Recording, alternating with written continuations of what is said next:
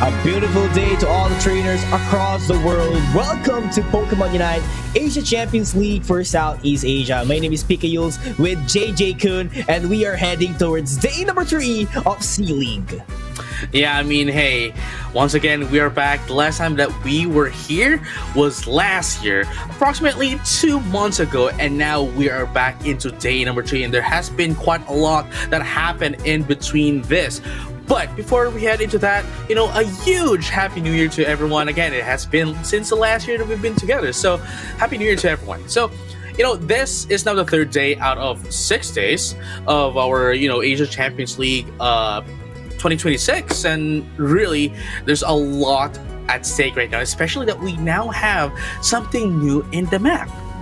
Yeah, something new. It's going to be Kyogre, who's going to be in Thea Sky Ruins. Groudon will have to be set aside for now, but with all those patches or all those brand new comings into Thea Sky Ruins, the buffs have changed in the final stretch. For sure, there has been a lot of adjustments from the teams competing here in ACL. That's why they had a huge amount of time for them to adapt on what's new in the game. No, yeah, and I mean, hey, we might not be able to see a lot of flips anymore because flipping may not be the best option nowadays. With Kyogre coming in, with the drizzle coming in, it's no longer about the attack buffs, it's no longer about the long, fast goals. It's already about having a bit more HP recovery and at the same time having less time to put down those points. So really, I personally, I can't wait to see how everyone's going to be adjusting to this. And as you have mentioned, they have had about a month to adjust before heading into this game, and really it's just amazing to finally know about this. And at the same time, we are also going to have a new Pokemon, and it's Meowth. It's not allowed yet, by the way. Meowth is not allowed yet. Yeah, actually, and I'm really excited on how Meowth is going to provide impact into the tournament. But of course, there has been a memo that there has it has to be 30 days after the release before the Pokemon can be used in the official league, such as ACL. So maybe we won't see it on C-League, but maybe on the upcoming Winter Tournament or ACL Finals, Meowth is going to be available. But again, the roadmap of PUACL, we are on day number 3, and of course, in February after ACL, it will be the Winter Tournament for East and West. Top one of both of the East and West Conference would get a spot to ACL Finals, while in C-League, the top 3 teams will be advancing in PUACL Grand Finals in Japan. Exactly, and man, again, for those who are not going to be able to get into the finals with this tournament, would still be able to catch up through the Winter Tournament. And speaking of that, participating teams right now, you can now get into it. So if you want to, if you're not part of the ACL, you could still be able to register now for the Winter Tournament. So as you can see here, participating teams now recruiting, and champions advancing from the ACL Finals going into Yokohama, Japan as well. And for APAC East, at least for where we're at the moment, is going to be on February 1st and February 7th for the playoffs. Yeah, that's going to be a Sunday and a Saturday, so make sure to book that dates immediately into your calendar. But for APAC West, it will be February 1, which is Sunday, and February 8, which is a Sunday as well. So it's not like last year wherein there's a week separation between West and East, but right now it would happen a day after. So this is going to be exciting, trainers. So make sure to shoot your shot because again, you have your chance to represent your region into the grand finals of PUACL in Yokohama, which is on March 2026, and that includes flight tickets and hotel accommodation. And man, hey, I am really excited. I mean, if I were that, and if I'm not playing the ACL, I would want to play in the winter tournament. But speaking of which, this is going to be where the Asia Champions League finals is going to be handled and going to be hosted. It's going to be at Yokohama Buntai on March 28th and 29th, and 16 champion teams from around the world, including not only from Asia, but around the world, will compete in the Asia Champions League 2026 finals. Yeah, that is going to be a total of 3 teams outside Asia, so pretty exciting. But of course, before talking to that, moreover, the draft rules is pretty much the same as well for today. It's the three Pokemon bans per team, and then the pick phase, and of course the preparation in order to switch out or swap your Pokemons into your teammates, and eventually, you know, tweak those held items that you do have before you go into the game.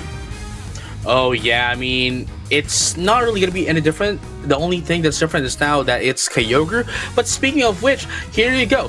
Our game rules, for those who are not familiar, it's going to be 10-minute match, 5v5. Taya Sky Route is going to be the map.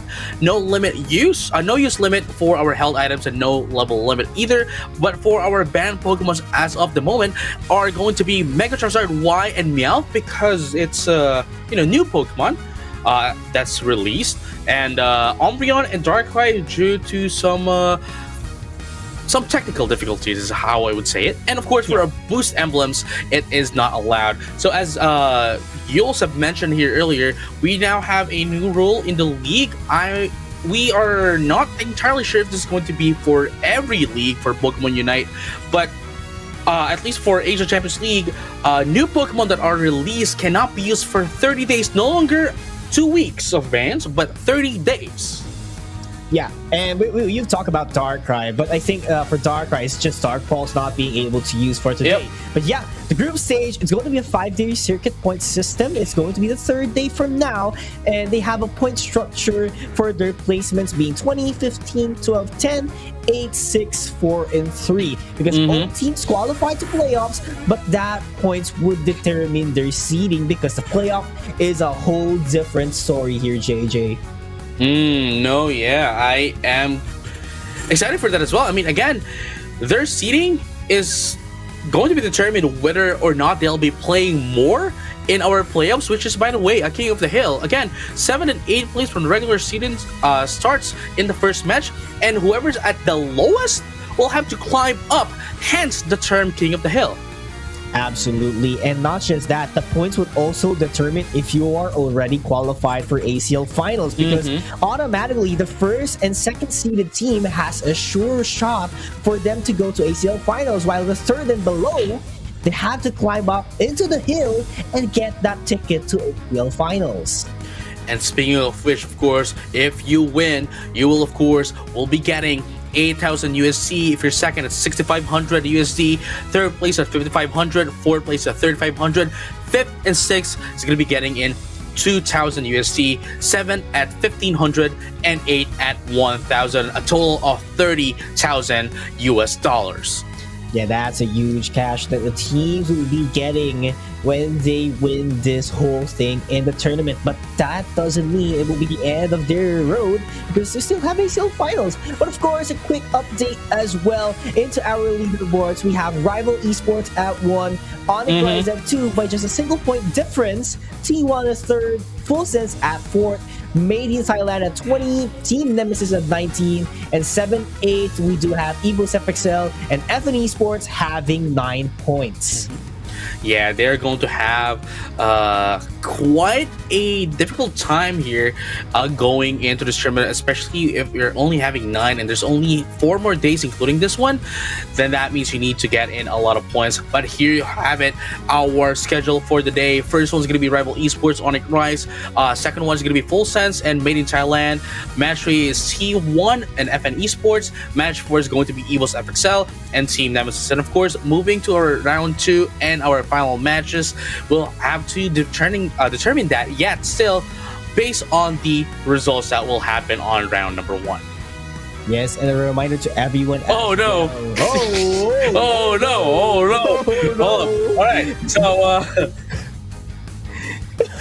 single elimination, by the way. That is what I would like to remind everyone. Yep. But different sets of prediction has happened here, JJ. Majority has Onyx, some has Rivals, some has T1, some has Made in Thailand. This is interesting. yeah, I mean, like, look at those 2 Filipinos. You know, it's not even like Filipino teams that they're predicting for. You know, like I don't know about them, but I think their Filipino card has been revoked.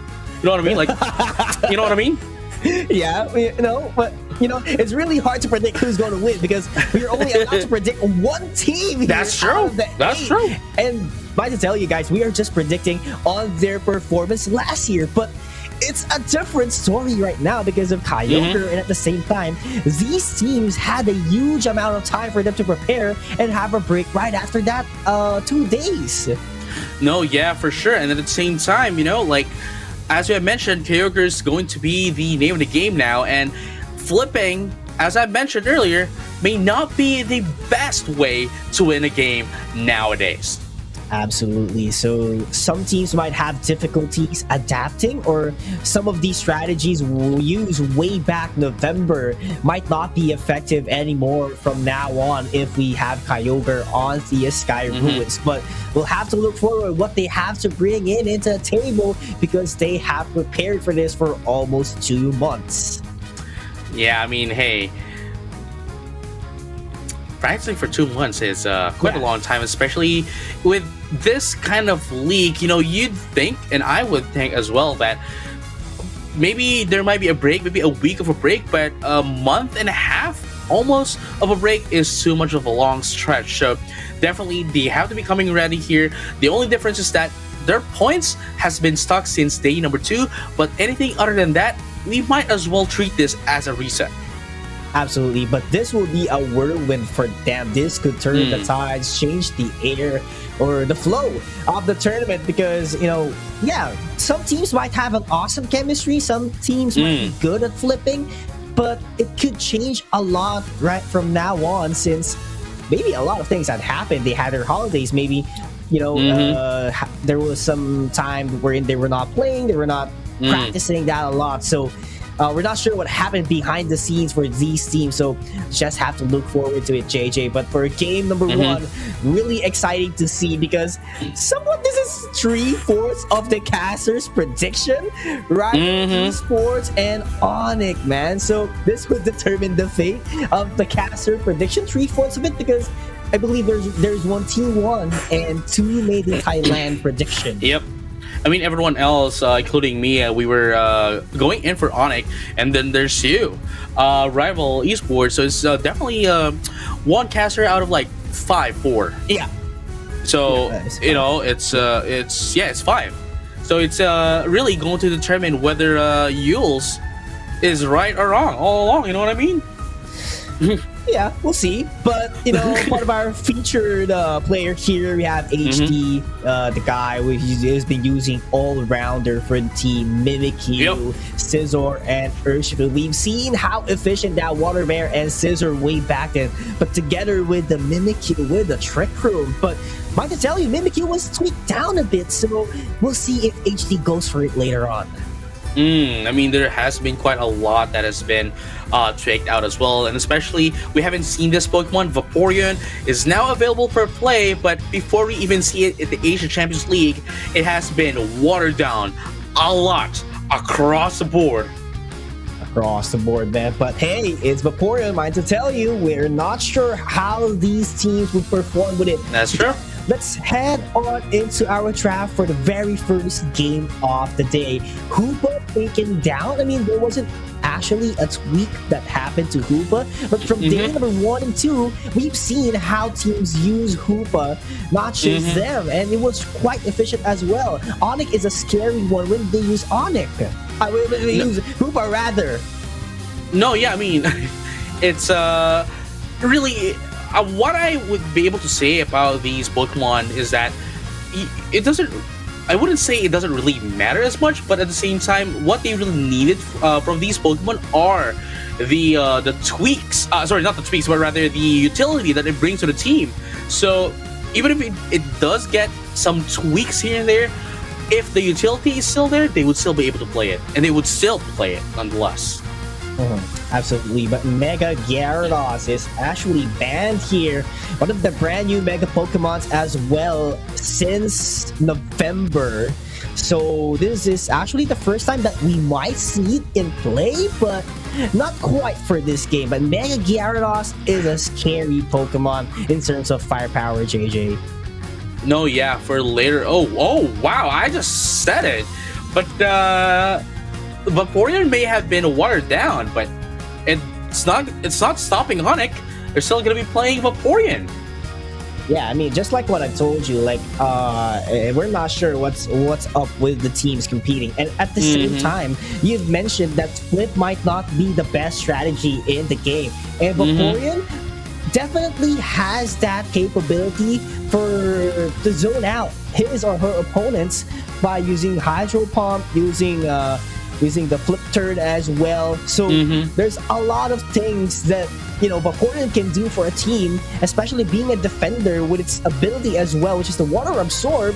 So there's enough shield, there's enough capabilities for zoning out your opponents. So what more can you say? That is true, but here you have it though.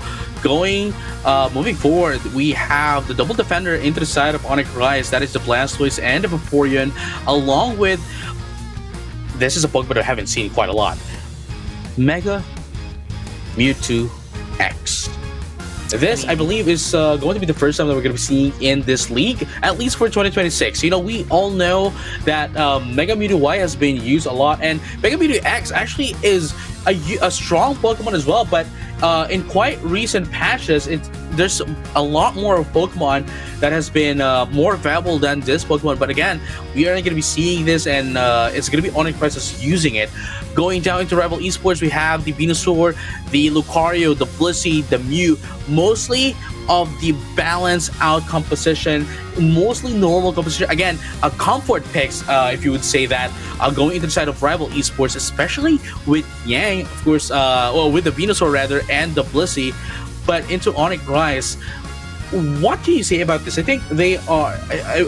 It's really hard to tell at the moment. It's not too tanky, but at the same time, they do not have the firepower to last longer.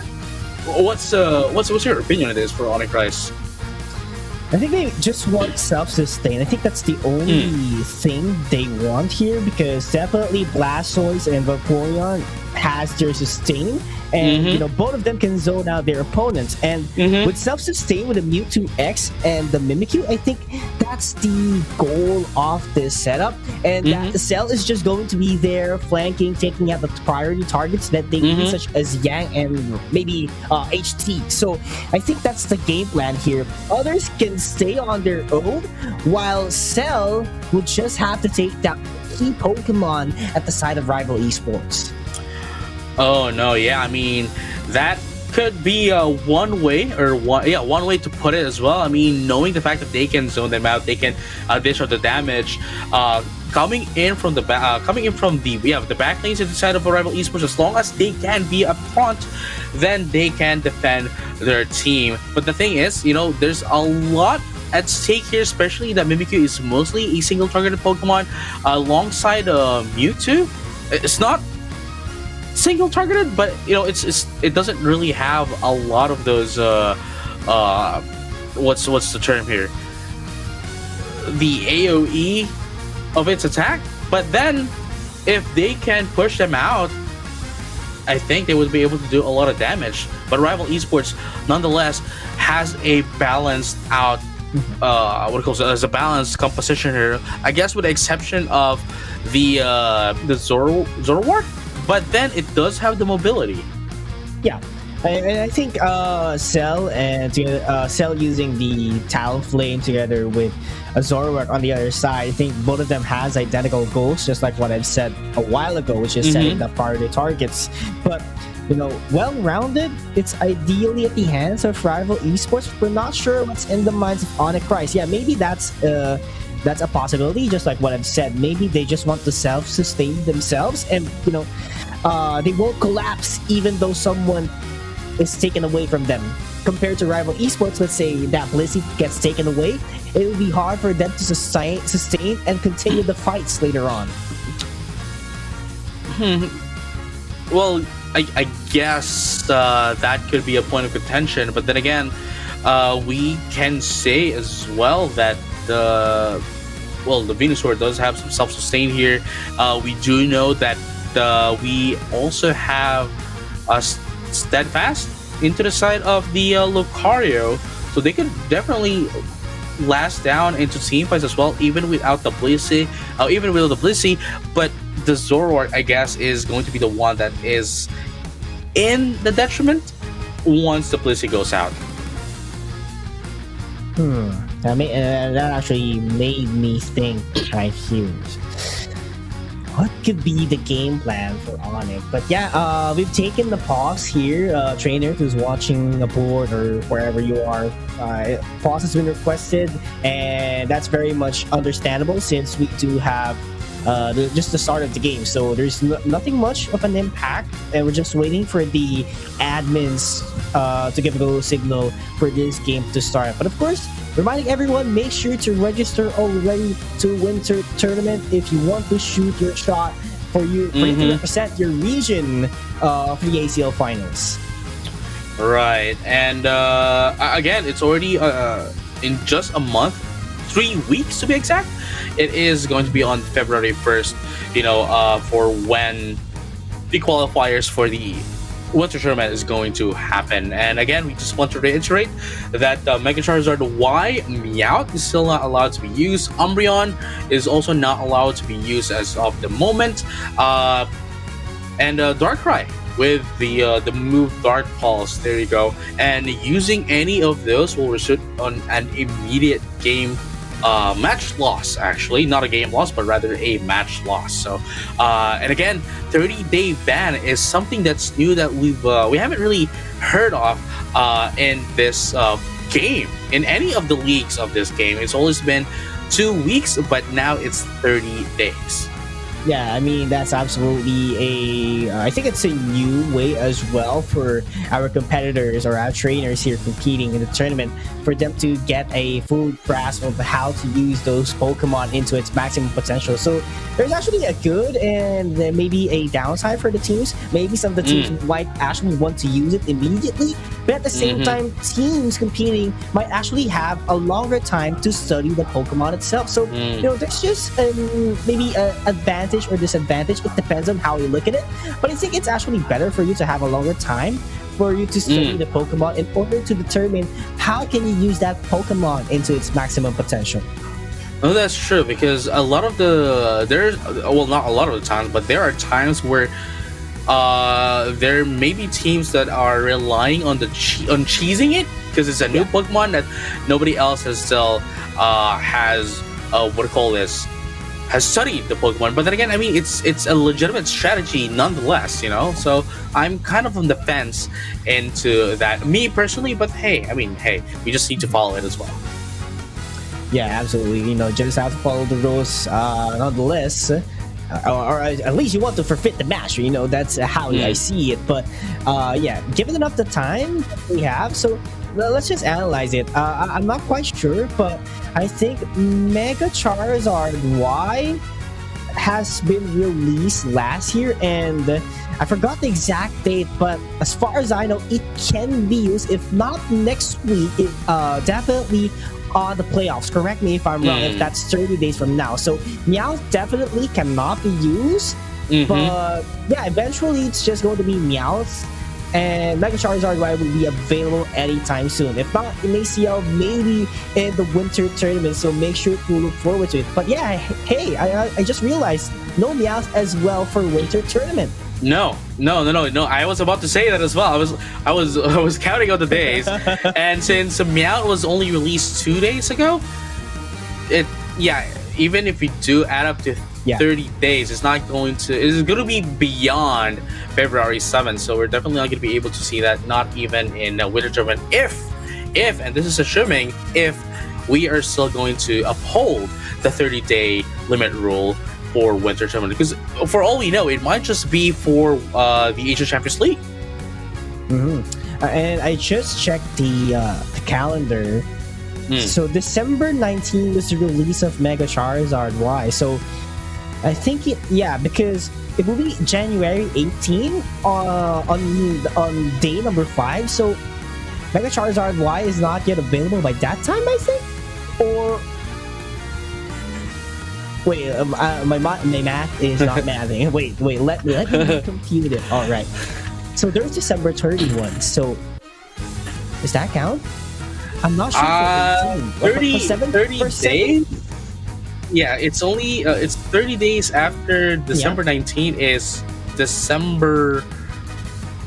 Is January 18, but that's the 30th day. Yeah. So we're still not going to be able to see Mega Charizard the next week for the finals. So. Yeah, at least we get it for playoffs. That's the interesting thing, and. It might be actually a shocker as well for the teams competing here, because it will be a surprise. Yeah, maybe they've used it on their practices, they've used it in the ranked games, but what if they see it in the actual tournament? It could be a culture shock for the teams, but at the same time, again, give them enough time for them to prepare on how to use and go up against the Mega Charizard Y. No, yeah, that's the first time we're going to be seeing the Mega Charizard Y is going to be on the winter tournament, at least for the for the qualifiers.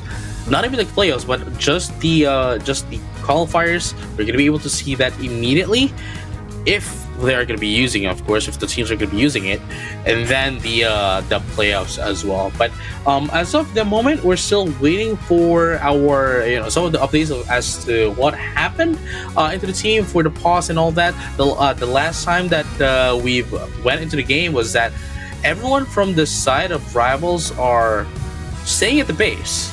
But other than that, it seems as if they are having some technical difficulties. But we have still yet to know. Rather, we're still waiting for an update as to what has happened. Yeah, and it's just a matter of waiting. We'll make sure to keep you posted on the official statement or announcement that has been forwarded to us. So, for the meantime, JJ, I want to take a look back on the draft that happened as well. If you realize, way back November, Dhelmise was actually banned as well. But right now it's available for use, but it's not banned as far as I can remember. But at the same time, it's not going to be used for at least game number 1 if the same set of Pokemon would be picked in game 1. So no Dhelmise, no Mega Gyarados actually banned. But what do you think of Dhelmise not being used immediately, at least for a game at least? I mean, I think, because I'm looking at the draft right now, right? I think our teams right now are still trying to experiment, especially as I mentioned, Vaporeon is this is the first time that we're seeing Vaporeon and at the same time Mewtwo X, Mega Mewtwo X. So I think they're still in the phase where they want to try out some of these Pokemon against if it would work in the competitive set. Obviously, they've already practiced this, but of course, in a high stakes tournament is a totally different matter. So I think they want to do that first. And even if Dhelmise, even when Dhelmise got watered down just a little bit, again, as I mentioned earlier, what you really need from it is its utility, and we cannot deny the fact that its utility is just so great. If not, it's just as the same as a Hoopa as well in terms of utility. Although they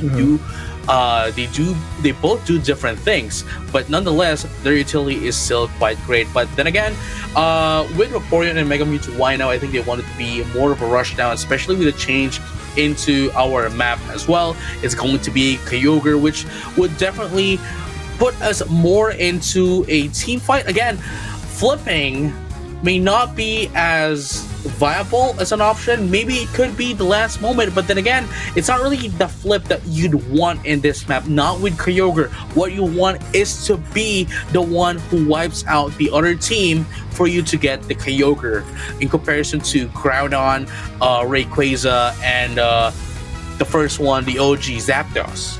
Yeah, and I think the best would be, or the ideal setup would be, just trying to zone out your enemies as much as possible, prolong the team fights, because just imagine that your goal zone would be defenseless for 45 seconds, which is actually almost a minute. That's actually long. And if your team was completely wiped out and the opposing team takes the Kyogre, then that would be really difficult for you to, defend things out, because that's a whole 45 seconds. Maybe you would respond with the last 5 to 10 seconds, I guess, of the Kyogre buff, but what's next? Can you come back into it? That's going to be very difficult now.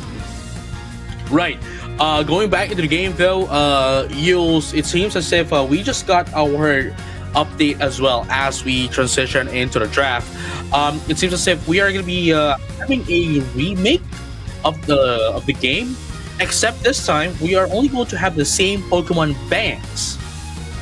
So that means we might be able to see some changes into the draft. It might not be the actual draft that they wanted to perform or pick rather, but it's they mentioned that it's only going to be the same bands. Oh, there we go. Mewtwo Y. Now Rebel Esports, they have had the opportunity to steal that away. I think what happened a while ago, I'm not quite sure if that's what really happened, but if you get disconnected into the game, I think it's just random Pokemon or your best Pokemon in rank that's going to pop in and be locked in. But it's a different story right now. Blastoise taken away, same thing with Mewtwo X. But Empoleon, one of my favorite Pokemons, is in Onyx Rise. Mind to tell you, it's one of my favorite Pokemons. I've tested it in the game. I played with it. And this is an awesome Pokemon as well, especially when it has a Metal Claw. Sure hit, has a barrier. Man, this is a good Pokemon, and I'm excited to see it in the competitive scene. No, yeah, I mean, what do you call this? It's also going to be the first one, right? It's also going to be the first one. The first time that we're going to be seeing Empoleon. I have to agree with you. The first time I played Pokemon Diamond Pearl, it's a no-brainer, you see Piplup, and you immediately go for the Piplup, you know what I mean? But hey, all the starter Pokemon in Diamond and Pearl are awesome, man. Okay. You might not agree with me, but yeah, definitely one of the best starter lines I've seen in the history of Pokemon, man. Come on. Okay, maybe not for one, but sure. Okay, let's go for it. You know what I mean? Like Infernape, Empoleon, all good. And then you have a walking earth. You know what I mean? You have a walking tree. I'll take it. Valid. All right, but 4 water type Pokemons for Onyx Rise. Interesting. Same concept. They have self-sustain here, but I love that switch up with the Gyarados from their team. An aggressive all-rounder. This is just a regular Gyarados, right? This is not the Mega. And ideally, in move setups, majority of the players go with Bounce and Dragon Breath, but that's not the case for the Mega. It's a Waterfall and the Dragon Breath. So I'm quite curious, would it be the same kit in this regular Gyarados, or would they try to imitate the Mega Gyarados by using the regular one? I'm curious here. I am curious as well. I mean, it could be, because nonetheless, it's still going to provide them so much of a damage, right? Yeah. So, I mean, I guess we just have to find out. Going into this game now that we are finally at match number 1, the first match of the day. First match of the day, quiet. quite excited. This is the first game in 2026. Mind to tell you, Happy New Year again, everyone. But it seems like Rival Esports doing a great job, putting a huge amount of pressure in top path, but they have to be careful as well. Once that Fletchinder is up, they can be squeezed down anytime soon here. Yeah, here you go. It is the Piplup. Oh, the Piplup.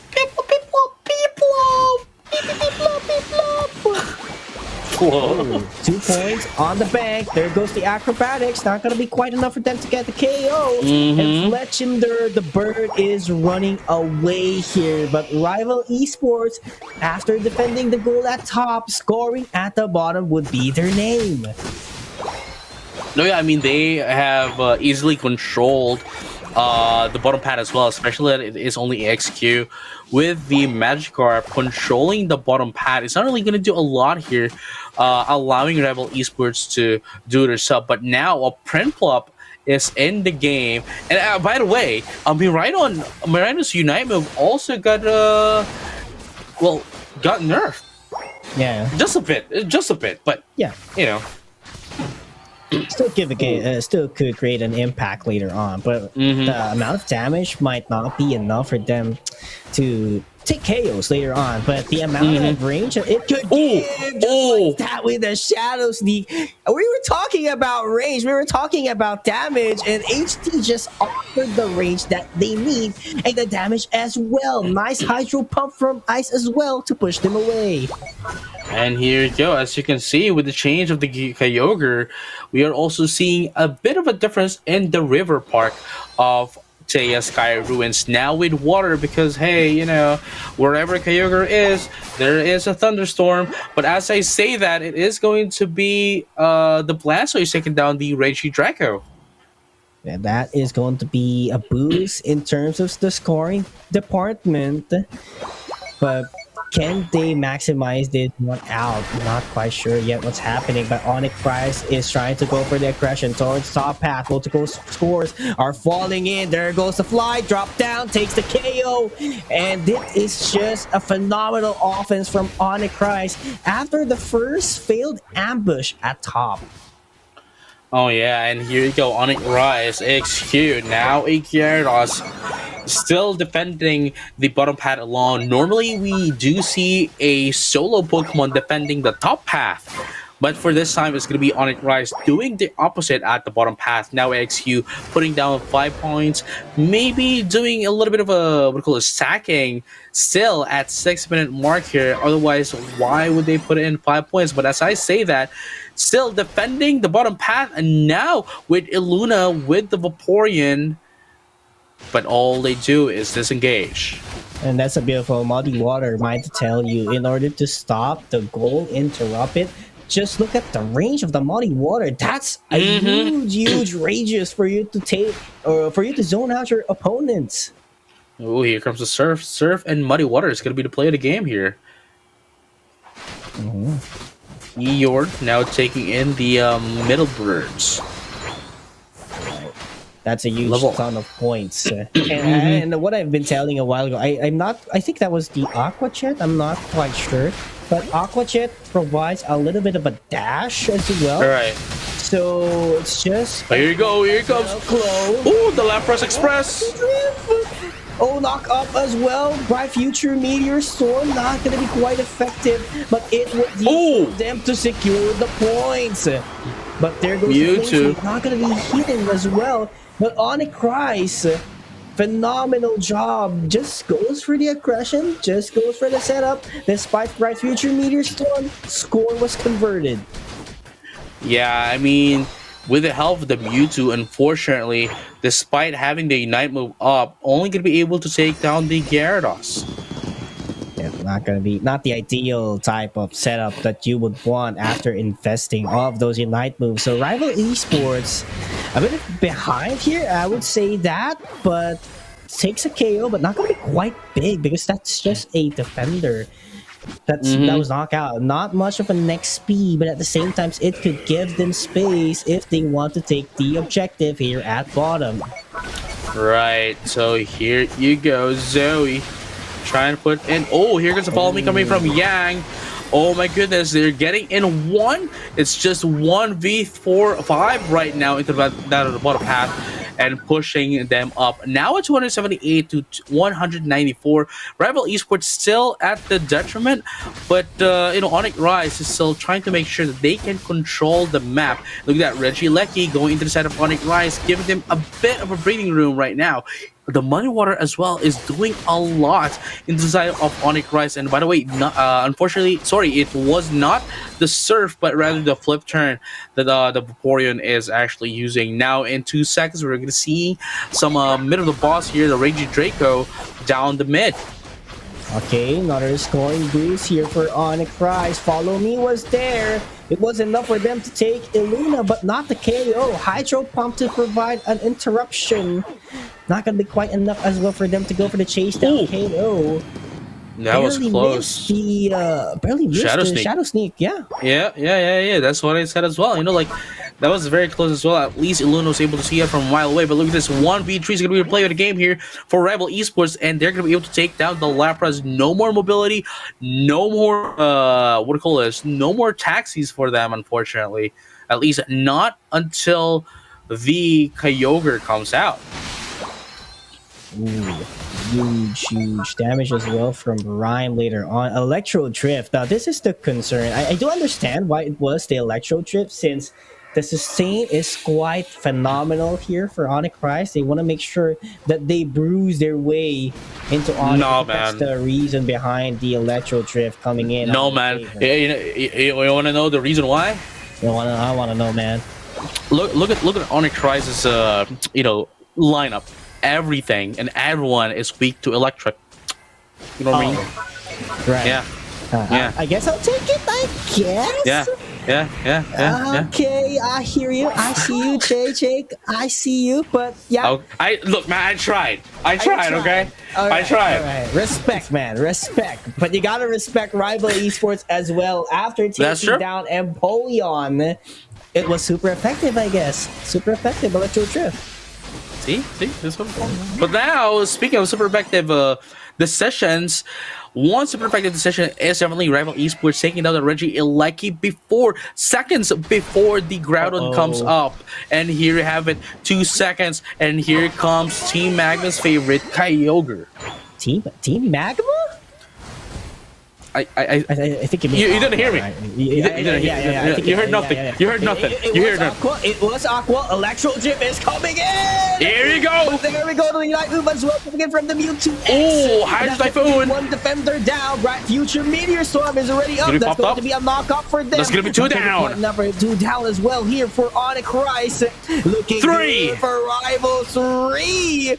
Super effective on the water type Pokemons. There goes the fly away. 4. Citrus Berry, not enough for them to take it all. And Rival Esports has a chance to turn the tides. That's 45 seconds. Defenseless Gold Zone. That's what we're talking about, ladies and gentlemen, all trainers alike. It's no longer about flipping. It's about being confident and securing that wipeout for yourselves. And we saw how Rival Esports was fighting off Onyx Rise to flip them, to wipe them, and take the Kyogre for themselves. And here's the result of that. But yeah, they still have at least 30 seconds. If they can wipe out Rival Esports as fast as they can, maybe they still have a chance, but I do not see it quite yet. It's very slim. Empoleon goes in. There goes the fly, trying to drop down, but not going to be quite enough in terms of the damage department because of the Kyogre buff, giving them huge amount of regen in HP. Yeah. I mean, it's just like Regice, better. And it is quite effective in instances like this, JJ. And here you have it. Look at this. Rival Esports is still dominating even at the very last seconds, putting down more points than ever. But it doesn't really matter now. Illuna trying to get away, but now goes back to the Pokemon Center, ready for game number 2. All right, I think my prediction is still up. Rival Esports takes game 1. But it's just a game. We're not quite sure what's going to happen next here, but that was a phenomenal execution from their team. And I highly agree on what you said a while ago, JJ. Onyx Christ, they do not have the most ideal lineup, the most traditional ones. So maybe it could have worked. We saw it working. But the thing is, at the end of the day, if you have an attacker, if you have a special attacker who's going to deal a huge amount of damage, just like the Miraidon, then it's a whole different story. Definitely you have the advantage, especially if that Talonflame cannot do its main mission, which is to take down the attacker as fast as possible. No, yeah, I mean, at the same time, right? Like, it's Onyx Rise, we cannot dispute the fact that they had control of the early game, but the moment 6 minutes stroked the timer, Rival Esports slowly took down, and methodically, by the way, they took down Onyx Rise slowly but surely, allowing them to, well, dominate in the Kyogre pit. Yeah, I do love the concept of the flip turn as well, but that gave a huge amount of room for Rival Esports for them to, engage into team fights, because they saw the flip turn, and that was already somewhat of a bait for them to go in, and they managed to convert it into a KO. That's the first KO off the team fight, mind to tell you. And it was just overflowing confidence that gave them, because they knew that the Talonflame flew out already, and it was just a Lapras that was pretty much would take the last hit, which is really hard if you're a Lapras. No, yeah, I mean, at the same time, as a Lapras yourself, if you don't have any passengers, what's going to happen? What's going to be the follow-up? You know what I mean? Yeah. But speaking of which, though, again, really glad to see Rival Esports winning the first match. Again, it's going to give them a huge boost right now, getting in that first win of the game as well, getting ready for game number 2.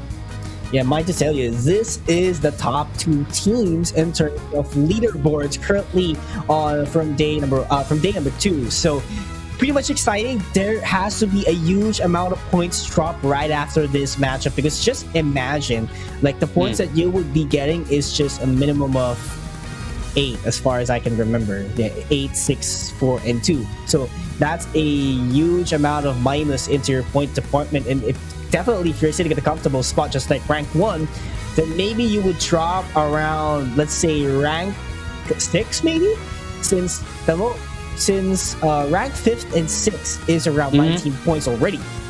That's a huge amount of points that you will be losing, unless the 5th and 6th would retain in 20-ish points, wherein they will drop the first round. No, yeah, I mean, again, it's that's what I mentioned as well. Like, it's game number 1, it's match number 1, and they being second. Well, they are currently on tie at top 2 in terms of the points as of the moment. So definitely that is something that you want to hold as much as possible, because if they're going to be taken down immediately day number 1, there's only like 3 more days. Well, no, actually 2 more days. Yeah, 2 more days to get back up. But even then, there's another team that has the same points as you at the highest points into that of the ranking. So really, it is going to be a detrimental if they do lose this. And at the same time, there's 5 people rooting for Onyx to win today. So it's only Yules, that's going for Rivals as well. Excuse me, Rival Esports, I knew from the start that they would do an awesome job today, but let's see if that extent of awesome job would convert them into a win up against Onyx Christ, because Onyx Christ has been one of the most consistent teams all throughout day number 1 and 2. Just imagine, day number 1, they were able to reach it in the final, the same team with day number 2, man. So what more can you say? Well, I mean, it's still game number 2, and again, it's just day number 1, and immediately, game number 1, and immediately we had to remake the lobby as well. So, hey, we're still waiting for the 1 to happen. We're still waiting for the next one to happen, and knowing these teams as well, they are not going to let this slide. They're going to make sure they do some flip turns for game number 2. It's Onyx by the way, is Onyx nonetheless. So they are one of the biggest, if not one of the strongest bruisers of a team in terms of this league. Absolutely. It's just when you hear Onyx, oh, they won like a top podium before in Worlds. They were one of the best in Asia. They are probably the best in their region as well by being, top contenders every time there's an international stage or even regional stage. It's just Onyx over and over again, and they've retained their roster. That's the scariest part of this team. So, man, it's just actually not Onyx ever since they were Rise. So there's a huge amount of chemistry that they have invested already all throughout their career playing. So better watch out for Onyx. No, yeah, I mean that's one of the scariest thing about them is it's a great thing that you mentioned it once again. Now at day number 3 is that they are one of the only teams that has not changed anyone from the roster. I mean, they have had a bit of a changes, but they still went back again and again to the OG. And as of the others, we've seen quite a lot of changes. And by the way, we are also going to be seeing a change in the roster for one of the teams mid-tournament, mid-Asia Champions League, which we will be focusing on later as we get into their match. But for now, we are going to be focusing into this game. Game number 2 is Onyx Rise and Rival Esports still at the same side. Yeah, and I think that having that first pick gives you an advantage as well. Really understandable why Onyx decides to stick with it, because they have their priorities set already. Vaporeon was their priority pick a while ago, and I do not see it, or I do not see any reason for them to giving up on Vaporeon. Yes, it did a great job out there, but it has to be, let's say it has to do a great job in zoning out your opponents. It has to be better. I mean, yeah, it was great in game 1, but it has to be one step better if you're up against a team like Rivals. I mean, I'd have to say that the Vaporeon actually did a lot on game number 1, but unfortunately the what do you call this? The opportunities, right? The opportunities for it to actually zone out for its teammates were not a lot in game number 1 in comparison to Iluna just trying to get out of a situation, especially with the use of the muddy water. That is when it did a lot of zoning out. Yeah, that is what I was talking about in terms of getting a better utilization. But we're seeing an identical lineup here, at least for I mean both teams actually so far, by far. So it's only what is missing in Rival Esports. Let me refresh my mind. It's the Mimikyu. Yeah, they essentially just exchanged the Mimikyu and the Blastoise. But it seems as if Rival Esports still wants something different. Might be heading into the Blaziken, might be not, but that might be that actually would do a lot of sense as well, making their composition quite balanced out in comparison to Onyx Rise. Still the same kind of composition. They would want to put in some early points, get into early objectives, get into early play, but the detriment here is that Rival Esports at the late game would have a better power capacity than that of Onyx Rise. Yeah, absolutely agree. But what do you think of this switch up from Mimikyu to Blaziken? Because I personally think that Mimikyu could have been a better pick, simply because that it does not evolve, and at the same time it gets the power spike once you have that Shadow Claw available already. So what do you think of JJ? Like, for me, it's Mimikyu Mimikyu is a better overall, but what do you think of Blaziken for you? I think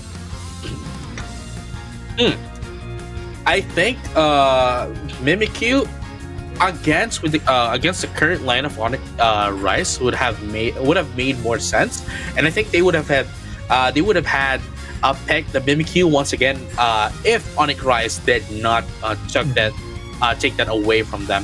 And I mean, especially that it might be a single target, especially with the Shadow Sneak, right? Single targeted, but that mobility alone is going to do a lot for Rival Esports, especially that a lot into this composition of Onyx Rise have that very minimal HP that can easily be taken out once you are out there in the middle of the fight. But of course, with the pick of the Blaziken as well, at least they might not have the mobility as earlier, but at least there's still the hook coming in from the Psyshock of the Mewtwo, and at the same time, it would still be able to allow itself to survive longer into team fights, especially going to use Overheat. That's going to deal a lot of AoE damage against Onyx. Oh, does make sense. I do agree on your points, but game 2 on its way here, JJ. Definitely looking forward on that Blaziken with its capacity to use the AoE off the Overheat, but it's the same as game number 1 here. Level 5 Ambers from Cell is not successful and was successfully defended by rival esports right after converting the points at the bottom. Nothing much is happening as of the moment, and just like game number 1, there's only really one Pokemon into that of the bottom path that's defending, the bottom path, allowing the Magikarp to allowing the Magikarp to gain its level as early as possible to get its Gyarados form evolution. But at the same time, Onyx Rise up top right now having a little bit of difficulties here as rival esports has been able to successfully push them away. But here comes Zoe. With the Muddy Water now has access to the Muddy Water, going to be able to seal away some resources against that of rival esports. But then again, in terms of us putting in some points here, rival esports still at the lead, though it's still not a lot yet. Yeah, not a lot, and it's just 2 minutes, so it's pretty early to tell who's been in the upper hand. But Reggie Draco has appeared in the middle of the map, but rival esports wants to bruise their way in the top path. There goes the fly, it will drop down, the HT taken down, and Yang has been doing a lot of healings, but Yimu was left alone. They had to sacrifice 2 KOs for Yang to stay up. And just like that, Onyx Rise has now been able to get a bit of a control up top, and is going to be able to destroy the first Squirgle up top as well with 3 points. 3 points overcap. Yeah, and gotta give credit as well to Cell with the beautiful timing and the surprise attack on top. Once the fly was already up, he just appeared out of nowhere, and rival esports cannot do a single thing out of it because they were too busy putting a amount of huge pressure in top goal zone. Oh yeah, and speaking of which though, we're going to be able to see the Reggie Elecki go down into the hands of rival esports, while Onyx Rise ear here is now taking in that Reggie Ice. As we mentioned earlier as well, Reggie Ice is basically Kyogre Light. Ooh, first Squirgle down bottom. That's quick, for less than 6 minutes remaining. That is actually quick for a team like that. Rival esports, on the other hand, gotta put amount of pressure better here because Onyx always has an answer. No one's really controlling the game, but Onyx keeps on regaining the momentum. And here you go. Here comes Overheat. That's what I was talking about. It could do a lot of damage, but unfortunately, with access to fly, burst damage coming in from that of the Talonflame is generally going to put down a lot into that of Blaziken, especially that it also has a backup in the form of Gyarados. So 1v2 might not be the best play here against a Talonflame and a Kyogre against that of the Blaziken. But right now, at least Onyx Rise has slowly caught up right now at 11-13 for both the teams in terms of their scores. Ooh, and they are taking every resource because they know that it is a tie game, so they have to make sure that they get every resources as much as possible. But bottom path, in the huge amount of pressure at the side of rival esports, Bright Future Meteor Storm invested that early to push down the offense of Onyx. And now look at this. 1v3 is going to be playing the game here. The Mimikyu is going to be taken out. Flames is going to be played out as well. Cell tries to get away, but unfortunately, it is going to be Zoe that's going to be caught up into the side of rival esports, and they're going to be able to take down 2 in the process. while making sure that one gets to live. Unfortunately, that wasn't quite of an exchange that Onyx Rise wanted to, because I'm sure they did not want any casualties at all. Unfortunately, that is going to be Zoe going to be taken down as well. And here you Yeah. go, Reggie Seal up top against that of Onyx Rise. Yeah, and I think the follow up wasn't just enough right after the flame sweep happened. So I think that's one of the reasons why Onyx had to sacrifice a KO on their side. Mm-hmm. So, follow ups are really important up until this point if you want to make sure that you get up in the head in a close game situation such as this one. But I wouldn't be saying that Onyx is behind here. So just have to be very careful in terms of investing your Unite moves, Mm-hmm. because you might Mm-hmm. get punished by rival esports. No, I have to agree with you, right? While Onyx Rise does have a bit of a point lead against that of rival esports, though not a lot, in terms of actual team fights, rival esports has been playing Onyx Rise to the palm of their hands. Absolutely. But look at this. They're eyeing on the goal zone. Not going to be quite enough. Electro Drift doing a lot of damage, but that is a huge damage coming in from the Mimikyu. Eject bottom with the Hydro Typhoon, able to take out the Lapras. But what's going to be the follow-up here for Rival Esports? Yes, they do get a KO, but they are looking for the Ooh. second and maybe eventually get the third. But they need to get the Rage Draco first if they want more pressure up against Onyx. And at the same time, Mimikyu has been taken out at the 3 minute 18 seconds, I believe, 18, 15 seconds, something like that, which is still ample enough time for it to get its Unite move ready before the Kyogre comes out. And man, hey, Kyogre is really important up until this point. So gotta stack up those points. You gotta stack up your Unite moves as quick as possible. And that's just 3 Unite moves lacking yet at the hands of Onyx. They have to recharge it as fast as they could, because if not, Rival Esports could definitely go for a quick aggression at the team fight. And speaking of quick aggression, Rival Esports is making quick work of the Registeel, allowing themselves to gain some attack buffs before the Kyogre comes out. And look at that, the Onyx Rise gets in the handshake, getting in the Regieleki down bottom, but does it actually matter at this point of the game? Because the Kyogre is now coming out.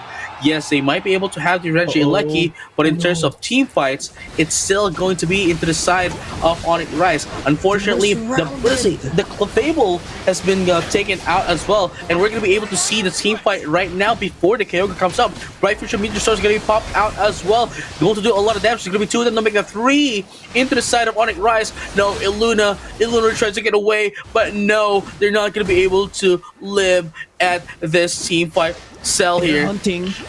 Cell trying to change in, and there you have it. They're able to see down Cell and might be able to go in for a steal. Unfortunately, oh wow! Wow!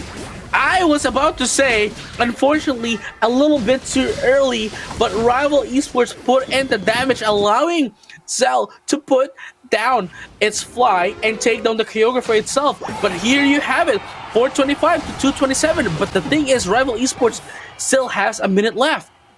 Yes, less than 30 seconds, the defenseless goal zone. But still a possible W for Rival Esports if they can wipe out the team of Onyx. There goes the pressure. Oh, nice pull down by Yemo. And this is Illuna running away. No one is jumping in the jump pad. But look at the diversion play coming in from the Gyarados.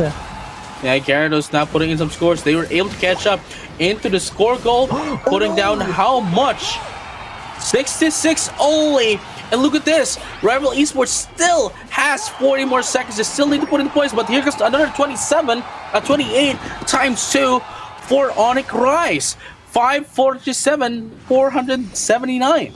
There's no AO's energy left as well for Rival Esports. So no. Being near the goal zone, they cannot score. That's 50 that they need. There's no wild Pokemon. Oh, there you go. Onyx Rise might take this W and forces game 3. Oh, that's going to be 10 seconds left. I don't think there's going to be a lot of score here. That's 60. Oh, that's 60, but they still need a little bit more to put 66. down. Another 14 into that of the Gyarados and another 6 from that of the Miraidon. Let's find out who's going to be the winning team here. Possibly Onyx Rise. Yes, and it is they going do. to be Onyx Rise. That is like what? 60 points. Yeah, 60 points lead from that of Onyx Rise, and that was still that was very close, honestly. And this is also what we meant by flipping the what do you call this? By flipping the Kyogre, the boss.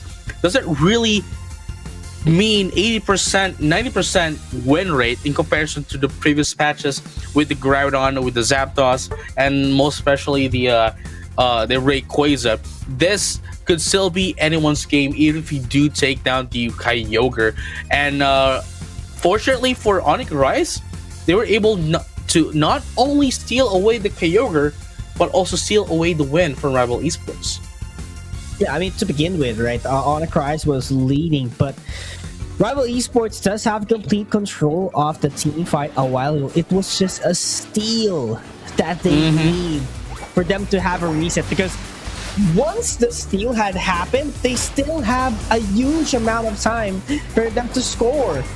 Yeah, despite the Kyogre buff might not have been distributed that well, you know, the defenseless goal is wide open for them if they take a couple of KOs, and that is what actually happened. At this point, it became a point race. But then again, at the end of the day, defenseless goal is much more easier to score in. No, yeah, I mean, as you've mentioned as well, and this is something I have to agree in, you know, Rival Esports, throughout the game number 1 and game number 2 together, they have been in control of the entire map, especially in terms of team fights, forcing Onyx to do this flip. I mean, that was quite a 50-50. That was a flip coming from Cell, and honestly, if the Champlain wasn't able to get it, it would have been a 2-0 already. But then again, Luck's on their side, and they just have to make the most of it going into game number 3. Yeah, I think the Mimikyu did a lot as well for the side of Onyx. You know, those shadow sneaks were quite on time, taking down KOs as well for their team, putting the pressure. Gotta give credit to the team as well. Same thing with the Lapras. You know, it might not have been on the spotlight, but that tankiness of a Lapras, those bubble beams, definitely created a space as well. They were one of a team competing head-to-head with Rival Esports during Game 2. No, yeah, I mean, just going to game number 3, they cannot just, they shouldn't just wake up. They need to devise a plan to go up, toe-to-toe against that of Rival Esports, because again, Rival Esports has been in control of the entire map, game number 1 and game number 2, and I don't think it's going to be any different for game number 3 as well. So with the kind of composition that Onyx Rise is doing as of the moment, as they're playing as of the moment, they're playing more of the scores, but Rival Esports is playing a bit more Western, where they are forcing down the issue against their opponents, and they have been winning with it.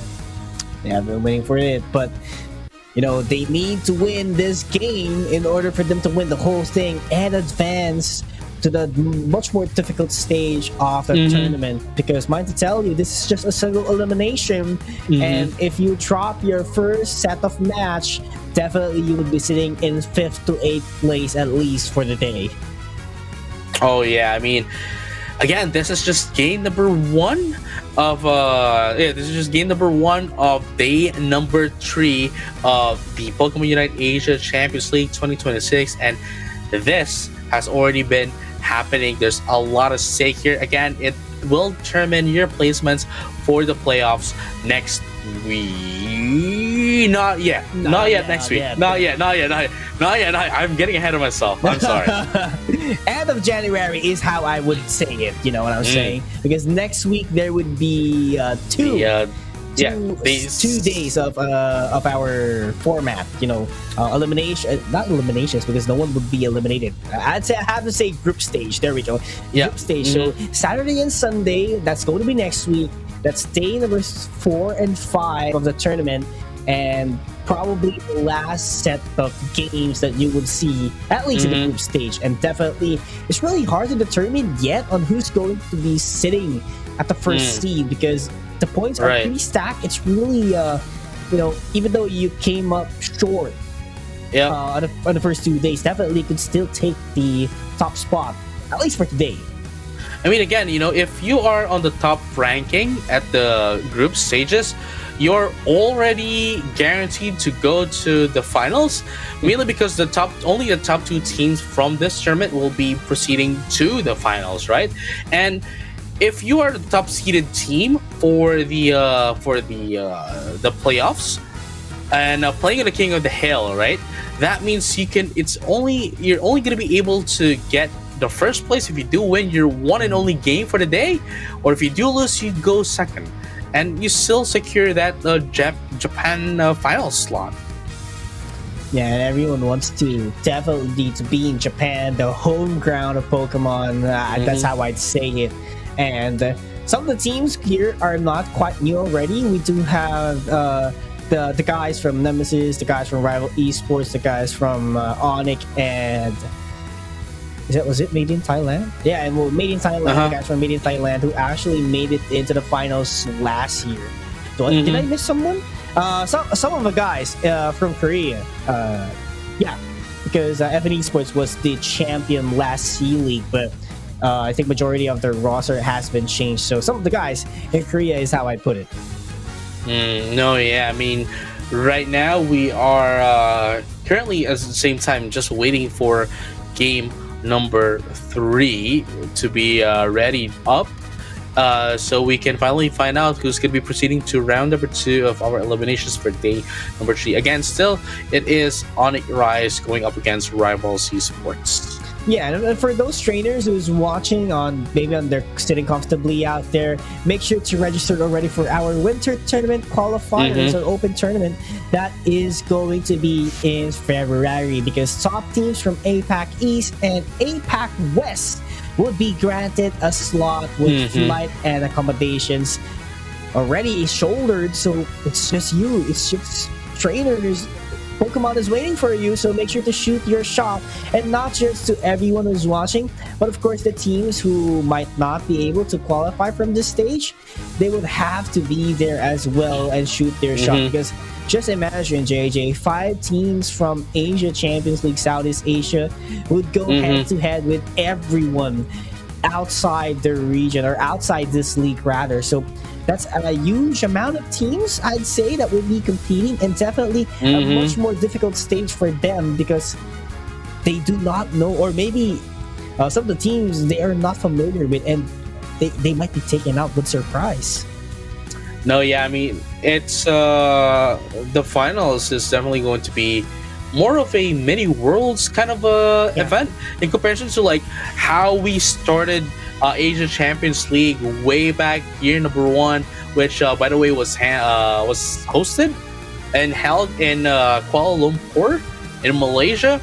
It's now no longer just the Asian teams, but rather the entire world. So after the qualifiers for the Asian qualifiers, Asian regions, the league is going to be inviting up teams from the rest of the world to play over on the finals as well. So that's how I would put it, a mini worlds of sorts for Pokemon Unite before the actual World Championship Series ever happens, the WCS. Yep. And we're hopping into game number 3 of our match number 1. So Mewtwo X is actually banned here for the side of Rival Esports. By the way, Rival Esports took the purple side, or the first pick. So there has been a switch up. Both Mewtwo's are banned. But at least Mew is open, I guess. What if Mew is banned? Then all the Mews are banned. Yeah, all the Mews are banned. There's no Mewtwo Z. Even in other games, there's no Mewtwo Z. But what if there were? You know what I'm saying? What ifs? Yeah, I mean, there's Lucario Z. Yeah, right. There's Lucario Z. You know what I mean? So could be a possibility in the future. Mewtwo fanboys, fan club out there. You know what I'm saying? You want that? But yeah, Blastoise banned as well for rival esports. So these are key Pokemons that was actually used at least during game number 1 and 2. So taking out those options is probably one of the best that you could do. Especially, Rival Esports was one of the teams who used this Pokemon, so taking it away would give them a benefit. But a new Mega Pokemon comes in, which is going to be Mega Gyarados. We are finally going to be able to see the Mega Gyarados, which we did not see earlier because of it being banned, but now it has been freed from its shackles, and we're going to be able to see that in the first time actually in this league. But Onyx Rise still going to go in for the Vaporeon. Illuna is now changing up into the is going to be picking up that Snorlax. And here's one more. Suicune has been buffed across the board. It's one of those only Pokemon that has been buffed across the board as well, and it's going to provide a lot of damage into the side of Onyx Rise. And Onyx Rise doesn't seem to be changing up the strategy and or lineup. It's still going to be the same mostly. Rival Esports though is still gunning in for that forcing the issue. They still want to force the issue. They still want the team fights, and it has been showing up a lot of results as well. They force up the issue. They do win the issue, and their opponent, in this case Onyx Rise, has been having a hard time getting back up, especially into that of the ground on Kyogre pit. Rival Esports is looking scary here. Just imagine if this Mega Gyarados hops into you with the waterfall. The passive ability Intimidate ticks in, and might to tell you, Intimidate, once you get damaged by Mega Gyarados, your attack or the opposing Pokemon's attack would be reduced by around 30% for 3 seconds, and that's going to be huge because just imagine if Mega Gyarados touches you, then there's going to be a freeze coming in from the Suicune. It's going to be hard for you to counterattack later on.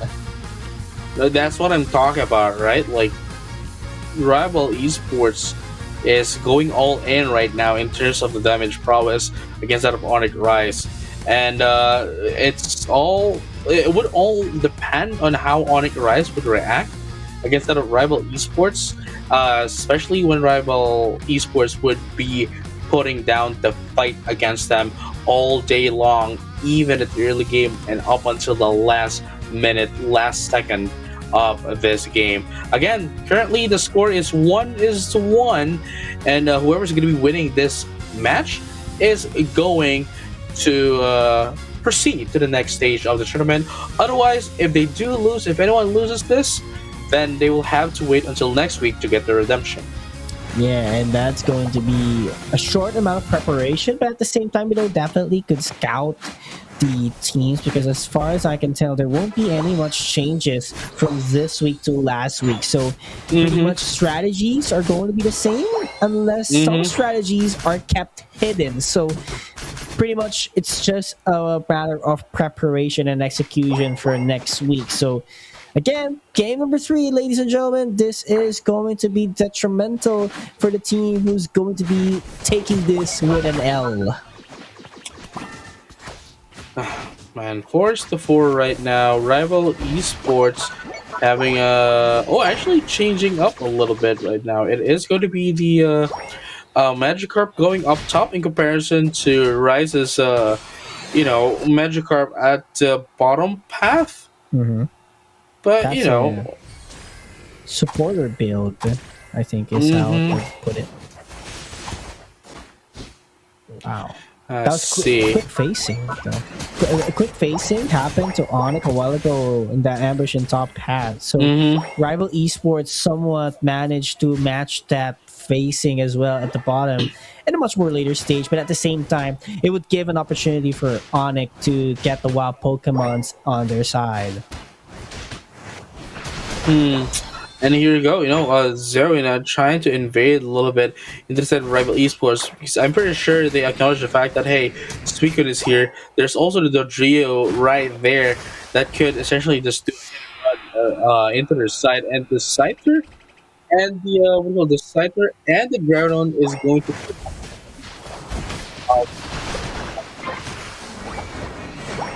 Clefable. There is still its healing prowess as well. Ooh, ooh, nice. Muddy water to push down once again. Rival esports for taking aggressions. But on the other hand, Onyx wants to prioritize on the safe plays and sure Mm-hmm. scores, I think. I think that's how they would put the game plan right now because they know Rival Esports would take some time for them to scale down. And here you have it. In just a few seconds as well, we're going to be seeing the first set of objectives into our map. Here comes Fly, putting out the burst damage, but unfortunately not going to do a lot of damage. And Yang was able to evade that one up. And Paul is going to be taken out as well. And here you go. Cell tries to get away, but unfortunately Yang was going to be able to punch them, steal their buffs as well along with it. Now does have access to 30 points. They need to put in a little bit more points here.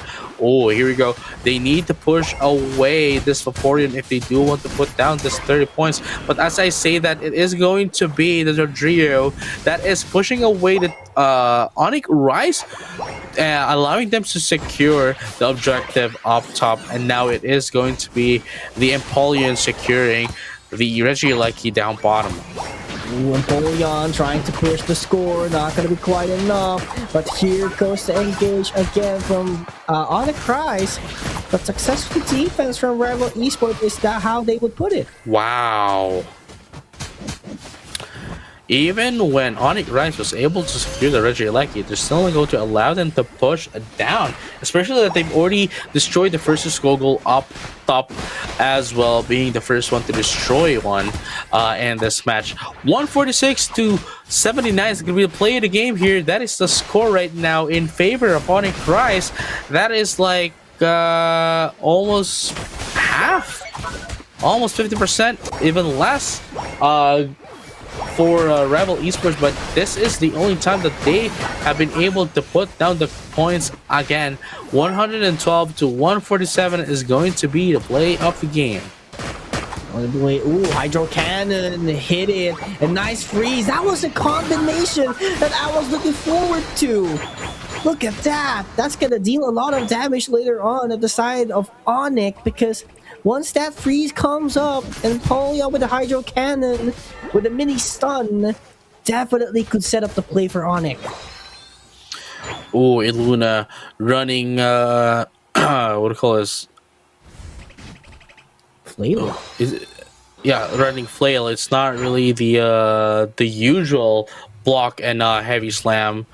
But then again, it still provides a lot of CCs as well if they're running in the yawn as well, And the damage that the flail gives is just so much. There we go. Second set of objective. Registeel. This is a much needed objective for both teams. Follow Me by Ice has been useful for them to zone out the enemies.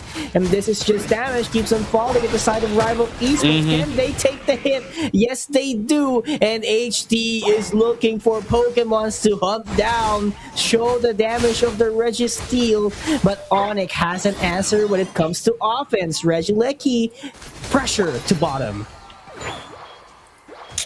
There you go. At the very least, for game number 3, it isn't the Rival Esports that does have the control over the map. I'd say they have a bit of a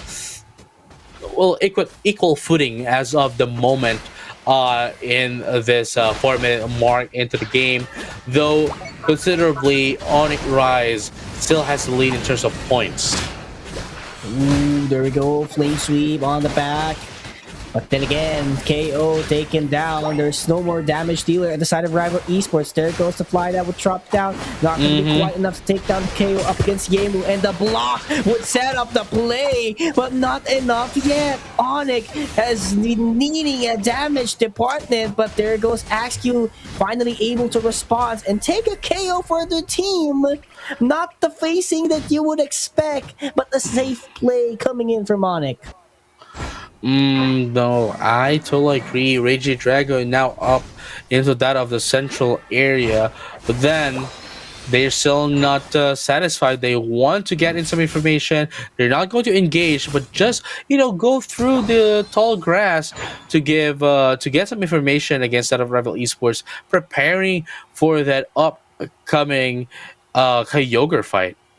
I have to prepare. Unite moves are not available for Gyarados and Talonflame. So Gyarados, as much as possible, needs it for him to Mega Evolve later. Dragon's Current is an important toolkit, but there we go. They want to set up the freeze as fast as possible. Water type, Yang. He needs the space, but he is creating it a lot with the Whirlpool. It's just Onyx Rice cannot attack immediately because of the Suicune.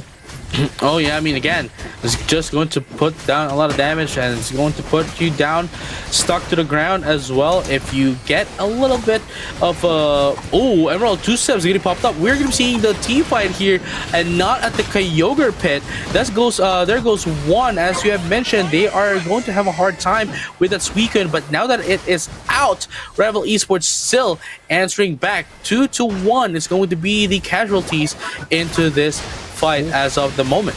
They are rushing Kyogre immediately, but here comes Onyx Rise being able to respond at a quick phase, and they're all up immediately, and they're just getting there you go. Everything they got.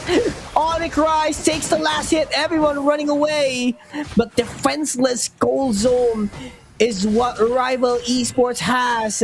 They want to score, but there goes the counter score. Defense coming in, so we can move time all the way into the jump pad. And there you have it. Rival Esports wants to catch up in terms of points. Would they be able to do so? They still have a minute left, while Suicune is going to be the only one left to defend the score goals. And now at 505, that is still 150 points, at least 153 rather, to catch up against that of Onyx Rise. Oh, Dodrio doing its job with the ability to score 3 times in a row. But they need a wipe here. That's what they need. But Onyx Rise is sneaking in goals one by one at their base. So this is just becoming very difficult for Rival Esports to seal away the game. Ooh, at least we were able to see Onyx Rise able to adapt against that of Rival Esports, especially in this map. In this first game of the tournament, they were able to wake up and show us what they are capable of. Now at 655 to 552, you might be able to see this gap still get even bigger, but Rival Esports doesn't have a lot of points as of the moment, unfortunately, and they are not going to be able to catch up in terms of points, getting the win into Onyx Rise, and they are going to be the ones proceeding to round number 2. As we have mentioned, they are going to be on a huge deficit if they do lose this, and they are now just showing us that they are going to be retaining their points that they have since day number 2. The score is 767 to 572 in favor of Onyx Rise. And that is Onyx Rise still dominating ACL Southeast Asia department after taking that win. We might see them be the champions once again, but the road is not yet done. They still have one more round to compete for the championship, and there is going to be another hurdle for them or right after we determine who's going to be the winner of match number 2 rather for today. But then again, props to Rival Esports for going head-to-head. It could have been their match, but not today, Onyx Rise says. And I mean, again, even with just one win for Onyx Rise, they would at least be able to secure, even if they do a worst case scenario, right? They don't win round number 2. At least they wouldn't go down the bottom in terms of points, and they would still have a window. I wouldn't say a huge window to get back up, and catch up in terms of points, but just a window. Not too big of a window, but still a window nonetheless. But of course, Onyx Rise, we are predicted, 5 of us of casters of different languages are predicting that Onyx Rise is going to be winning the entire day, and surely they did not disappoint, winning this game 2-1 against that of Rival Esports. Absolutely, but here's the thing, right? This would give a breathing room as well for all the other teams competing in the tournament, because they knew that Rival Esports already dropped in round 1, and every team has a shot, or not every team rather, but actually every team, you know, even if you're sitting at the bottom of the standings, you could catch up in the points of Rival Esports, who's around 20 plus already, because if you're the champion, you get 20. And let's say the very lowest department of the standings, from 9 you get 29, which would overtake the position of Rival Esports. So definitely this is a huge boost of morale for the teams who's watching and competing into the stage. No, yeah, and you know, Onyx Rise is well, they still have some more matches to go through before they can definitely say that they're going to be at the lead in terms of the leader points. But here we have it. You know, that has been game number 1. It is the first game of the day, and immediately we went to game number 3. Yes, and definitely I'm looking forward and excited for our match number 2 for today. That is going to be Made in Thailand versus Full Sense. That's going to be coming up later on. But of course, before that, and we're going to be taking a short break. So trainers watching, please don't go away. We'll be right back right after this.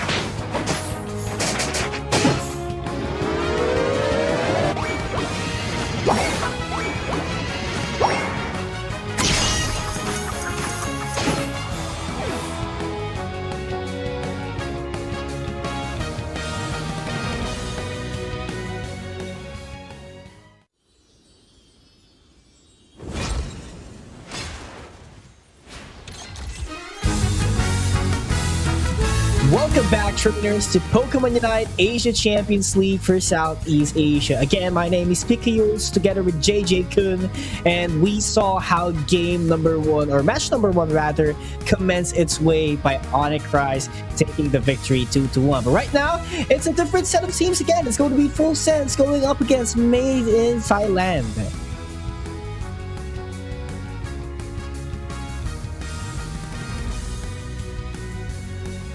Yeah. Mm-hmm.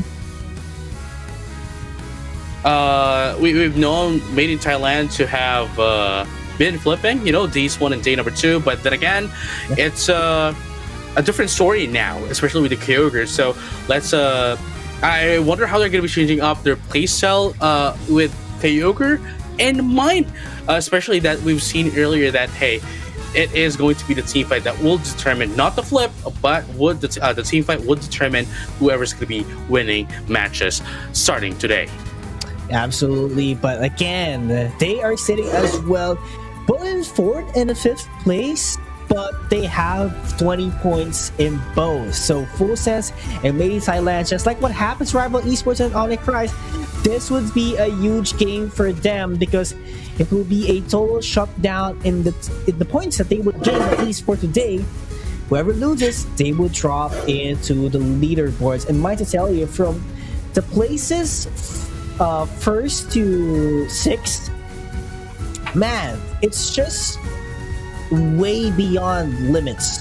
Like, they have 19 points and above, and every win would be important for them because they need to retain their standings. Because if not, FN Esports and Eagles FXL would catch up later on with them. And honestly, with those kinds of points as well, if unless you are at the top, like maybe 3, right, that is when you can have a little bit of leeway.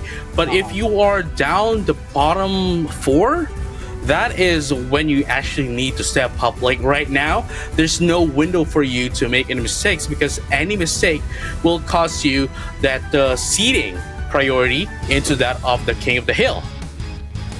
Absolutely. You want to sit comfortably as much as possible, so every win is a must. But right now, heading towards game number 1, Full Sense and Made in Thailand. You mentioned that Made in Thailand plays a lot of flip, but that's not the Kyogre map offers. So is this a downside for Made in Thailand, or they have something in their minds, in their pockets, that would make them look so strong? So we'll definitely see later on if that will be the case. But for Full Sense, overall, they were performing quite great. But Made in Thailand has been a consistent contender for round 2.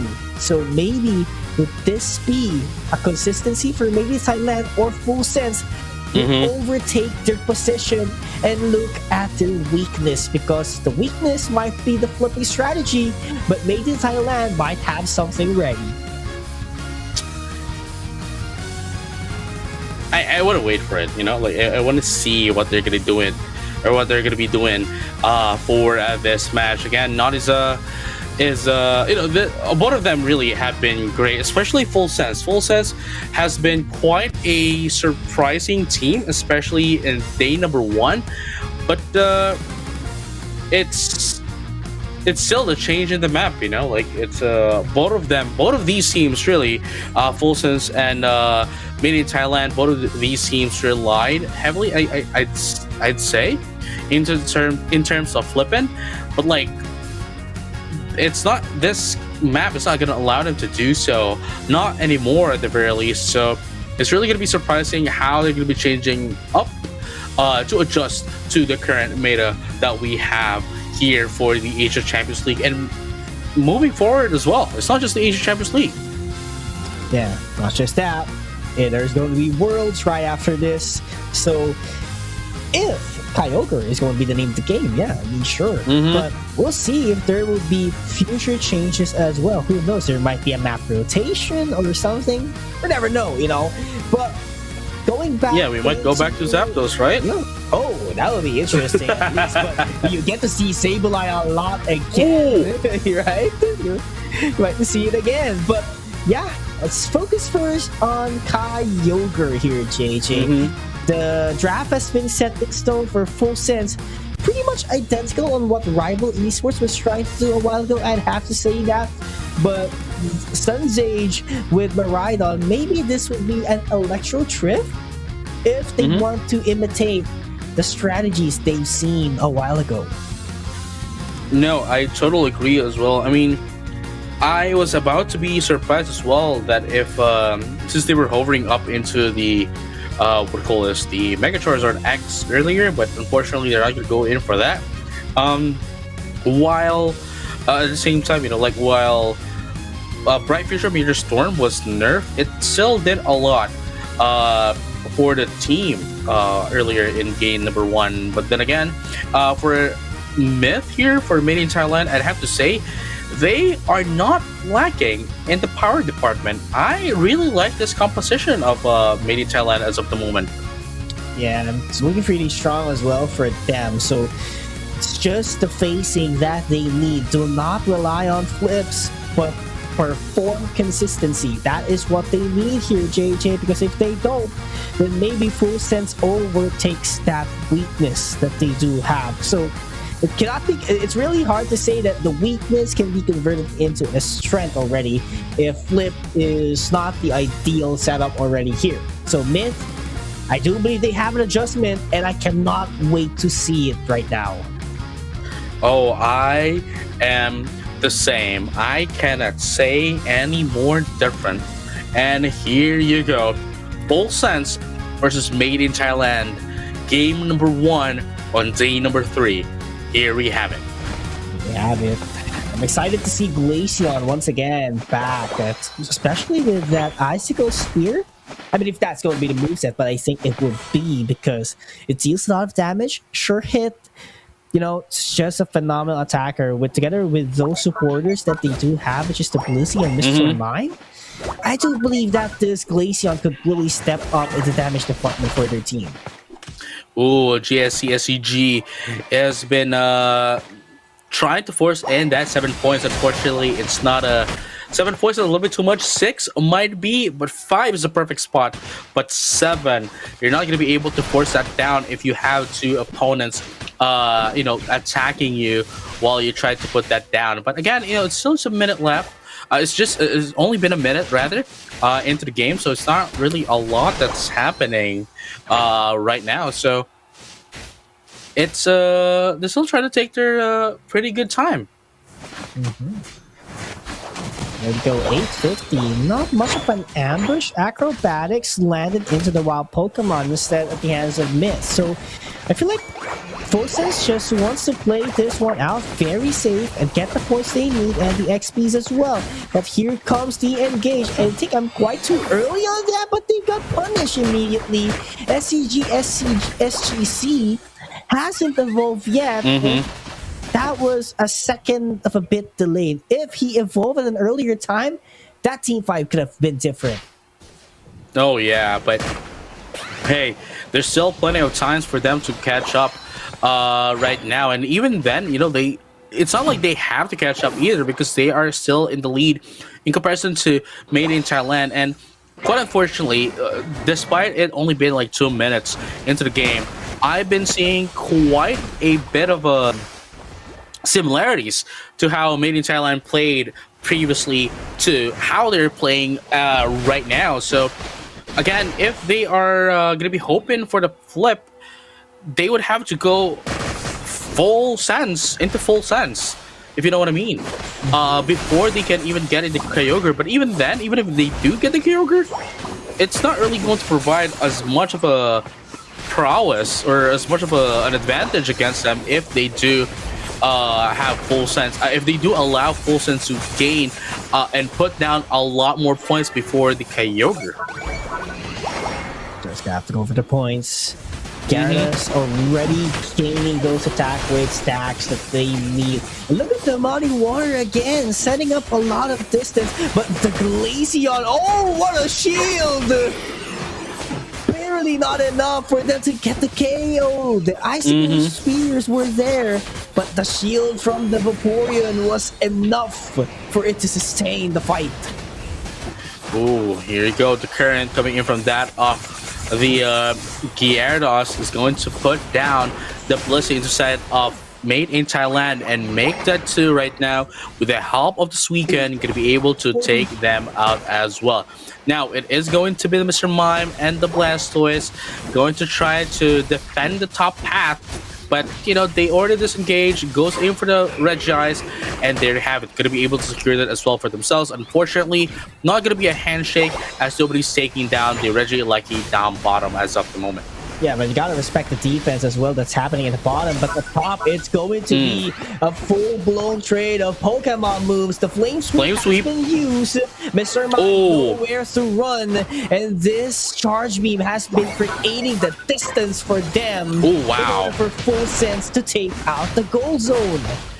Here comes the handshake. It is going to be made in Thailand. It's going to be securing that Reggie Lecky, and at the same time, right, like the utility that this Vaporeon is given, any team that gets it is still a lot. Flip turn is going to be popped up as well. Not gonna, just to seal away some resources, but look at that. Not only a pushback, but also a little bit of a stun right there.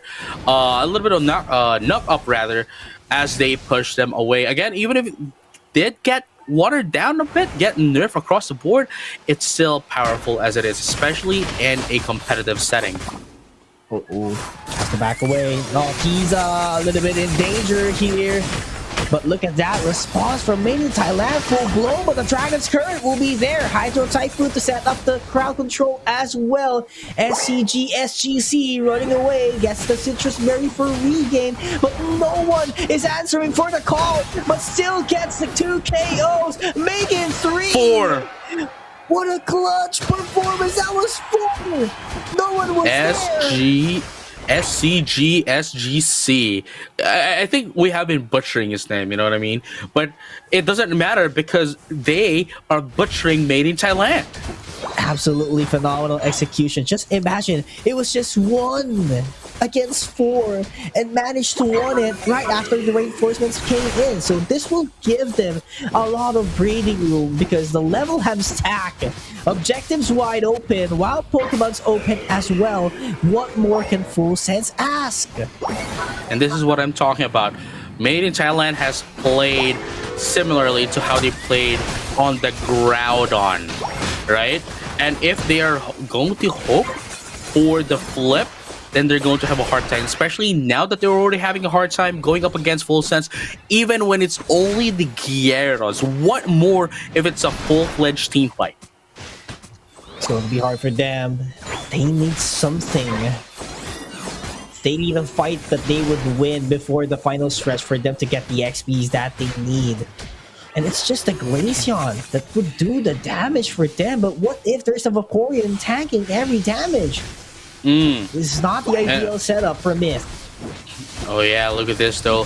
Already 3 level 12s into the side of Full Sense as well. That is such a huge power spike. No, make that level 13 for Full Sense. That is the Gyarados SGC. Yes. Yeah. Yes. It's still quite a mouthful, but nonetheless, what's another mouthful here is going to be Full Sense bringing about a turnabout into that of Made in Thailand with just a minute left before the Kyogre comes out. And look at this right now. 1v2, Mr. Mime trying to put down some points still, but it's just going to... Oh, wow. That is just going to delay the inevitable, which is its downfall right now, as you can see right there. And this is quite scary for Made in Thailand. Yes, they do have a level 13, but it is an attacker. What if the attacker gets taken out? Who would be the next power spiker for the team? That's the biggest question. That is the Blaziken, you know?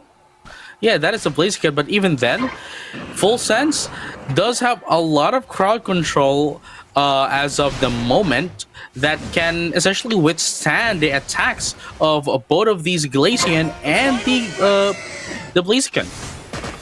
Level 14 right now. Oh, it's going to be hard. Ooh, there goes the Blitz Assistance. Blitz Assistance. Stage. The barriers have been used already in Charge Beam. Oh, Hydro Typhoon. Oh, Hydro Typhoon. No follow-up though. They get Talonflame out of the picture. Money. Oh, Vaporeon's down. Distance. Right Future Meteor Star on the other side as well. Made in Thailand. Oh, but they are low. They are low. Gyarados still up. SGC. They are low. Oh, that was too strong. The last hit goes to Made in Thailand still, but Notice is still up for him to defend. And the others as well. They still have an ample time. Defenseless Gozo would mean nothing. Made in Thailand. Time is running out. 30 seconds left for the defenseless goal zone. Man, I have been proving wrong here by Made in Thailand that they might not be able to go in for the flip, but they didn't go for the flip. I will not say that, but instead they were ready up into that team fight, and they were able to take down a lot inside of Full Sense. Quite unfortunately, they also lost a lot, and SGC was able to deal out a lot, bringing down along with them. And just like this, 181 to 160, this is still going to be quite very close of a match. But here comes Budok at 68. There we go. 68 points. 48. There's a 90. 90 up top. There's a 90 up top. But it's not going to be enough. Not going to be enough, though. But it is going to be the Talonflame. It's going to be quick enough to put down another points here. Oh, but never mind. They actually went down. But the Gyarados down bottom. Gyarados. 3 seconds. 1. There's no 18. There's the 18. Is that enough? And another 2. There's another 2. I think that's enough. Was it enough? I think it was. It was. There you go. It was. Wow. Full Sense. SG. Okay, I think, and I think you'll agree as well. SCG is the MVP of the game. Absolutely, man. Absolute beast. He was doing everything. Damage, objective. I mean, look at that. So, scoring. 80k damage, 58k damage taken, and 40k recovery. As you have mentioned, they have been doing everything, dude. They're doing the defense. They're doing the healing. They're doing the damage. It's a one-man team. You know what I mean? It's a one-man team.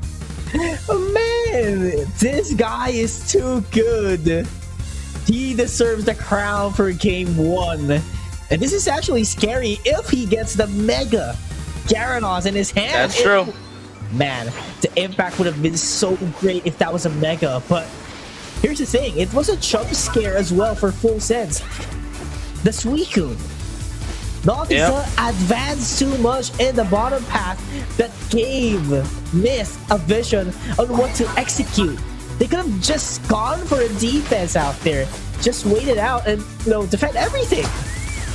And here's the thing as well, they didn't even really need the Suicune.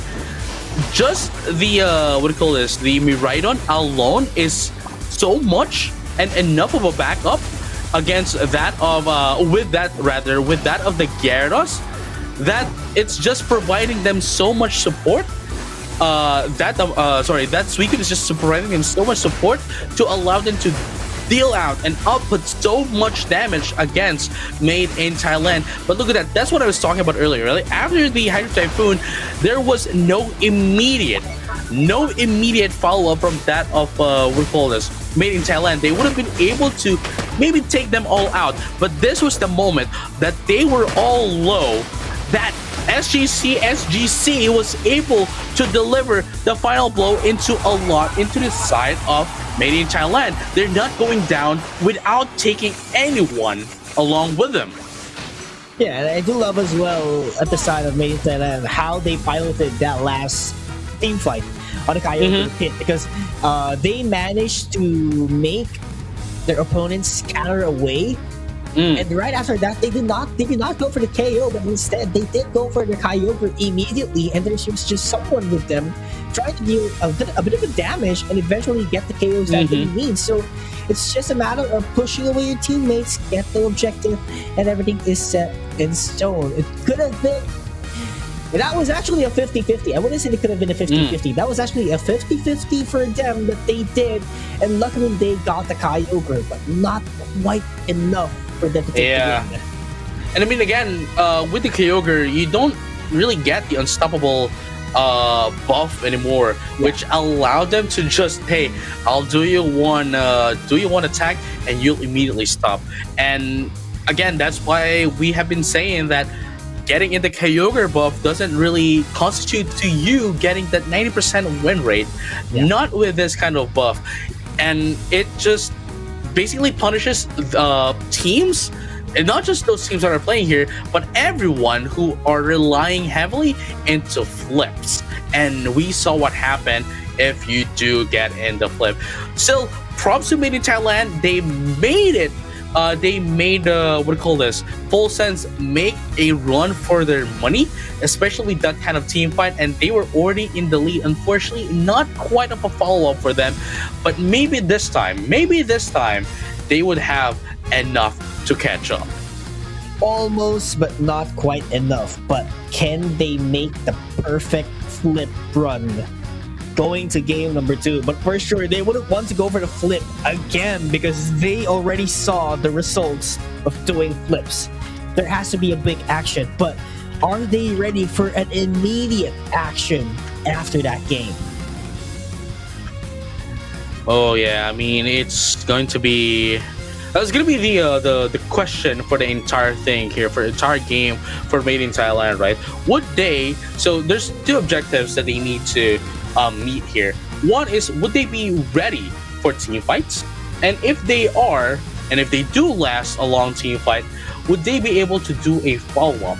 Because the thing is, if they don't have the follow-up as well, or I mean, we saw what happened last game. They might have been ready for team fights, but if there was just a little bit of prolonged team fights, they are already in the low, right?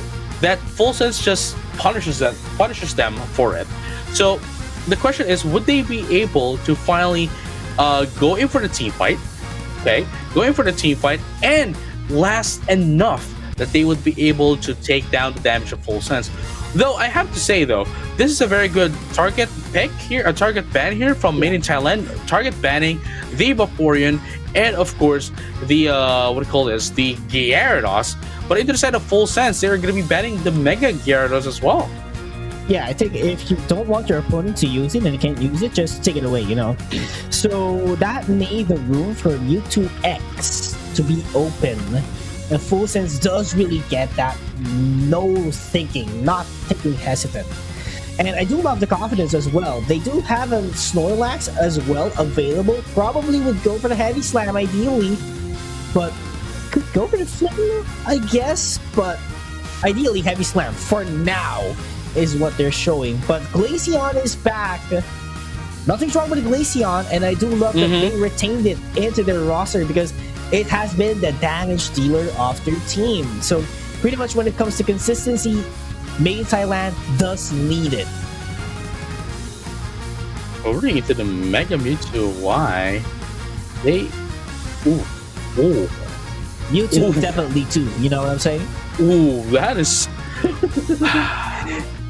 Okay, look, man, they don't really need a backlane attacker anymore because they do have the Mega Mewtwo Y, but would they play, would they play the Mew? You know what I mean? To complete the trio, you know what I mean? The Mew? I mean, yeah, sure, possibly.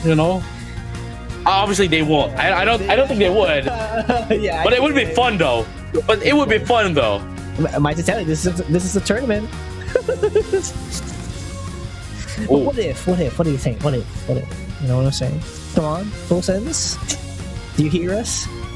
Full Sense, okay. I mean, understandable. Going in for the Talonflame, they do want the burst damage, especially that what's going to be one of the biggest problem for them. Oh, look at the background. Yeah. What's going to be the biggest problem here for Full Sense would definitely be that the Glaceon. Honestly, it's definitely just the Glaceon, because the Blissey, sure, there might be some egg bombs here and there, but if there's nobody going to do a follow-up after the Hydro Typhoon or maybe Showtime, there wouldn't be enough damage for Made in Thailand. So the moment that they get in, a Markard as gets in the fly, gets in the burst damage into that of the Glaceon, or maybe even the Blaziken, because Blaziken just stays in one place anyway, especially when using Overheat. After getting in that Overheat, that fly burst of damage, better if they can take them down, put down to the both of them at the same time. there's no more damage coming in from Made in Thailand, and full sense, and make full sense of that. Yeah, I mean, Full Sense does have a lot of backup. You know what I'm saying? So this is going to be. I mean, yeah, sure. I think it's one of the secondary ideal lineup for Made in Thailand, but it's just Glaceon at the end of the day. So that's quite concerning for their team at least. But Full Sense has a better chances of winning the whole thing in this matchup. And here you go. Game number 2. Made in Thailand versus Full Sense. Full Sense currently in the lead at 1 point, making use of double Mew. Get it? Double. Yeah, double Mew, Mewtwo. Unless you say Mew Mew, that's not how it goes. No, man, that's no. No, but hey, No. 2 Mewtwo in 1 pass. Okay, I'm not quite. Is this going to be a supporter Mewtwo X? That's how I see it, because you can pull down your opponent. So I think that's going to be the game plan at least. But Made in Thailand gets the first KO out of it. Or actually, yeah, they do. No, it's kind of weird to see Mega Mewtwo X as acting as a supporter, because you'd think that it's the other way around, right? Like, sure, we might have some damage coming from that of the Mega Mewtwo Y, but the thing is, the damage output of Mega Mewtwo X is not really the same anymore as when it was first released. Maybe the first few patches upon its release, and as you have mentioned, with its hook, pulling you with the side shock. There you go. Yeah, side shock. Side shock is going to provide a bit of a mobility. What do we call this? Support into that of the team, and Mega Mewtwo Y doesn't even need to go in along with the. It could act in as some sort of defender as well, along with the Snorlax being a bruiser and all. There it goes. Here comes the fly. Oh, that's what I was talking about, dude. That's what I was talking about. All it needs is its. Oh, there you go. There's a 2 KO. Just burst of a damage is all it needs. And here you go. Another one goes down. That is a Glaceon and the Blissey. That's 4 down into the side of Made in Thailand. Beautiful stuff coming in from Mark S. That's what I was talking about. All they need to take down, the Blaziken, well, currently a Combusken, and the Glaceon, and all damage goes down. Yeah, that's so scary once this Talonflame gets ahead in the XP department, because if you're out leveled, definitely you'll have to say bye-bye and go to the Pokemon Center after getting hit by the fly, and the Flame Charge is what he has been using right now. So definitely a difficult time here, but Made in Thailand ready for the defense. Interrupted overheat with the block. That's how you do it. I'm Hong, definitely the MVP of the team fight out there. Phenomenal execution. Oh wow, and here you go, Glaceon with Glacial Stage gonna be able to take down the Snorlax, sure, but here comes the damage as well. They're just waiting for a fly to get back up, and the follow-up right there, very sad, is gonna be taken down as well. Mark God as gets in the eject button, but they're gonna be able to fly away. They baited down the eject button of Zeke. Man, that was perfectly timed. That was beautiful. And the eject button takes some time for it to be back online. So definitely overheat eject button won't be available for quite a while. And that's going to be good, especially that Regieleki is what they need to secure. Yep, sirree. And there you have it, Full Sense. It's going to be able to secure their Regieleki for themselves. They are now once again ready to finally put down a score goal. It's quite interesting as well. I have just noticed that it's already almost 5-minute mark and no score goal has been destroyed as of yet. Never mind, as I say that, there goes the first score goal down the bottom. Yeah, Full Sense is just doing the works of wonders, providing a lot of pressure there's just no opportunity for the Blaziken to do the damage with the overheat because this man, Mark God S, has been doing the knockouts bit by bit and so quick. Oh, here comes Hong. Gets in the fly. Market S. Glacial Sage into the Power Nap is going to be the combo here. Market S still alive for the day. Noriza is going to be able to get away, but here comes the Lapras. Lapras just buying in a little bit of a time here, making sure that Noriza is going to be able to survive. Yes, they did. And here comes the Express going back. One take to sandwich them. Here comes a knockup. Unfortunately, not going to be a lot here. Red Giants going to be up here. And here comes the damage. Here comes the Unite move as well. Going to be able to secure that Red Giants into the side of Made in Thailand. Going to be able to secure that Snorlax as well. Double KO Hydro Typhoon. Unfortunately, no more follow-up into the side of Full Sense that they are just allowed to put down a lot of points into that top hat, but not enough to destroy that. Because a Flame Sweep as well, going to be able to secure it. Finally, Mark God going to be able to take down that Blissey. But here comes the Blaziken. Blaziken having a little bit of a hard time here to get away from Hong. And there you have it. Lapras securing the KO into that of the Blaziken. Sorry, the Blastoise rather. And there you have it. See, going to be able to take down the Snorlax and SGC. SGC is currently down low. Down low, have to back away as much as possible. But the birds are available for free. You have to take it as quick as possible. Do not let Myth get ahead of it. And I feel like the reason why Full Sense is pretty much ahead in this matchup is because when Myth takes a knockout, it is always the defender, always the supporter of the team. And there we go. Dropped down with a fly, takes the last hit on the Regieleki. Pressure continues, takes out the Blastoise, and Myth is forced to go back to the base. You know, I think at this point, I do hope as well that Made in Thailand has already seen one of their winning plays, their win cons here for against that of Full Sense, and that is to basically just break them down. You know, just break them down. What do I call this? One by one, make themselves scatter themselves, take them down one by one, and from there they are going to be able to win because you saw what happened in the last team fight.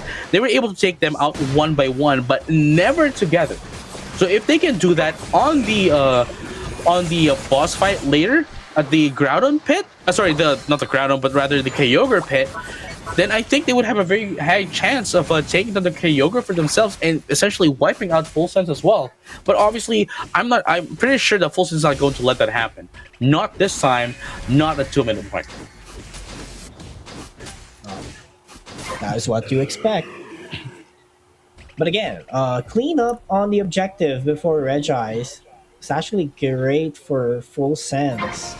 I mean, it's not that big, right? It's not that big if that's a Regis, but in this kind of gameplay, in this kind of patch, Kyogre, I think a Regis would be beneficial for you in order for your team to prolong the team fight as much as possible. But Myth survive longer. They are aggressing. Rapid spin, look at the HP burn down on the Blastoise halfway already, but he's inside the pit. Infinite twice because 2 Mewtwo's are available.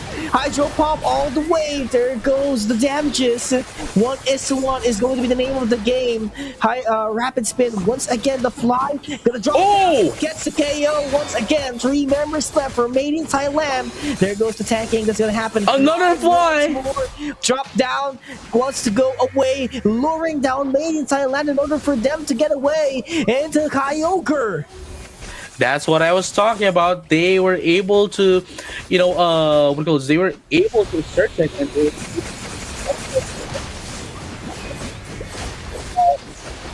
much as possible to make sure that they are scattered away. But here it comes, Made in Thailand securing the Kyogre for the second time in this game, in this match rather, and they're going to be able to secure themselves some points. But unfortunately, it's still not going to be enough of points. Sunsage is buying so much time, that Made in Thailand, after taking the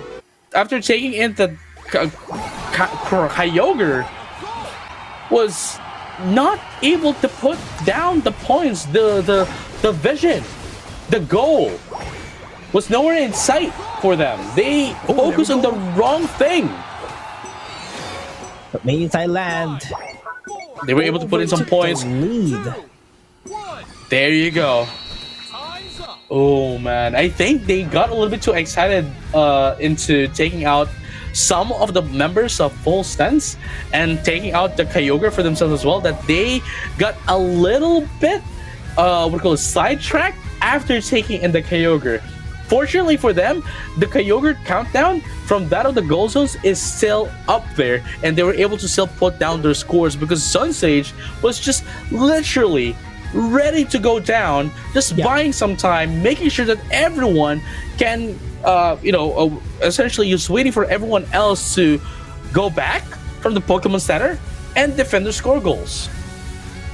Almost close call for Made in Thailand, but they made it work, forcing it to a game number 3. But again, man, they just make Flip work for some reason, and this is how you look up to Made in Thailand, but it does not work every time again. So would this one work to game number 3? I'm not quite sure about that, JJ. I don't know, man. Like again, as I mentioned, Made in Thailand. Congrats to them getting game number 2. But then again, they need to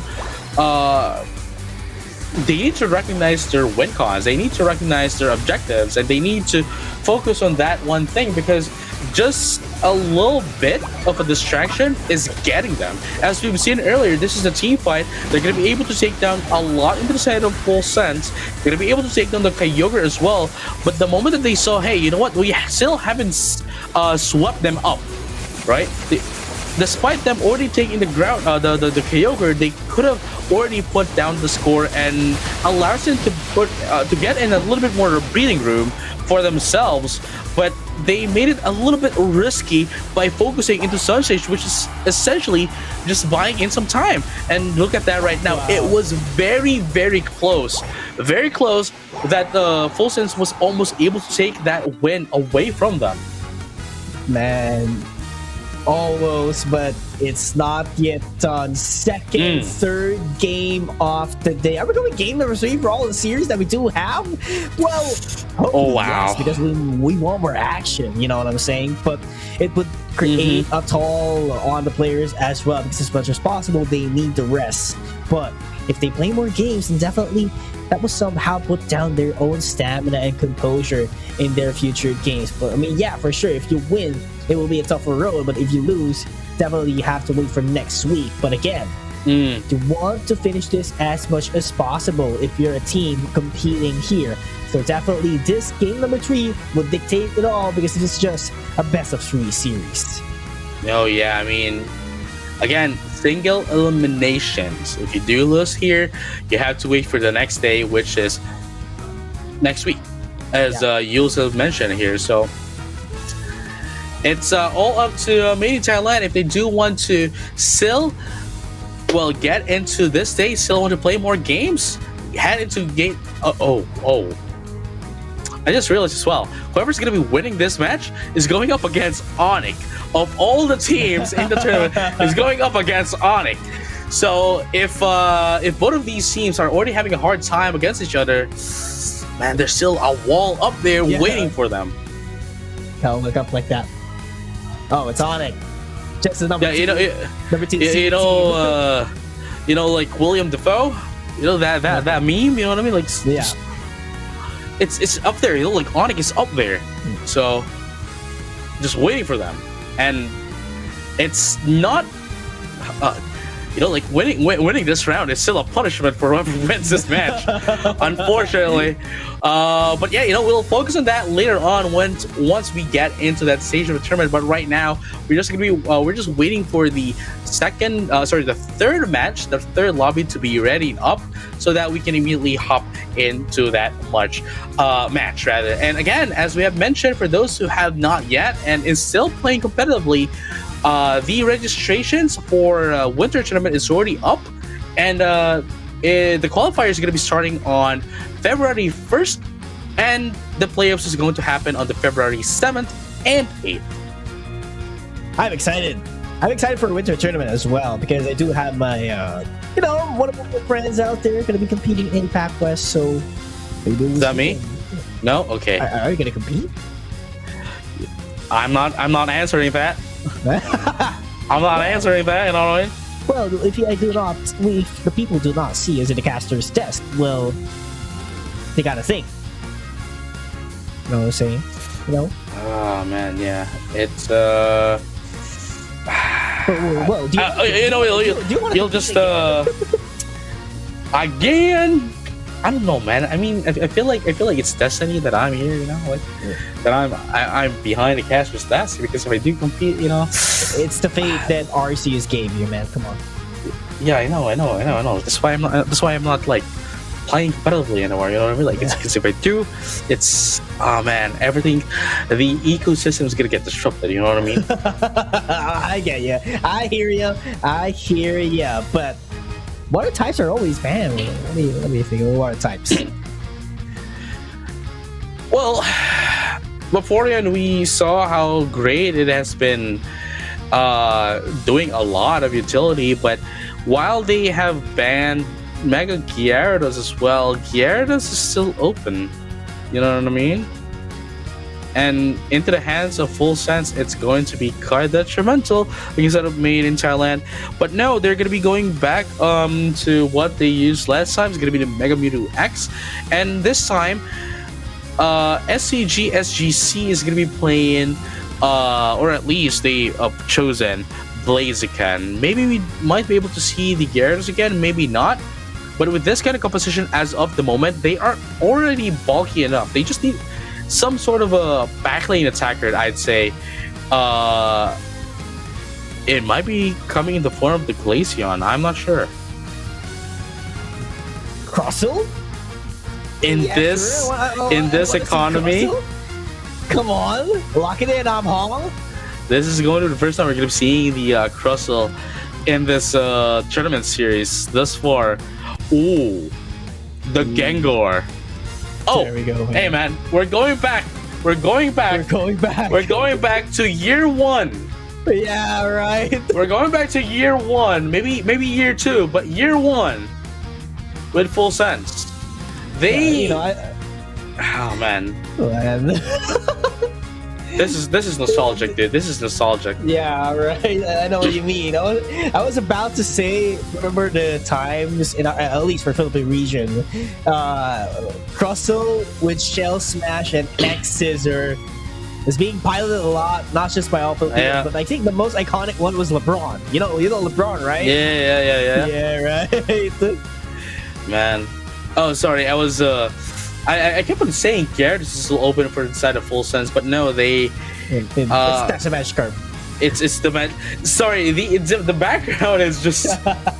I was full with the background. I was thinking, hey, you know what, Gyarados is still not up there, but there is the background for the Gyarados going to the side of Made in Thailand, as it wasn't into the side of Full Sense. But again, with this kind of composition into the side of Full Sense, they are ready for some action. But for Made in Thailand, they still need to get their power spikes in comparison to Full Sense, where they just need to control the game. And once they do, they just have to maintain it until the end of the game. I'm quite curious. What would be the moveset for the Gengar? I'm thinking. But traditionally would be the Sludge Bomb. Bomb and Hex, right? But I think Hex would be the name of the game. If they want to prioritize taking down Rainy, because Rainy would be the heavy hitter of Made in Thailand. So yeah, I think Hex is the ideal up until this point. I don't know, man. I mean, they do have the Crustle, the Mega Mewtwo X, the Blaziken, and the Blastoise to deal with any of the bruisers and any of the defenders inside of Made in Thailand. So I think just for me, I think it would make more sense for them to go in for the Sludge Bomb Dream Eater. in comparison to Hex. I mean, it can take out a lot into the side of Made in Thailand. It's because if we're gonna go in for Hex, right? It's and only going to be targeting the Scyther. I think it's leaving a lot of opportunities for them. You know what I mean? Yeah, I think it does make sense. And I think, as far as I know, in the overall damage department, I think Dream Eater deals more, unless you could do the unlimited hex. So the safest way possible in terms of damage, yes, sure, go Dream Eater. So I'm just quite curious. We'll just have to see that one later on. But in the sidelines, the Snorlax was knocked out. That's to actually decide the full sense. It was a great start, but there has been a handshake here at top. And here we have it. You know, ladies and gentlemen, all trainers alike, Made in Thailand is making sure that they get their power spikes as early as possible, and at the same time, they're controlling the game, which is actually huge props to Made in Thailand, honestly. Because they need to maintain this up until the late game. Because once Full Sense gets their own power spikes, they're going to have a hard time. Yeah, it's all about being consistent. Consistency is what they need, and I'm actually loving Made in Thailand right now. Look at how they play. Quite different from games number 1 and 2. It seems like a switch of persona. That's how I would tell it, because like Full Sense was playing as Myth right now, and Myth is playing as Full Sense right now. That's how I see the game. There you go, Sludge Bomb. Yeah, Sludge Bomb's gonna be play the game here. It's not gonna be like putting down the damage. I mean, we saw how much of a damage that was as well, which is going to be a lot as well.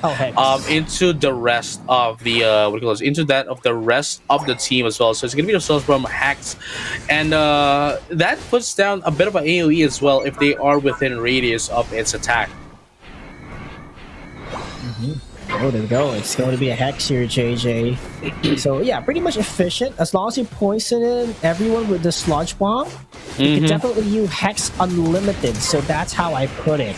And right now, Registeel will be in the hands of Made in Thailand. That's a great execution for them. And they could do a wipe here if they want to, pushing down the limits of Full Sense.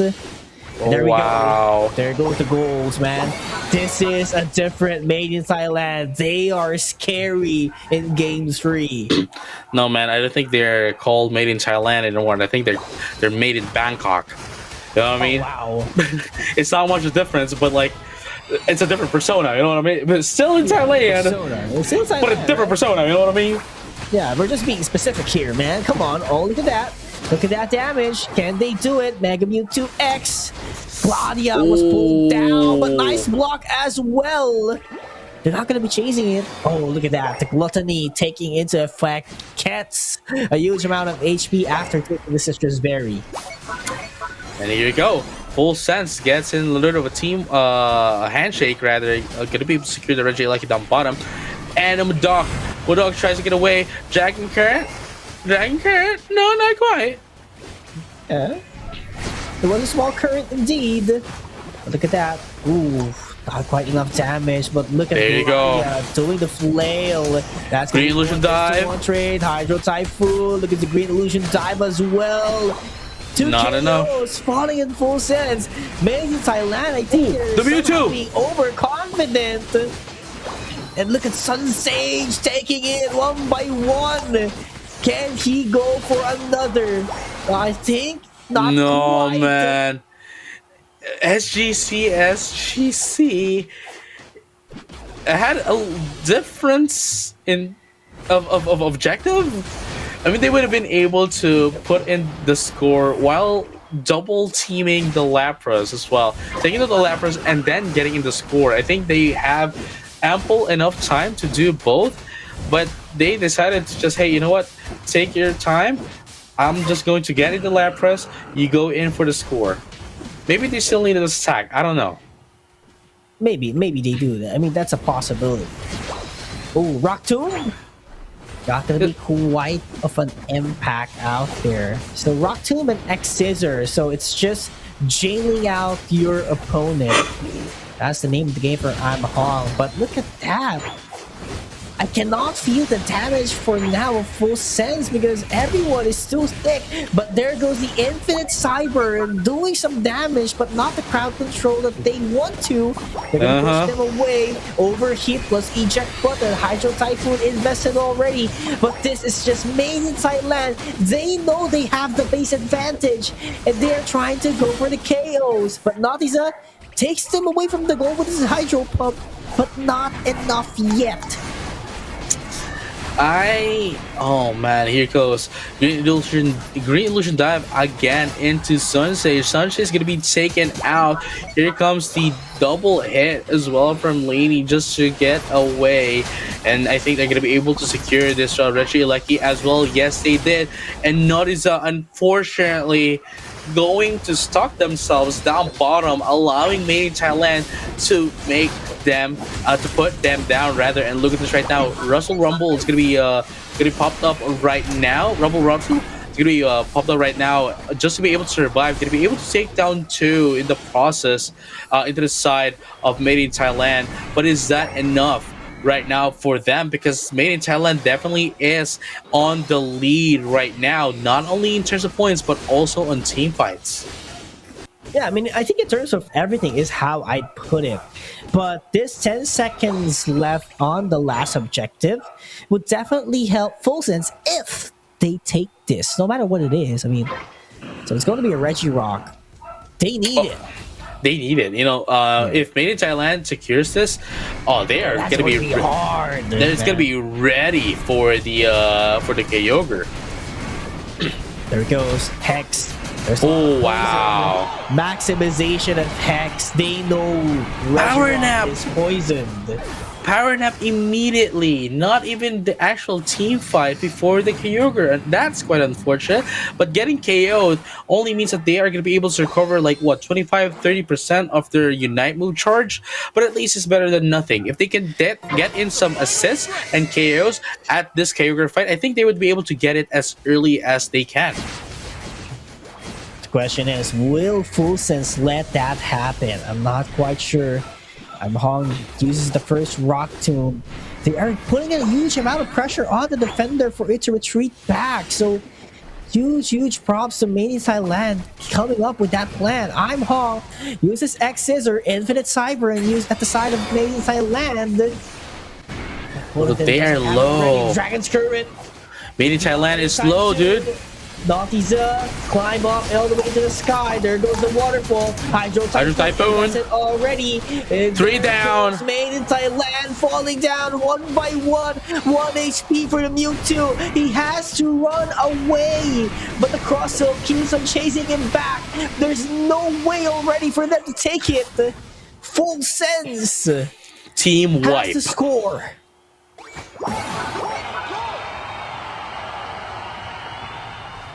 And they have to score. Yes, they do. Yes, they do have to score. And they did score, man. Phenomenal, man. This is just one of a game for them. But again, just like what you've said, whoever wins this, they have another obstacle later on, which is Onyx. But 30 seconds. This is not yet done. Yeah, it could still be anyone's game. All they need to do is have one sneaky peeky, and that's going to be the Scyther down bottom. Not gonna be enough though. Not oh, never mind. There you go. Putting in 511 right now to 267, 273 is gonna be the play here. It's not gonna be enough of a points to catch up, but honestly, I think, and I think that this really could have been Made in Thailand's game. Yeah, like it's just weird to think of. Like, first 2 games were actually, it looked like it was the game already for Full Sense. But when we watched game number 3, we thought it was Made in Thailand, but it's the other way around. So this really goes to show that, you know, Flip is not the ideal setup or strategy already. So I think that's a wake-up call for Myth and every other teams competing here in ACL. Because, again, Kyogre has a different kit. It's not the same as Rayquaza. So definitely have to watch out for that one in the future games. I'm not entirely sure that they went in for the flip either. At least for gain or retreat. Yeah, okay. But like you saw how Made in Thailand was able to control the game, control the team fights as well, and everything else before the final team fight, it was all their game. I think you can agree with me on this. Yeah, I do. It really seemed as if it was already their game, but what happened was at the final, at the last team fight, they weren't sure who to target first, and that led to their demise into that last team fight. Could have I been mean, their game. yeah. I mean, especially as well that they were going in damaged, going into the team fight damage very low, and essentially just went and walked straight to their demise. I was also going to say that, especially Hong, with that of the rock tomb, it wasn't really, for the most part, it wasn't really helping the team. Yeah. Instead, it was actually putting them at a disadvantage. Yeah, but it did quite, at least for some, maybe at the last 2 minutes, I think it did Yeah. help them for quite Yeah. some time. But like the overall impact was not Not that felt. much. Yeah. Yeah, right. So I think that's one of the reasons as well why we saw Made in Thailand was able to get a grasp on how to control the game, because maybe they somehow figured out that I'm Hong was not of this comfort. No, yeah, I mean, look at this. Rainy gonna be taken out here. Zeke was able to get away as well. This was like a minute left, and the power nap as well before the Kyogre was quite questionable. And look at this, they were essentially just taken out. They didn't know who to target. They went inside all of them except for what do you call this, the final Mewtwo here into the side of Made in Thailand. It was the only one that wasn't hit by the Infinite Cyburn. Well, it got hit obviously by the Infinite Cyburn, but like of the Hydro Typhoon, which essentially guarantees the hit of the Infinite Cyburn. Yeah. And overall, it was a phenomenal matchup that we saw here for both of the teams, Made in Thailand full sense. But at the end of the day, it's going to be in full sense taking the victory. And the road doesn't end there because they have Onyx waiting for them later on. But of course, it would not happen immediately because we have a third matchup. It's going to be Korea versus Korea, ladies and gentlemen. It's going to be T1 and FN Esports. That's coming up next. Oh, that's gonna go hard, bro. That's going to be a hard match to watch out for. And immediately after that, obviously, we still have Evos and, of course, Nemesis for our round number 1. But before we head into that, ladies and gentlemen, all trades alike, make sure you get your drinks, get your snacks, because we'll be right back in just a short bit after this one. See you in a bit.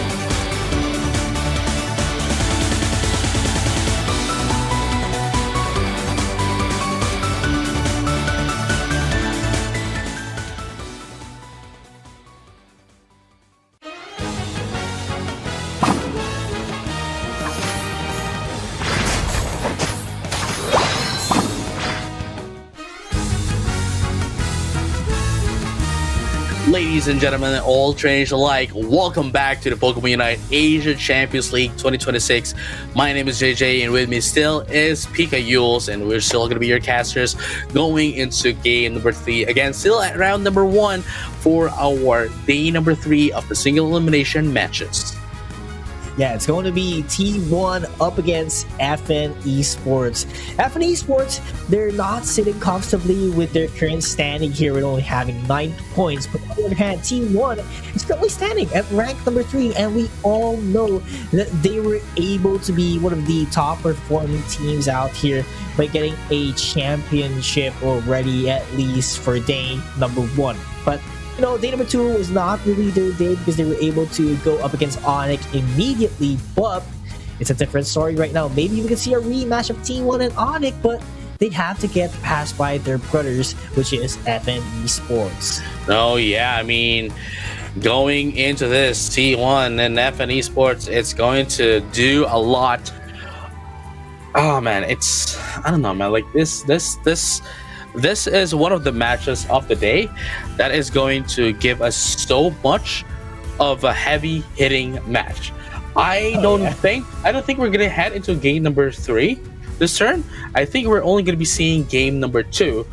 But whoever gets in game number 1, I have to say, is going to bring that momentum, that morale until game number 2.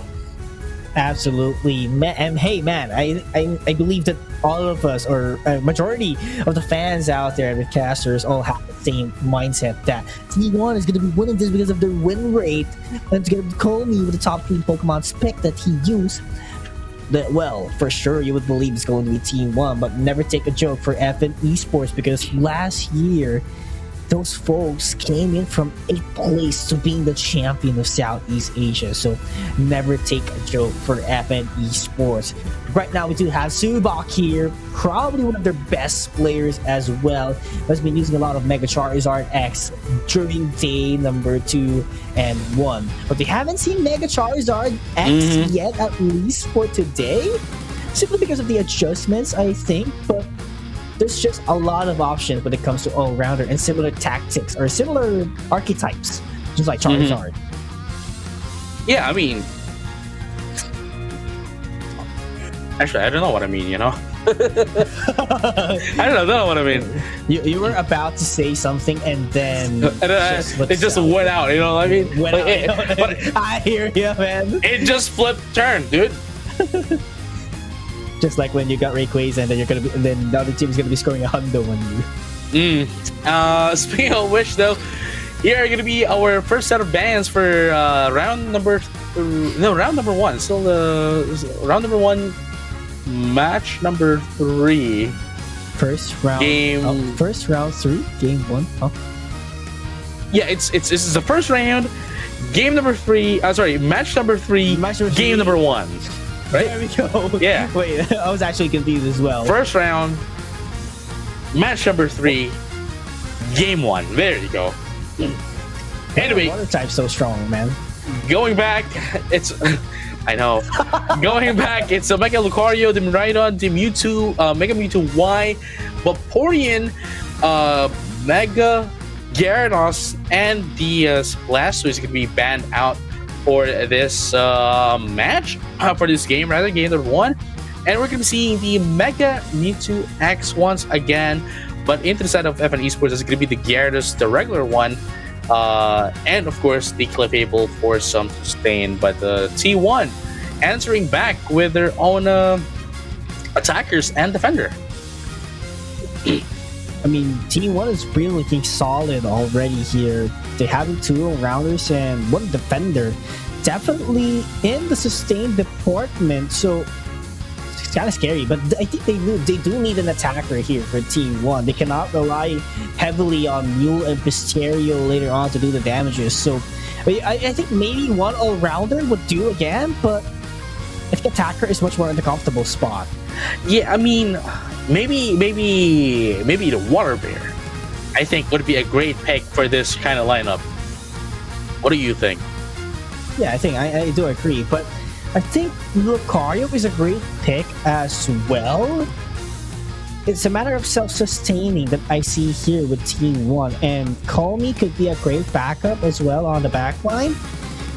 But they would have to heavily rely on this Snorlax to defend them. I mean, yeah, sure, you don't have to defend the Mewtwo X or a Lucario, but yeah, overall, he has to take all the damages in order for his teammates to do the maximum capabilities. But on the other side, FN Esports has a reliable Clefable, so they need to take out Clefable as fast as they can. But there's going to be a Lapras and an Aegislash who's going to be defending that huge healings that Clefable can offer. No, yeah, I mean, it's into the side of FN Esports. I think they are a little bit into the squishier side, especially with the with that of the Espeon and the Aegislash. But you know, like, nonetheless, right? Like the damage output of FN Esports is definitely going to be huge.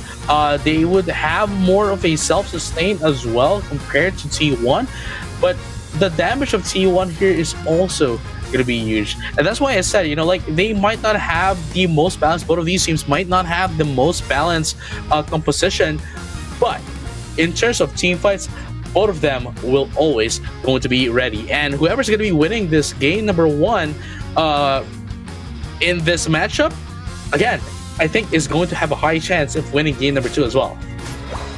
Yeah, for sure. I mean, whoever gets the first game definitely would have a big momentum, huge confidence, and, you know, just a composure overall. So I highly agree on what you said, since I do believe that both teams have an identical playstyle because they're from the same region and they've been playing a lot together. That's for sure. So yeah, whoever gets the first game has a high chance they would get the series as well. But I think T1 wants to make this a quick one by doing an aggression, but Hojun doesn't have enough backup. I'm not quite sure what's the tactic, but I think they were just offering a space for always to get those wild Pokemons and evolve immediately into a Gyarados.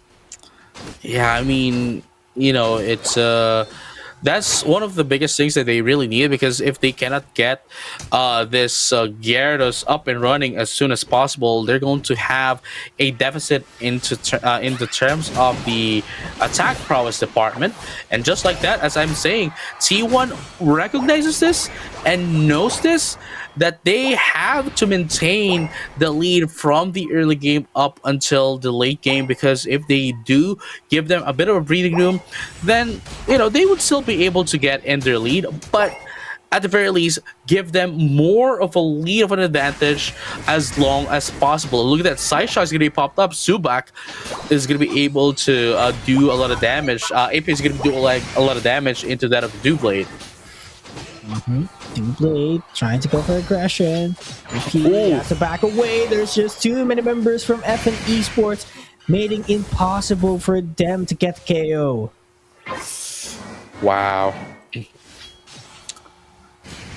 At least they were able to get have an answer back into the Mewtwo, though considerably that was a 3v1, you know? Oh, always. Taking too long for him to evolve. Not quite enough after Here you scoring go. 2 points. Oh, This is not ideal if you are playing Gyarados. You have to evolve at 7:30 mark, but you are going to be delayed by a couple of seconds. I mean, again, at the very least, they're going to be able to evolve before the 7-minute mark at the very least. But here you have it, ladies and gentlemen, all trainers alike having a bit of a team fight down bottom. Zubac gonna be able, unfortunately, miscalculating. Not gonna be able to do a lot, but Hojon is going to put up that Moonlight to do a bit of some healing. 121 is going to be the score of the game here. T1 rather is going to be the one leading right now. The most lead here, Regirock, easily accessible for T1. That's additional defense for their team. That's going to be so hard for them to be taken down, despite having a reliable attacker here, which is the SP on the side of FN Esports, by just taking a look at the base defense plus the defense of the Regirock offered to them. Oh yeah, here you go.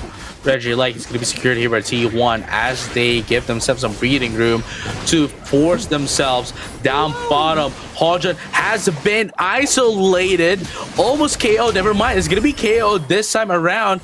They made sure to isolate the Clefable so that they won't be able to heal their teammates and put down the damage without any sustain, and now going to be able to destroy, not destroy, but rather put down some points down bottom. And there you go. Infinite Cyber going to be able to secure the KO into that of the Age Slash. Ladies and gentlemen, T1 showing what it means to be T1. Absolutely, but you gotta give credit as well to Surround with those blocks that he offered a while ago at the bottom, making it possible for Team 1 members to actually have a great spacing. It's just the execution that they need. Use those moves, use everything you have, take down the KO. Surround with a beautiful assistance from their team. And now, I usually say that there isn't really a huge lead in terms of points, especially just like 50 or 100 points. But with T1 to FN Esports as of the moment at the 5-minute mark, 265 to 41, now that is huge. That is huge. Gives them a huge leeway as well. Even if FN Esports does take the Kyogre, though it's still a little bit too early to say. But even if they do, it still gives them an ample enough of breathing room against FN Esports. Yeah, and it's not just in terms of quantity, right? It's the overall momentum that they do have. T1 is such in a big lead. There you go. Nap was able to do a lot for their team. Knock up 4 region of HP. Man, this is just phenomenal communication from Team 1 in order for them to get the most out of that team fight. That's 4 KOs down the line here into the side of FN Esports.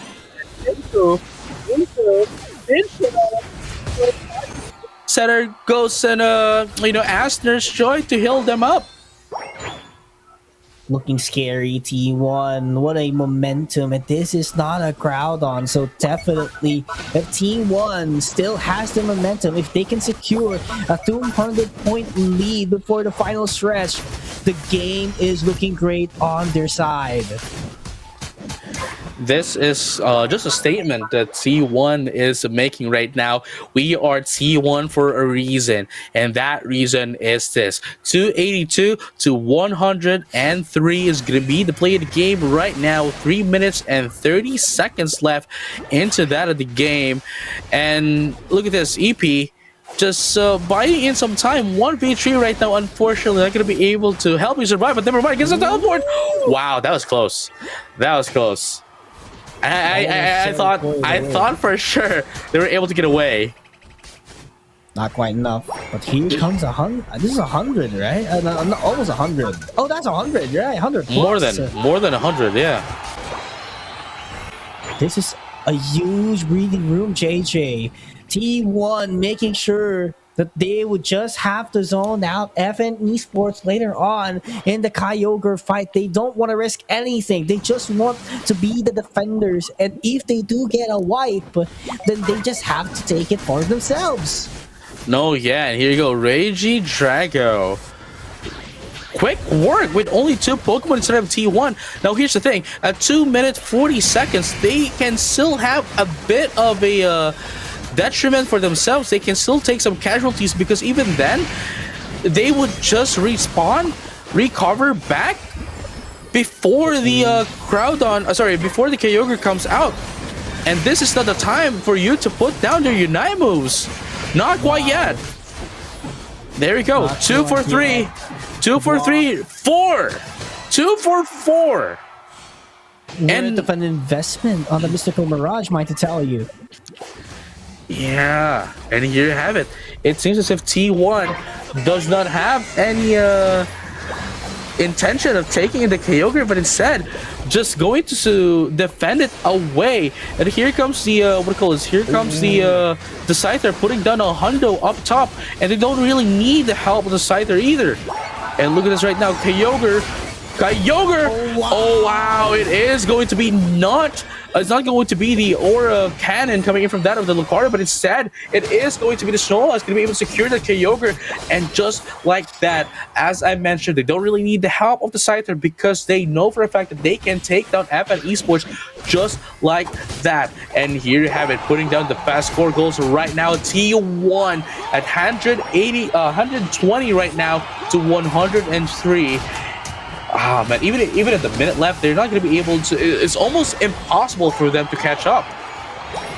Man, that was huge lead the T1 has. They were controlling the game, that's for sure, and they have a lot of toolkit that could go for the last hit in the Kyogre, just so that FN Esports would not secure it. They had an Aura Cannon, they had the Snorlax has been just lurking all around circles, and they also have the Mew that could go for a Solar Beam, so there's just no way for them to lose the objective.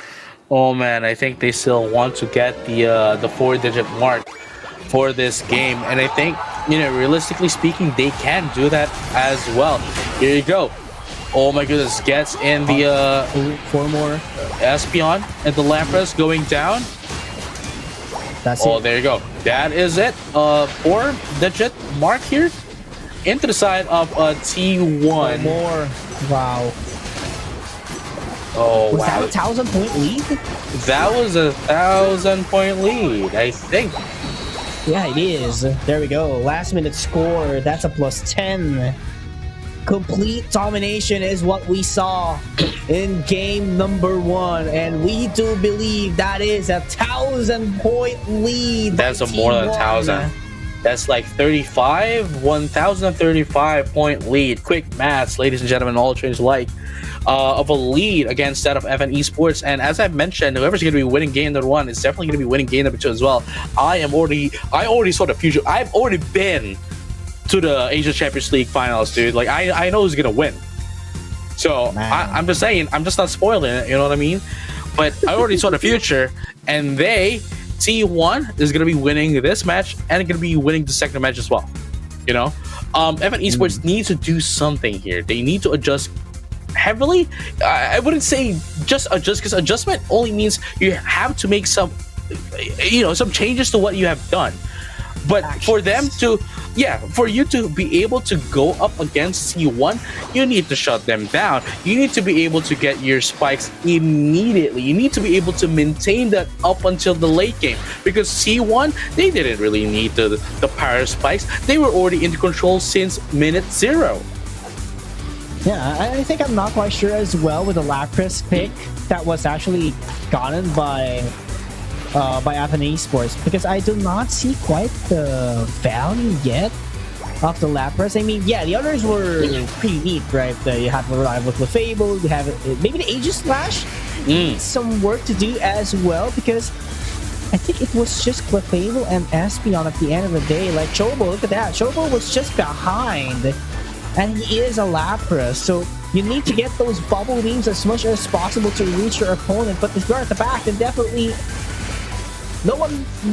everyone has to tank the damage. You know, your teammates have to tank it. And yeah, for sure, you have Clefable, but that's not the ideal setup, at least. Man, it's quite. See, here's the thing, right? Like even if FN Esports was able to take down the Kyogre, as I mentioned, T1 didn't really need it. They didn't really need it. They didn't even really need the help of the Scyther. We saw that they didn't really need those help, but they still were they still got it nonetheless, which just allowed them to stampede over FN Esports, and they need to change. They need to have a different approach than that of what they did in game number one, because C1 is just going to walk right through them. Yeah, absolutely. I think that will be the same case again in game number two if the same performance continues for FN Esports. So a huge action has to be taken here into consideration, JJ. It's not about the trap. I mean, yeah, for sure, the trap can be changed into something better. But I think what matters the most is the Pokemon that fits into their playstyle, because I think the playstyle was kind of off a while ago. I mean, I've been talking about the Lapras, who was actually just behind, you know what I'm saying? I mean, yeah, sure, you do the mobile beams, but right after that, you're just running around in circles. I think that has to be changed. And, attackers, I think it's pretty common for it to stay at the back, but Aegislash, I think it needs more. It needs more aggression and confidence for them to take KOs. No, yeah, I mean, that's why I said earlier, like, I really, and I genuinely believe that more than an Aegislash, I think the Water Bear could have been a better pick in that kind of composition, because that way they do have a secured way of going in on team fights while making sure that they sustain themselves, making sure that they last longer into that team fights, allowing their other teammates to follow through. But unfortunately, that wasn't what happened. And now that we saw what happened in game number one, I think it wouldn't really matter even if they do take down the Water Bear. So definitely, again, what we've mentioned time and time again, the draft is just 50% of the entire game, and it all boils down to the execution. So let's find out what's going to happen here. T1 still at the left side, the violet side of the game here. FN Esports still on the same side as well.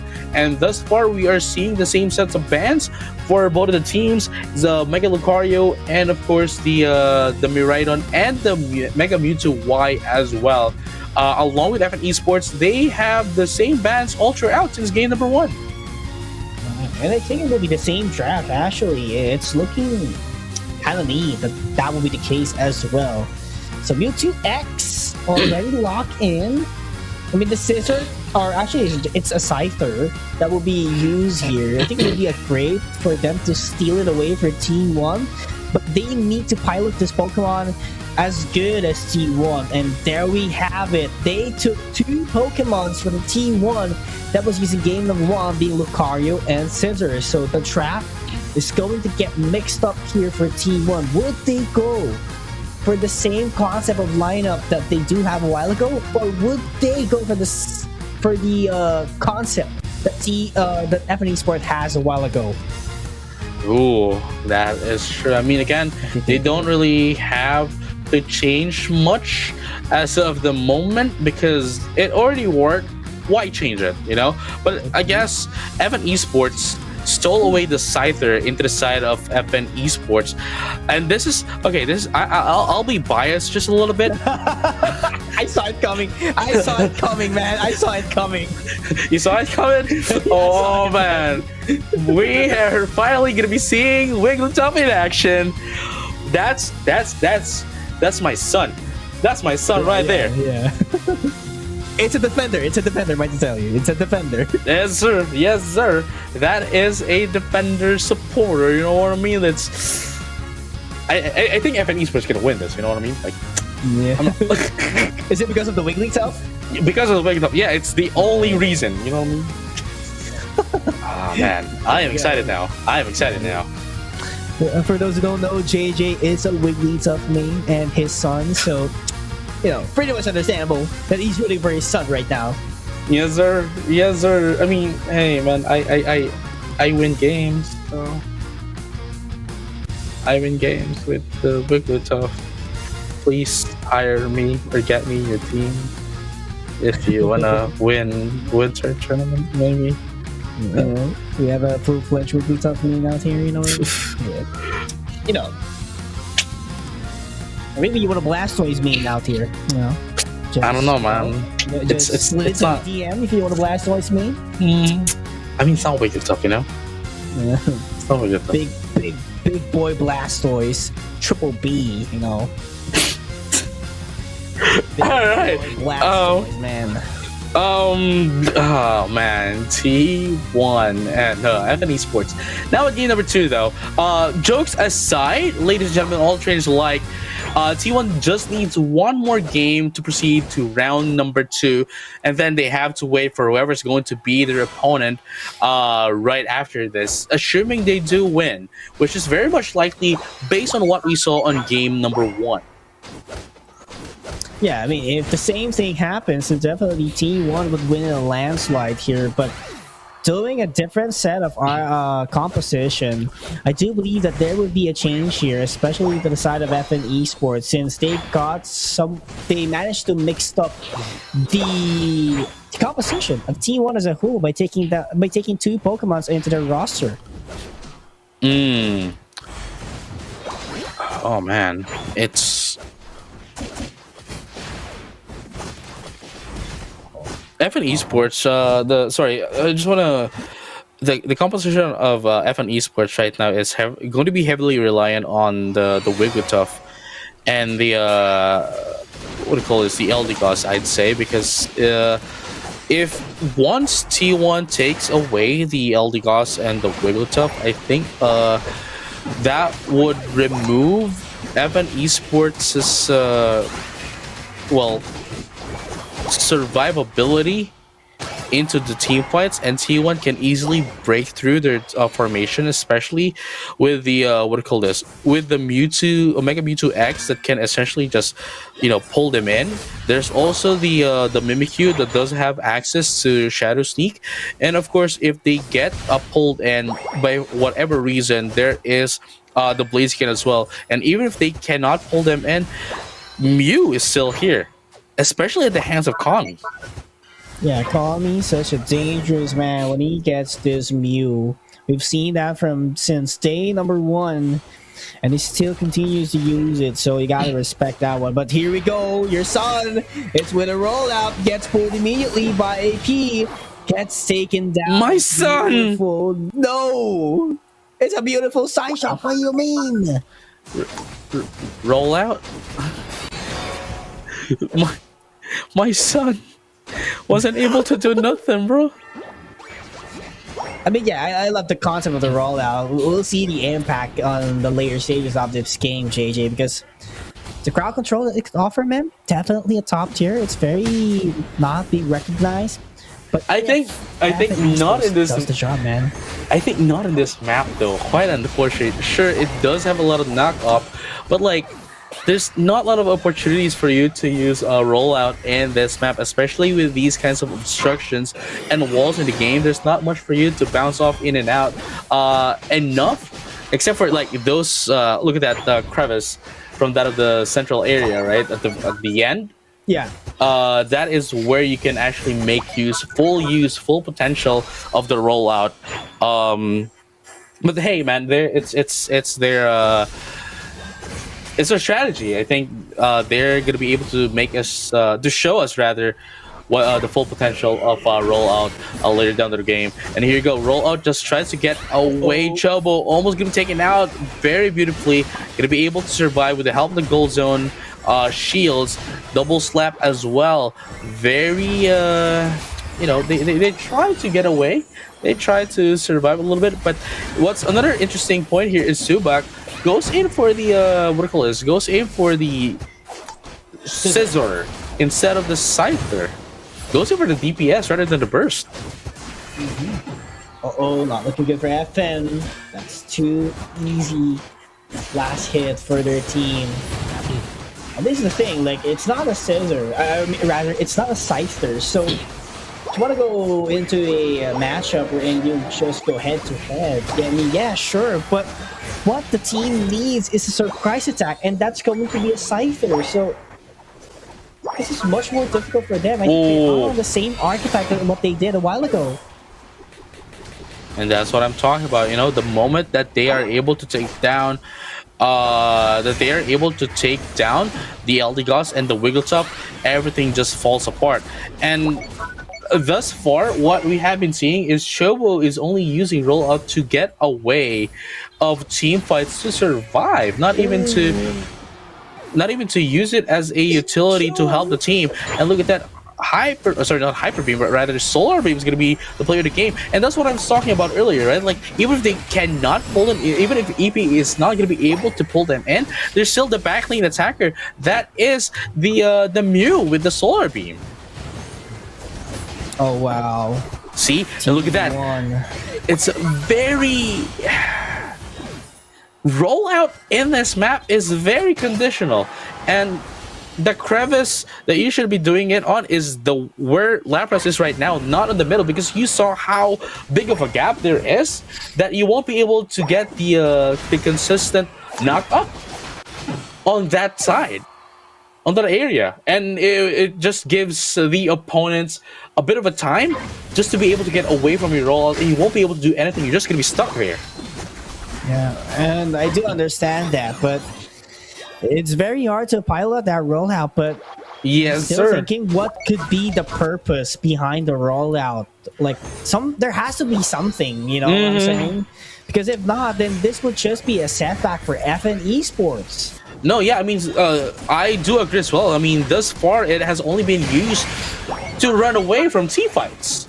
And that's not the ideal setup that you want, JJ. But Aura Cannon fired immediately. There goes the Solar Beam on the backline. That's and 4. T1 will rise up again.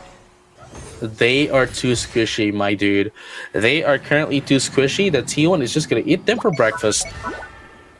Well, dinner, but you know. Oh, here comes the pull. Again. Come on, go fetch your son, JJ. All right, man. I'll leave this up to you. I'm gonna go fetch my son. Oh man. But yeah, T1 again, getting the KOs. Man, just look at that. Blaziken, level 14 with 3 minutes left. How huge is that? That is very huge, ladies and gentlemen, all trainers alike. And at the same time, not only that, almost everyone is currently at level 13. Well, 2 level 13s, 2 level 12s as well. Everyone has already gotten then their final power spikes. And 317 to 55 is such a huge score lead as well. And have already destroyed three of the score goals for the side of FN Esports, with only the second tier score goal down bottom going to be up for breaking for T1. There's a motor punch, got pulled away, and there we have it. Saram is in the middle.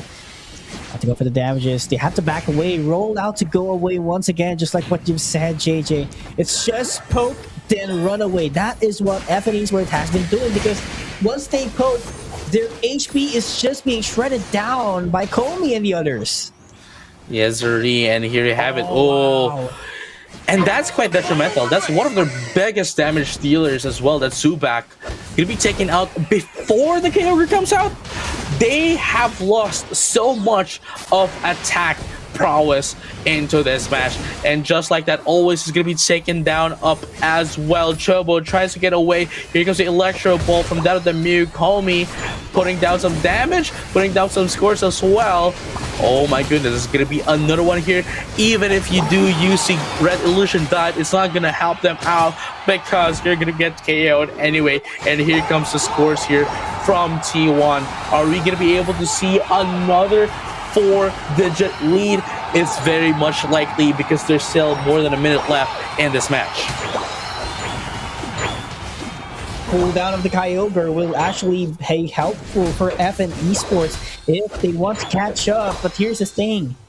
Can they get enough Eos energies and at the same time go deep into the base of T1 and score down those goals? Because it's a 900-point plus lead. You need, if you just, yeah, I mean, yeah, for sure. If you wipe them out, you destroy 4 goal zones, that's only 400. not going to be quite enough to catch up in less than a minute. No, it's not. It's not that it's. There's nothing they can do about this. There's literally nothing. And even if they do get in all of the, even if they do get in all of the wild Pokemon, right? They would still need for it. They would still need to wait for it to respawn before they can get in more points to get back up again. And in just a minute, it's not gonna be possible. Man, 1,000-point lead. 1,100. Oh man, I think 1,200 point lead. Man, Oh, T1. This is scary, JJ. They have been so consistent from day 1 to day 3. Just a complete domination. 1,200. The 1,200, almost 1,300 point lead. That has been thus far, I'd say. And if I'm not mistaken, the biggest lead in any tournament since day 1. Yeah. I mean, we've seen year 1. I believe that was Nemesis. Before Nemesis, there were Reach Pokemon. That was when they won Aeos Cup, when they had a game where their opponent had 0 points. But even then, the lead wasn't as much as this. Man, this is a huge statement. It's such a huge statement, dude. This is history in the making. This has been the most lead in points in a Pokemon game, in a Pokemon Unite match, rather, in a competitive setting across the world. This will go trending as soon as this gets posted, man. Who would have thought that a 1,300 score would be possible in this kind of stage, man? And might to tell you, these teams for sure have been competing multiple times against each other because both came from the same region. Oh, for sure. It's just that we cannot dismiss the fact that T1 went up on top. I mean, we know for a fact that there are some regional differences. There are competitiveness of regions. Obviously, if we do match other regions to another region as well, they would be better. But with the same kind of region playing together, we can just see how much of a gap they actually do have against each other in their own region. And with this kind of result, we can definitely say for sure that T1 really is the top team of South Korea.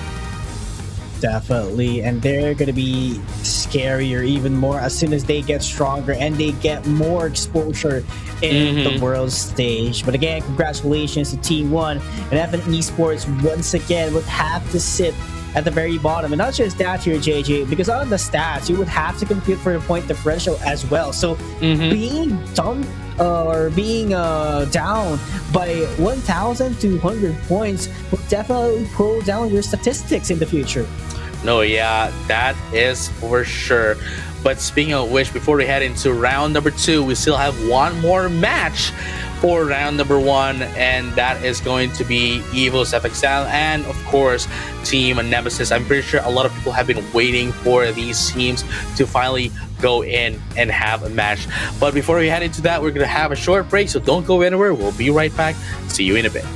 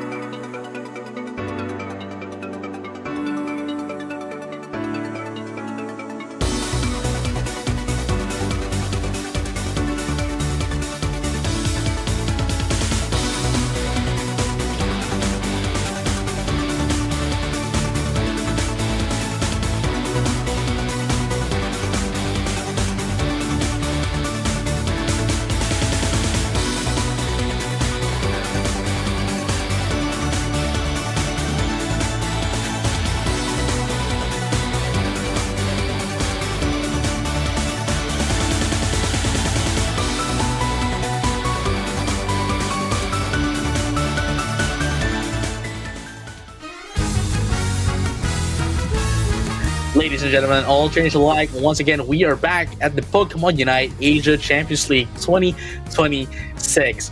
This time around, we're going to be heading towards the last match of round number 1. And whoever's going to be winning here will be going up against, man, I'm sorry to say this, going up against T1. Yeah, It's the same wall, man. It's the same wall. Like, I mean, that's the wall that we're looking at Onyx, but T1 as well. You know what I'm saying? But yeah, Evos FXL do have our guys here: 94 Z Ray, of course, Slash, Shing D, and 77 Shin. Probably they didn't have a great start last year. They're at the bottom of the standings with 9 points, but for sure, a lot has changed. But again, for Team Nemesis, we do have Senkwan, Tremp, Dylan, Kai, and Rubix. For those of you who are wondering, there has been a roster change in the side of Team Nemesis. So Lance will not be with the team for now due to personal reasons. So Dylan would step in once again for the team. Yeah, and now we have our key player here, which is actually quite interesting. Well, you know, historically speaking, Shindy has always been the key player here for this team, but there has been, I'd say, a bit of an identity confusion, because it seems as if they were making what do you call this, Slash as the key player for this team currently. But right now, of course, for Team Uh-huh. Nemesis, it is going to be Sync One as their key player um, for this time around. And as you were saying something. I'll have to tell you this. I'll tell you this right now. In Tagalog, they say it, uunahan na kita. Ban the hoopa. Ban the hoopa. Yeah. No, ban the hoopa, man. And if you want to win, ban the hoopa. You know what I'm saying? Oh man, yeah. I mean, what it translates to is this: I'm going to be ahead of you and tell you this, and there you go. The hoop has been banned, and they have to. They need to.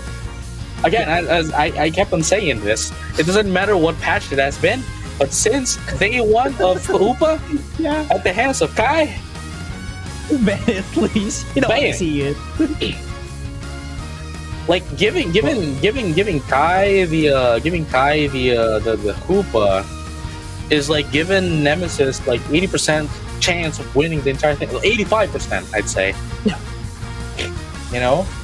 And it's And Evil's FXL saw it through, right? The Vaporeon as well was banned. yeah, I mean, it's not like they can see that in their actual own interface, right? But they essentially just recognizes that, hey, it's what do you call this? Vaporeon is and has been quite a menace throughout the entire tournament this far, especially starting game number 3. But now Kai choosing to go in, or at least choosing the Mega Mewtwo X maybe for their priority picks is gonna be answered back here by Z-Ray with Mega Mewtwo Y. Right. So I'm quite wondering, will there be a role change as well for Team Nemesis, because they have to fill in the all-rounder. So I'm not quite sure if Dylan would be it, because if, as you all know, Dylan was the former attacker when they were way back in Talon. So, but Tramp is available on their side, so Tramp is also an attacker in main. So, not quite sure what would be the setup from now, but I'm quite excited. But at least for today, we got Akuma joining the action for Eagles FXL. Oh man, it's also it's gonna be the first time we're gonna be seeing the cake in our tournament, in the tournament series. Yeah. Was it banned in day number 1 and 2? I cannot recall it that much. I think it just was not used. Yeah, not used, All right? dreamy, yeah. But this time though, we're gonna be seeing the Empoleon coming back again. Yeah, I know you love your Piplup, and of course, oh man, Lucario in this team is not gonna be played the same anymore. Not without people roster change. But hey, speaking of which, EOS FXL is gonna be going. Oh wow. Oh man, both of them. You just noticed, right? You just noticed it. Yeah, both of them. They're like, it's man. PKC was the one using the what do you call this, the Blaziken and the Water Beer and the Dark Beer. You know what I mean? Like, both of them are giving me the nostalgia. You know what I mean? Like, Yeah. the peak. You know, both teams have their own stories, but for sure, you know, for the OG and the teams, definitely, you know what JJ needs. Yeah, but we have to look at the present, man. My guy, we have to look at the present, and for sure, only one is the goal for today, and that is to take the victory up against them.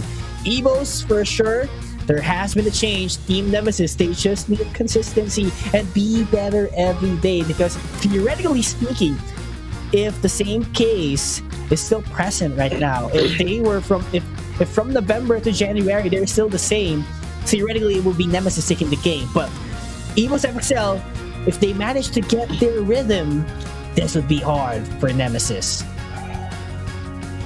Yeah, hold up. Sorry, I'm still moving on to the present. You know what I mean? Like, it's just Yeah. But hey, anyway, going back into this game right now, we're still waiting for our game bounce to get picked up. But nonetheless, Team Nemesis and EVOS FXL right now, game number 1. That's it. It's still the early game. There's not really much to tell. Yeah. But gotta be wary of Slash using the Mamoswine. You know, Mamoswine is really a difficult defender to go up against. But I do love the fact as well that Nemesis has 4 all-rounders, so being Ice Fang by the Mamoswine wouldn't do that much because they just have to bruise their way as much as possible, right? So full heal is going to be the name of the game later on.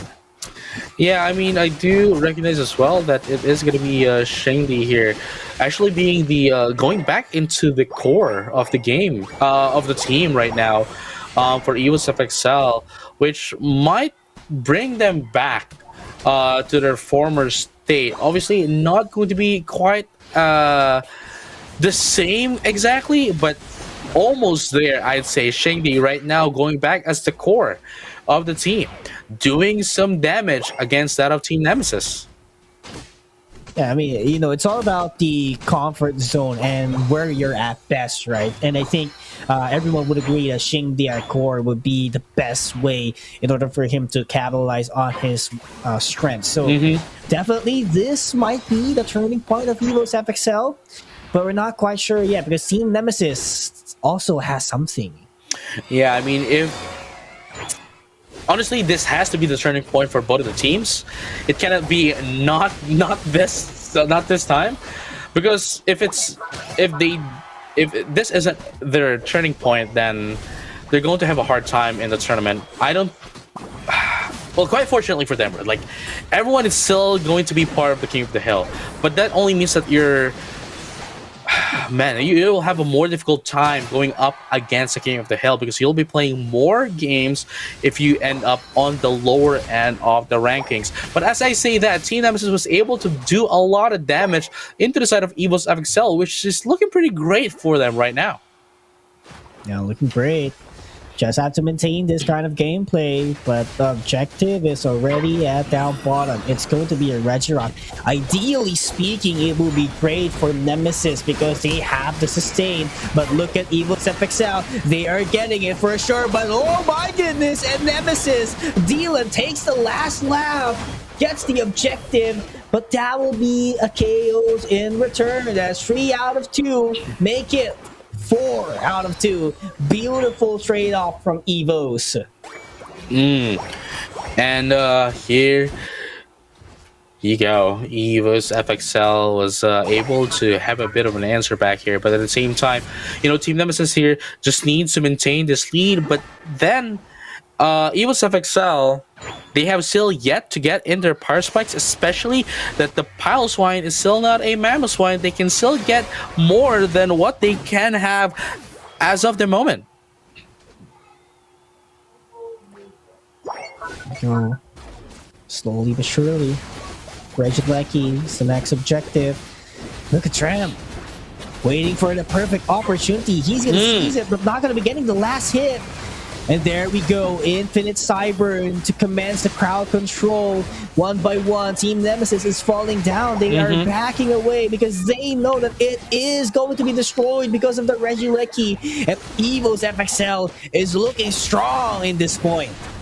Yes, sirree. And there you have it, ladies and gentlemen, all traders alike. EVOS FXL is trying to force in their way against that of Team Nemesis. Slash has been isolated right now by Sync 1, but Ice Fang's going to be the play of the game here, and Shadow Sneak just to put them down. And going down here, 94 is going to be able to get away. There's going to be 2 down to the side of Team Nemesis as well as EVOS. Both of them equal footing as of the moment in terms of team plays, but in terms of penetration, in terms of the score goals, EVOS FXL does have the breathing room to do so.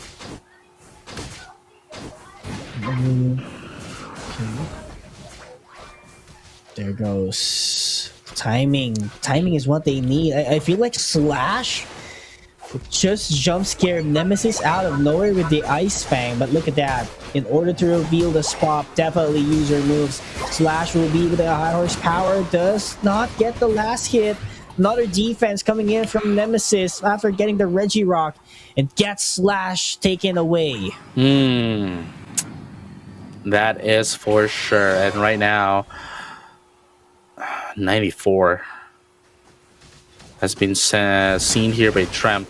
It's going to be 3v1, but they're going to be able to get away quite quickly, which is actually quite great as well for them. They need to wait for their team fights, and look at this. What's happening right now for Evo's FXL is this is not how they usually play. If we're going to base it off historically, but it seems as if they are trying to adapt a little bit of the Western playstyle of forcing in the issue against the other team. But look at that though, Team Nemesis is going to be able to secure that Reggie Ilecki, and now they just need to put in the work. Unfortunately for them, they're going to be the one getting in some casualty. 2 for 1 is going to be the play of the game to make that 3 down instead of Team Nemesis for the price of the Reggie Ilecki. Is that a great exchange? I don't think so. That's going to be 4 down right now for Team Nemesis in exchange for 2, the Mewtwo and the Reggie Ilecki, and that is going to cost them a lot.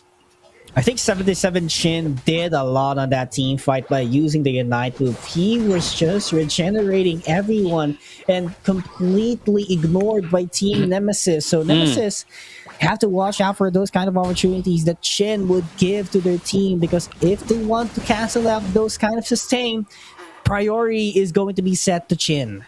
No, for sure, because it's the priority has to be set not only in 77 Shin but also at Slash, because removing those removes most of the survivability of Evo's FXL, especially the displacement that Slash can provide for the team. And look at that right now, Lapras is going to be taken down. Looking good for Nemesis. Luckily, it was just a Regice. Will not give a firepower, but the regen, the HP would be great here on the side of Evo's FXL. So I do not see anyone from Nemesis that could actually do a blowout damage here. So they just need consistency. They just need KOs 1 by 1 and eventually let Evo's FXL collapse. But they have the point lead. They just have to play tag up against Evo's. Oh yeah, and right now Evo's FXL doesn't really have the intention of taking the Kyogre, and instead wants to take them out 1 by 1. But here goes Infinite Cyborg, almost taking down Kai. Unfortunately for Evo's FXL, they're still going to be able to get in some refreshes, and now they want to go in on a team fight. Unfortunately for Team Nemesis though, Evo's FXL still has their life up and running, and El Creamy still 77 Shin has their Unite move as well. Kyogre reset. 125 left. There we have it. Kai is down. Move. 1 is down, JJ. Looking very tough for Team Nemesis, but smart execution for them to just buy some time, go away, do a little bit of a refresh, but Evo's FXL keeps on chasing them down. But Lucario, Tramp is still up. He's just hiding in the tall grass. Slowly but surely, they know that they are on the lead. So they just have to play tag. Can they get the last hit? Not quite.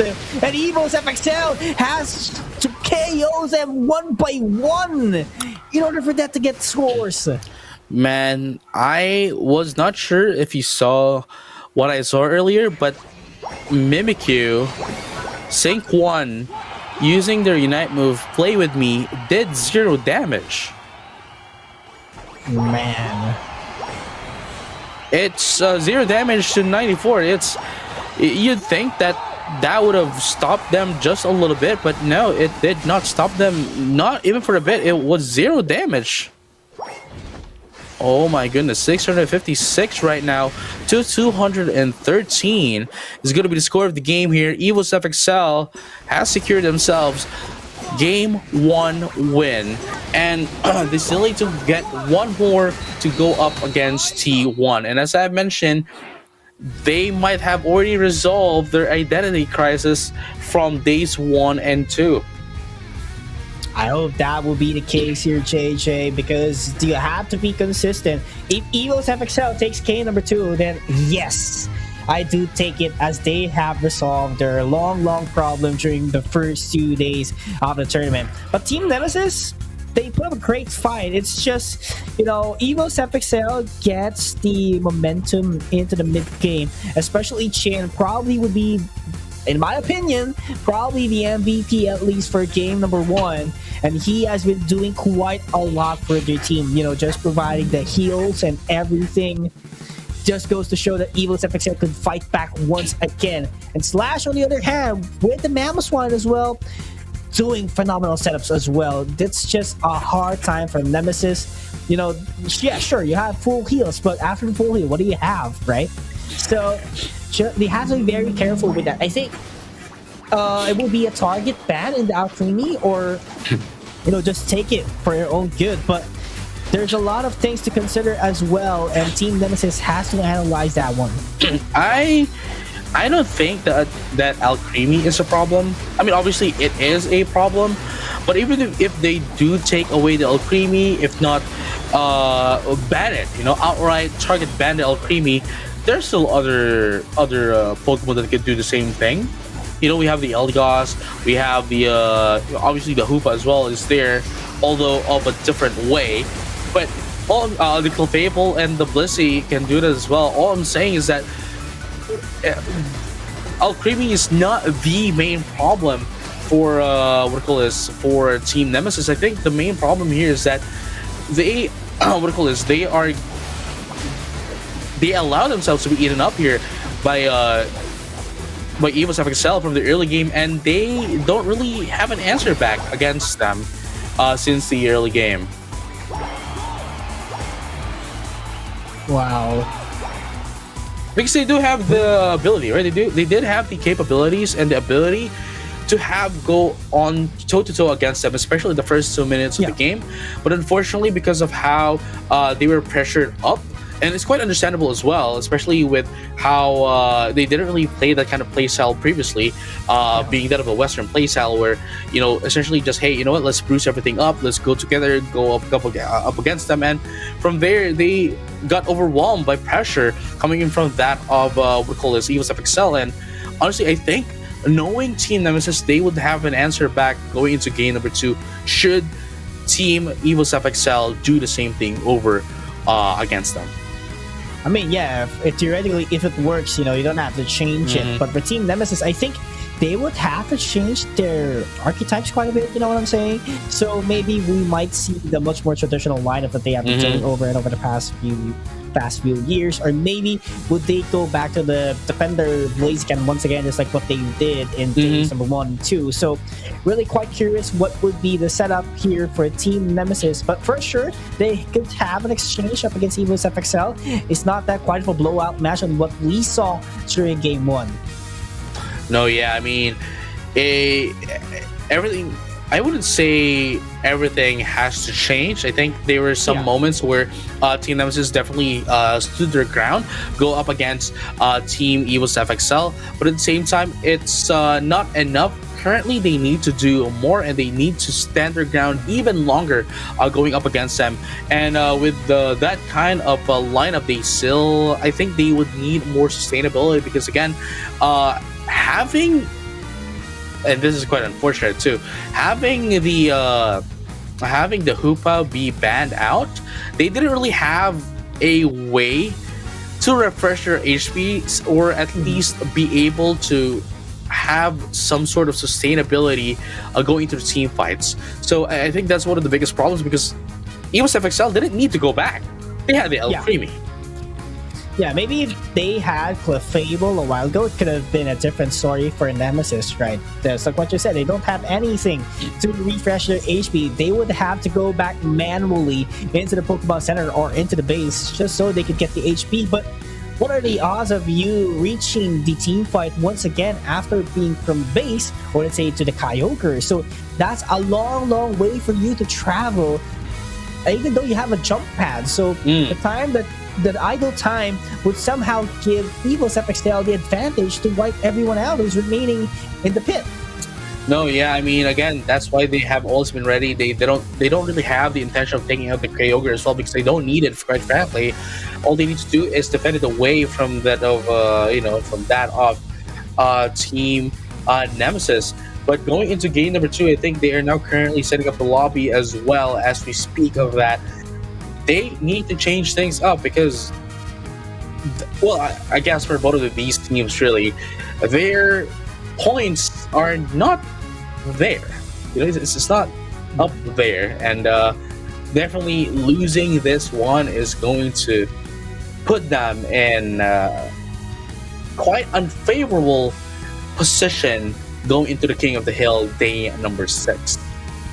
Oh yeah, absolutely. Do agree on that one, JJ. But yeah, we're just waiting for the lobby. But for sure, even FXL, if they do get the victory here, that would somehow boost their points and climb back up into the standings. If they cannot climb up in terms of the positioning, then maybe in the point department they would somehow put some pressure on the other teams, especially from those who are from 5th to 8th, because that is where the most critical part of the King of the Hill format. You don't want to play more matches. You want to sit comfortably, let's say, at top 4, so that you will just have to play, let's say, three games, matches, 4 games, 3 sets, 4. Not more than 5 or not more than 4. So we want to farm those points as much as possible from now on. And now, again, going into game number 2, we've seen their previous, their previous composition. What do you think has to be changed here for the previous composition coming from Team Nemesis? Team Nemesis still at the violet side, the purple side rather, onto that of the left, and Evo's FXL still retaining their second pick. I think they just have to get a refresh. I do agree on what you said. Maybe Clefable would help Team Nemesis, then 4 all-rounders, if that's the concept that they want. Yeah, sure. But they banned Snorlax already, so Snorlax is not available. So I'm trying to think what could be their lineup. Maybe a Water Bear, I guess, would help them. So they took out Blastoise as well. So they don't want to use Blastoise, or it's not really the priority. But Vaporeon is open for now if they do ban the Psyduck here for the side of Evo's FXL. And I think Nemesis would have to go for the Vaporeon.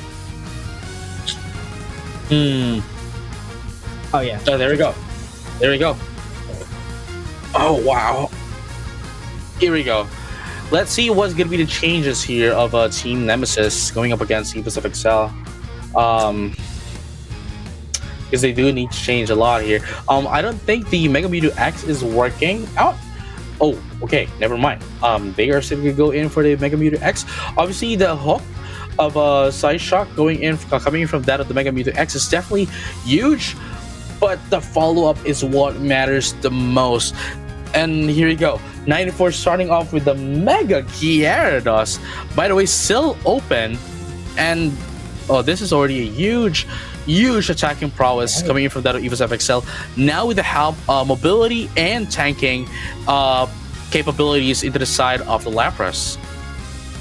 Would this be an all-rounder again, or... I cannot forecast. Okay, there we go. Slowbro. So is this a way to stop?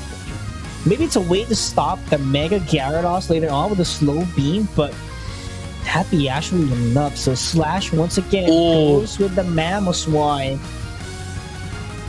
See, here's the thing. Goes for the Eldos. So here's the thing, right? Better, right?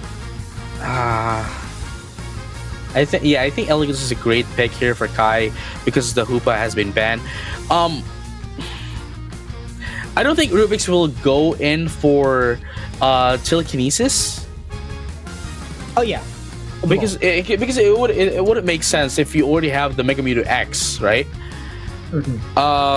So definitely this is gonna be a Scald. Scald Amnesia, yes, just to reduce the power of the attack coming in from that of Evo's FXL. But even then, even if they do reduce it, there is still the displacement coming in from the side of Slash, still into that of the Mamoswine, and at the same time, Shingdi here, it's a mid-range attacker. So you really need to go in and out. And at the same time, the attack prowess is just into the side of Evo's FXL with the Mega Gyarados. We have the Suicune that has been buffed as well. And they have all the sustain, quite unfortunately, for Team Nemesis. But going to Team Nemesis, all I can say is that they need to position themselves, especially the Slowbro, because I think that's going to be the most important Pokemon in this team as of the moment, because that is going to do the debuffs into the side of EvoSF XL if they do want to survive even longer than intended for each team fight. And this is quite concerning as well, knowing that Slash is using Mamoswine once again.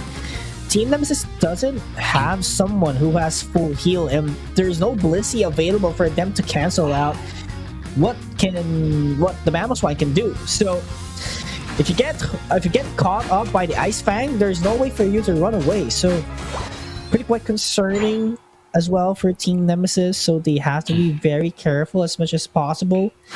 But we'll see what would be their statement here in Game 2. Here you go, Team Nemesis. They need to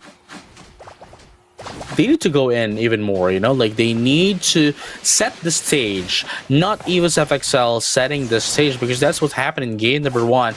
And if they can, get a bit of control, set the stage for themselves, I think they would have a good chance of going up against EvoSF XL and bringing this to game number 3.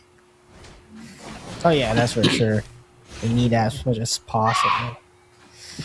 Right now, can they do it? 94 not yet evolved, but nearly evolving already at 8:15 mark. So it has to be the turning point already for the Gyarados, and Shing did with a beautiful ambush out there, but Safe One gets a trade-off. Can Z-Ray be taken down? Not quite, because Shin was supporting it phenomenally, and Dylan has just to eject back and go back to the base.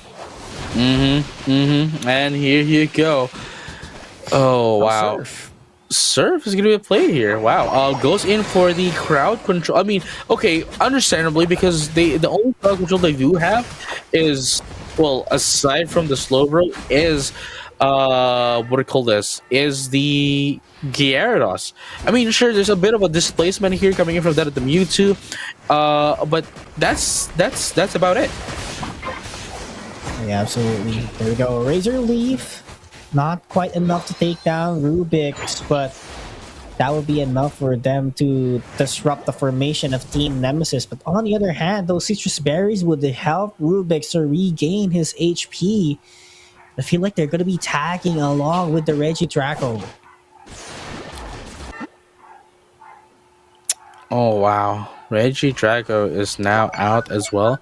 Team Nemesis still has despite still not having some points here, at least they have not had the lead just yet for EvoSF XL. But as I say that, they're going to be able to take down 2, almost 3 here. And Emerald 2-step immediately going to be used, as well as Drem, unfortunately, not going to be able to defend the score goal up top and going to get taken down as well. Our scores again falling. EvoSF XL 101-0. This is a domination so far the first 3 minutes of the game. And they do got the Registeel, which will boost their attacking prowess. So this is not looking good for Team Nemesis. Here you go. Kai gets taken down as well. Oh, EvoSF XL now at 131-0. Not the ideal start of the game here, JJ. It's not just a start, dude. It's just a middle. Yeah. Match. Yeah, it's not just the early games. We're already in the mid game, and Reggie Ilecki is already into the hands. Great positioning coming from that EvoSF XL. Team Nemesis tries to get in, but unfortunately not going to be enough to take in, and only then would they be able to get taken out. That's going to be 3 down instead of Team Nemesis, and while they are busy going down bottom, no, that is a team wipe right there. While they are busy, there is still Shengdi putting down some points up top.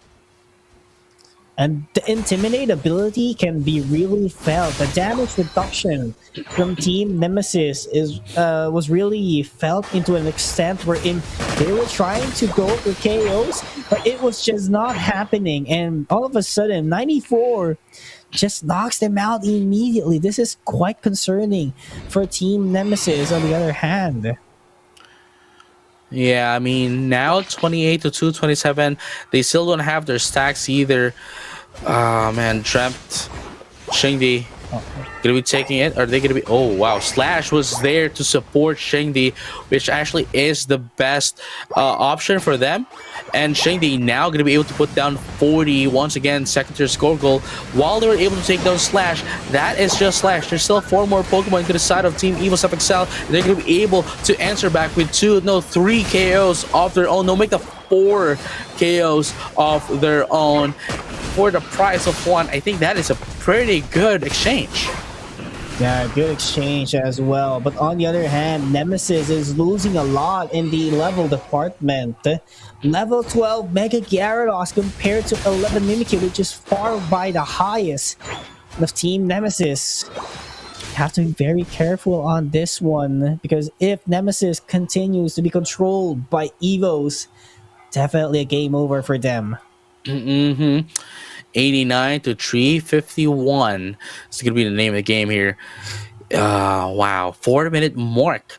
2 minutes left before we see the Kyogre, and if this were the Zapdos, maybe there is still a bit of a chance here, bit of a hope, maybe the Rayquaza, but this is the Kyogre we're talking about.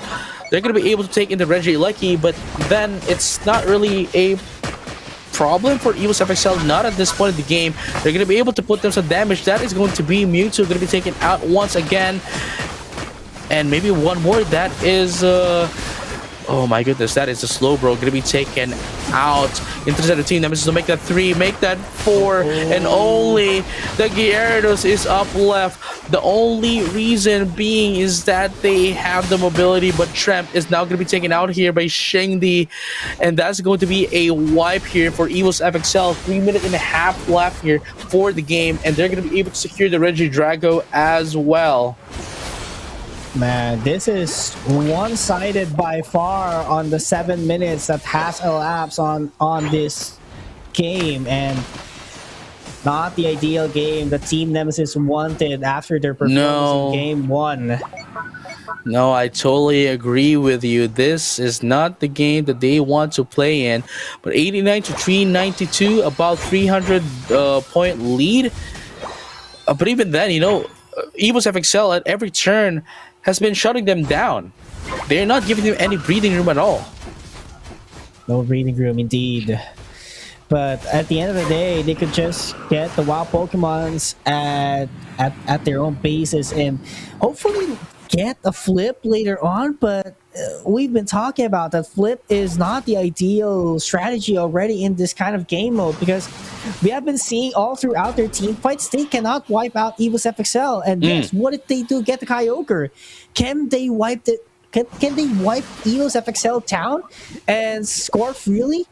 I'm not quite sure. Maybe if they go 1 by 1, yeah, maybe they can. But as a team, oh, here goes a hook. It's not looking possible.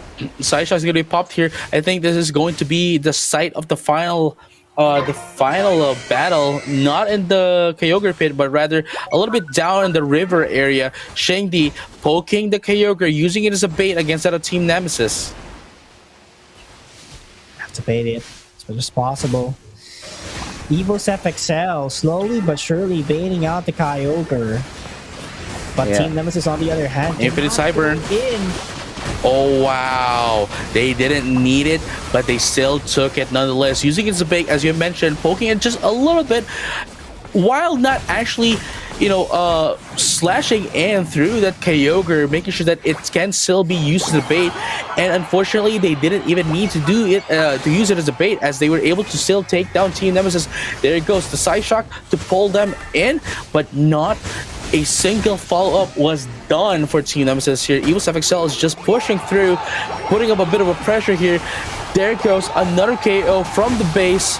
and that's going to be doing a lot of damage, a lot of scores as well. 812 right now. Slash putting in another score here. That's going to be 946, 948 is going to be the play of the game here. 950 right there.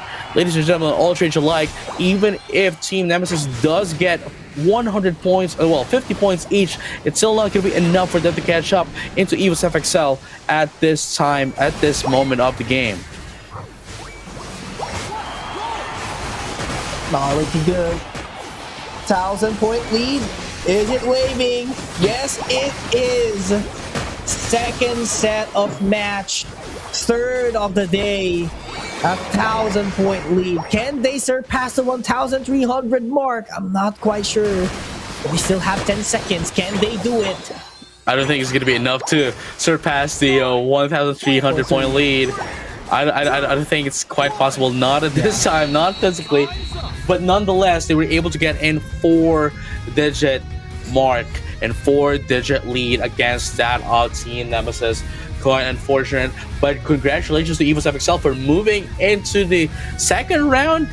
But they still have another hurdle to go up against, and that is T1. Absolutely, but if they do win against T1, I believe that they can win the whole thing here, JJ. From the bottom of the standings, they have evolved so much into the present day. Right after this, they showed that they can win here. And Slash, on the other hand, gotta give credit to him as well, man. He got his comfort zone already. They've been doing great as a team. Same thing with Shengdi going back to the core. And there you go, Shengdi back into the core. And as I mentioned, right, they have now fixed the identity crisis of the team. Shengdi is once again back as the core, and it has been showing. It is showing how it's telling how much this team can do going back to their roots. Quite unfortunately, obviously, it's not the original, it's not the OG roster, but nonetheless, how they played is quite similar to what they did on their roots. And just like that, EVOS FXL is now renewed for days 3 moving forward for the Asia Champions League. And they're going to be scary on the following week, man. If this kind of gameplay, they can maintain it, definitely they would climb up in the rankings no time from the bottom again. They might climb up even at the top 3 if they perform this one very well. Oh wow, here you have it. Oh man. Again, at least they were able to do what they've always been needing to do. And EVOS FXL is now going to be moving to the second round. Unfortunately for Team Nemesis, they would have to wait for another week. But again, hey, it's another opportunity for them to have some practices and a week of practice before day number 4 ever happens. Yeah, and I think Nemesis, on the other hand, they did well on the first game. But somewhat the evolution of your opponent would might shock you. I think that's what happened to them. Like they were amazed by how EVOS FXL adapt into the situation, and a lot has changed. A lot with this team. I would actually argue differently. I think they played better in game number 2. Though they got stampeded here by Team EVOS FXL, I still think that they played better in game number 2 than game number 1, because in game number 1 they immediately got stumped at the early game. Going into the late game, they weren't able to answer back, but game number 2 they have been able to, at least some moments in the game where they were fighting them off at equal footing. But here we go, ladies and gentlemen, all change alike. For those who are who wants to join in the ACL Asia Champions League Finals, you now have the chance to join in the winter tournament, and the registration is now currently happening, and it's going to start on February 1st for our qualifiers and February 7th for the playoffs. And if you do win this, you get not only flight tickets, but also hotel accommodations to play for the Asia Champions League Finals in Yokohama, Japan. That goes for APAC East and APAC West for February 7th and 8th. 8th for the West, 7th for East. Yeah, make sure to mark your calendars, Pokemon trainers, and make sure to register if you want to shoot your shot and be the representatives of APAC East or APAC West. But again, because JJ, just like what the JJ said, free accommodation, free flight tickets, everything is on its back. You just need to step up and be the very best on the region. But of course, might to tell you, 5 teams from ACL Southeast Asia League would be competing here, that's for sure. And aside from that, there's a lot of teams outside ACL Southeast Asia who's really strong and well-known contenders from their own regional qualifiers for WCS. Man, it's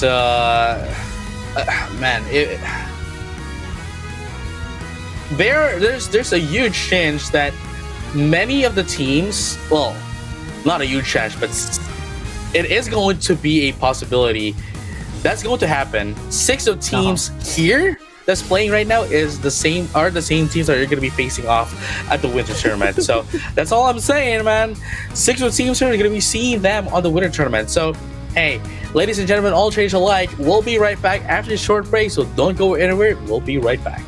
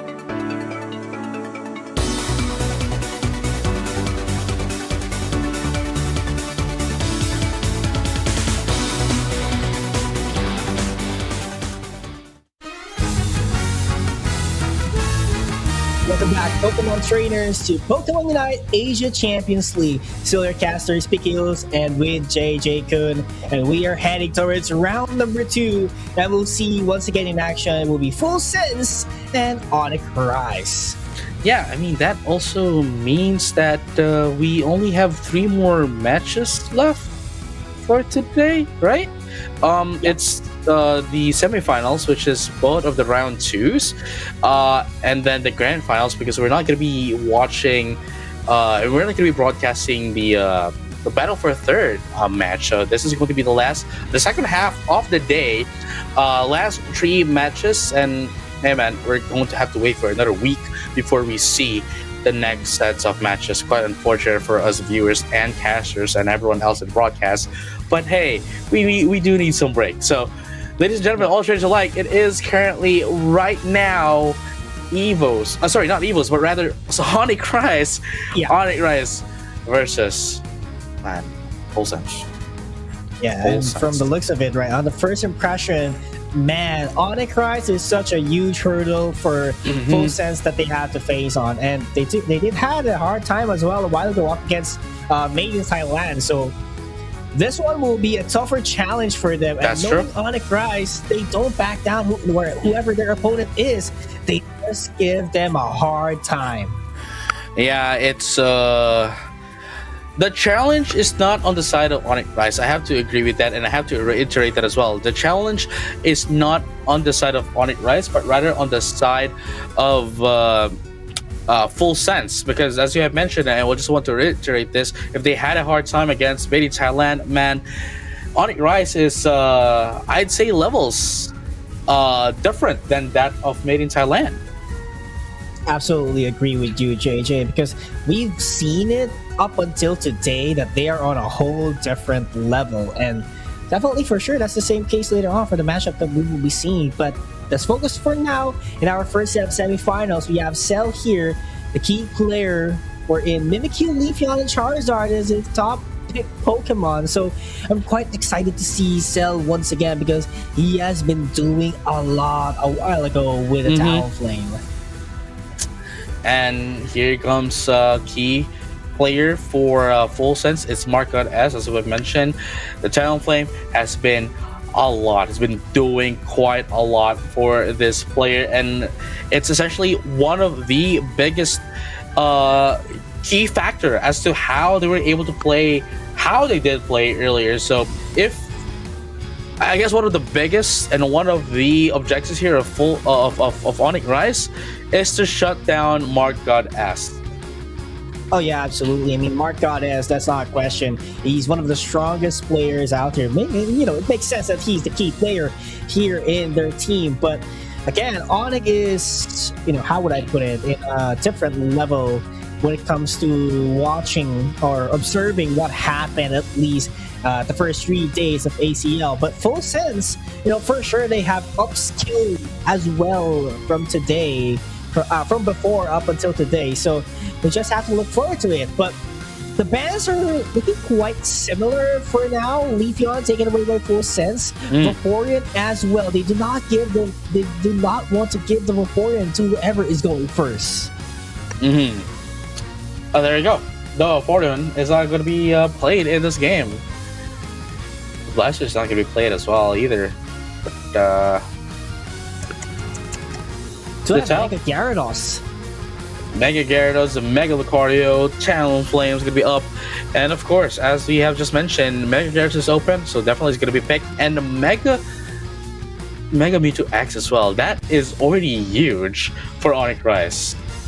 Yeah, absolutely. And knowing that we do have Mega Pokemons, definitely the power spike would be different. But Mm. here we go, Suicune being hovered in, and Suicune has been actually a huge contributor into all of the teams competing here in ACL because they have been providing a lot of crowd control for the team, and it's very much a stable Pokemon for them.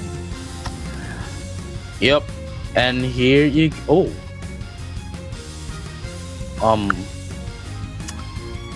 Rebel Rouser. It's the what do you call this? It's this guy again. It's the Crustle. And it seems as if it's gonna be Onyx Rise gonna be using the Talon Flame, which is quite interesting as well because we saw Market as the one piloting the Talon Flame, and I think we're gonna be able to see here a bit of a teaching moment here coming from Onyx Rise. If they're gonna be able to pilot the Talon Flame very well, which I do think they would be able to. But Crustle is the surprising pick here for Full Sense. Granted, it can do some displacements, but what much more can it actually provide into this kind of team? I'm actually quite curious as well because we have been analyzing a while ago what be the maximum contribution of a Crustle in this point, the Rock Tomb, right? So if you do have a Gyarados that has access to Waterfall, a bird who has access to Fly, then what are we blocking actually? That's what I'm quite concerned here because definitely Zoe could just pull someone in. And that Empoleon has an Hydro Cannon, a very mid-range move that could definitely set up a mini stun as well.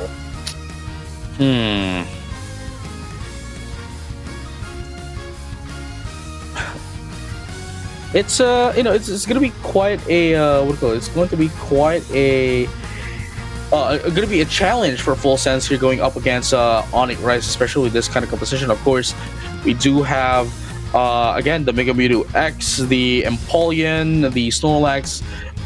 We also do have the Talonflame, which is very mobile, as we all know, and ear into that of the Mega Gyarados. But on to the side of Full Sense, this is the Mega Lucario, the Clefable, obviously the sustain of the team.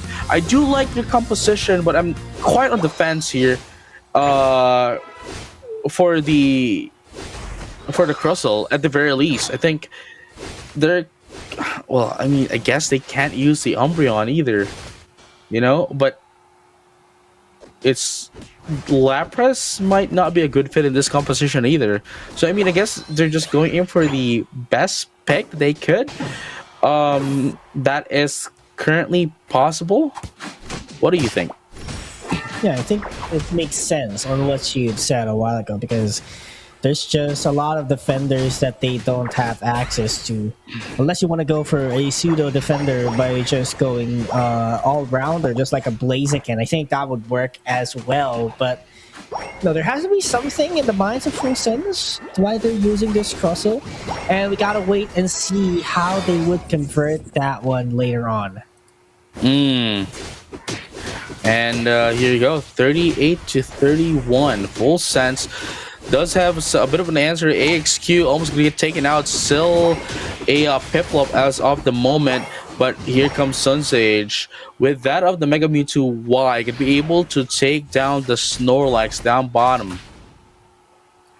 Yeah, in 30 seconds, there will be a Ragey Draco. Ear hasn't evolved yet, which is quite fine.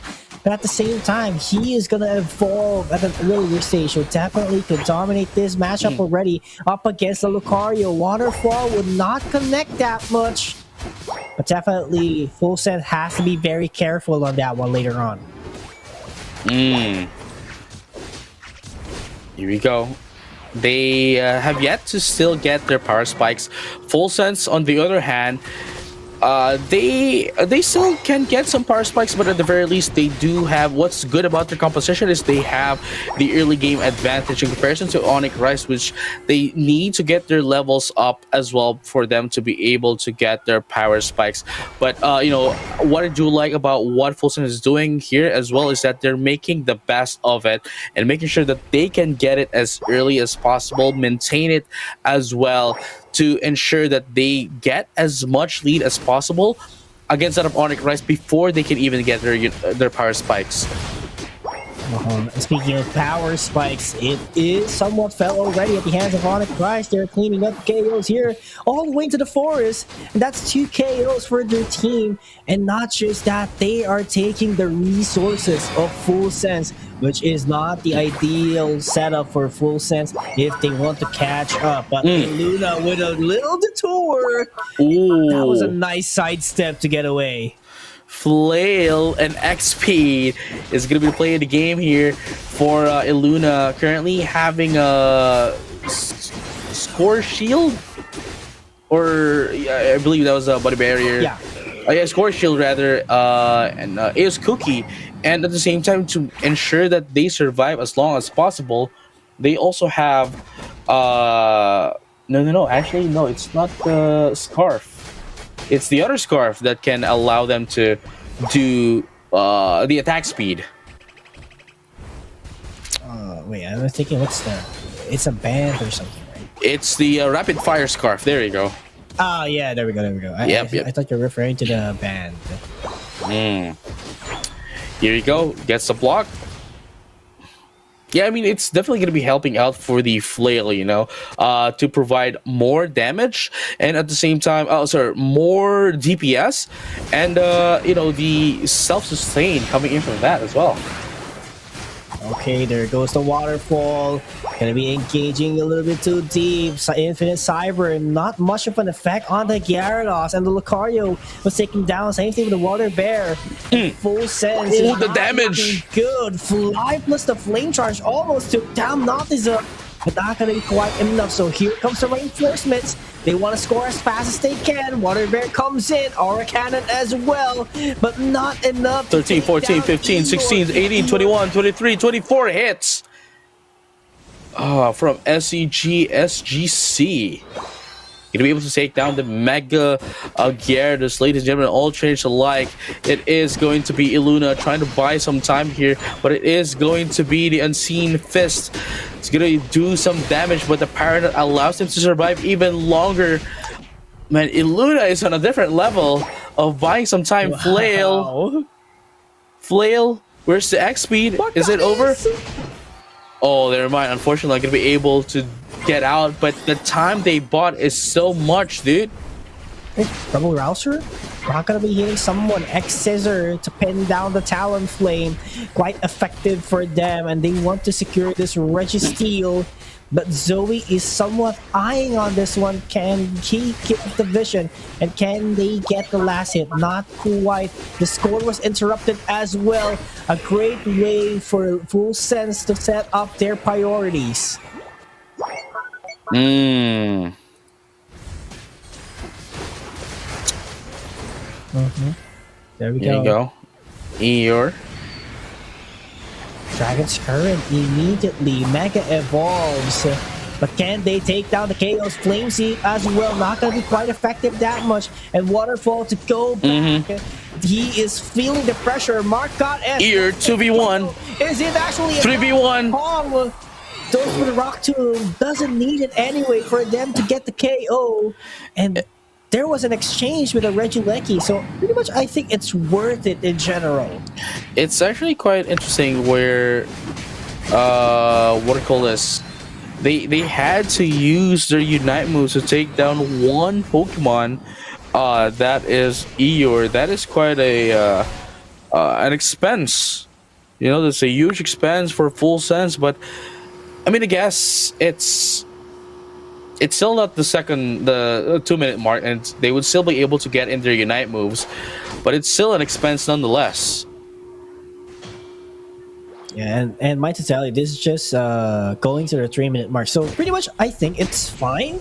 as long as you want a KO and it's not a bad trade, then maybe you could go for the Unite move. So, but right now, I think it's 4 members of Full Sense trying to charge it up against Eeyore.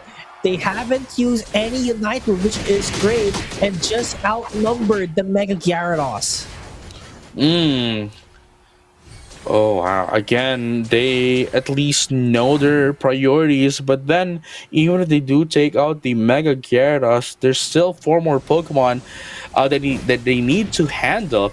And as I say that, here comes the reposition displacement coming in from that of Illuna. Once again, still surviving. Flail gets in some healing as well. Oh, here we go. Regice. Mega Gyarados. Oh! There it goes. Dragon Turret. Not going to be quite enough. Actually, they got the last hit. On the prize, it has an additional buff in this setup. 2 members left from Full Sense, and they are just going in one by one. The Wonder cannot do the combo hits, and Kyogre is wide open. Hall is down. This is it. This is the ideal setup when you want to get Kyogre. Yes, sirree. And look at that right now. Onyx Rise was able to deliver the final blow against that of Full Sense a few seconds before the Kyogre even comes out. I mean, honestly, when they popped in their Unite move, that was the start. That was the start of something new. Yeah, and that's actually a better way to get the Kyogre. Wipe out your opponent first before you take it, because there is an ample time for you to score the 50. But Onyx Rise doesn't need it to, actually. They just have to play defense, but for guarantees, you might be looking forward into 10 seconds left. I mean, look at the scores as well. It's 193 to 229. They really can't be too complacent either. If they did have a huge lead, maybe. But I think at this situation, they still needed the Kyogre just to not be complacent as to winning the game. There we go. 100 points. Yep. And the Empoleon marches into the fight. No one's going to be defending the gold zones if they get wiped out. This is a completely wrong move for Onyx Rise, but I think they are winning the fight so far. Hydro Cannon on the backline, and look at the Snorlax buying a lot of time. It's 4 members from Full Sense, and it was not enough to take him down. Hey Luna, man, it's immediately after the last team fight, immediately after the Infinite Cyber, that is the signal for Onyx Rise to have went inside and forced the issue against that of Full Sense. But honestly, with that all being said, I have to say, I don't know if you agree with me, but Illuna is the MVP of that match. Absolutely, man. I agree. Definitely doing and providing a lot of space for the team.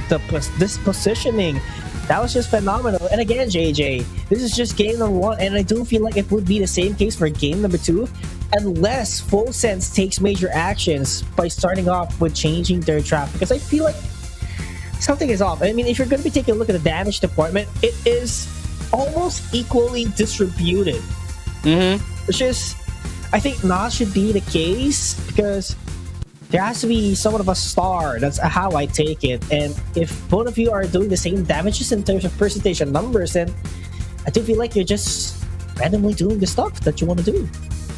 Yeah, I mean, look at that, though. That's what we're talking about, right? Like, if they already had a hard time against that of Midi Thailand, they would have a harder time against that of Onyx Rise. But then again, I mean, they did show us that, hey, they might have had a hard time against that of Midi Thailand, but they stood their ground a little bit.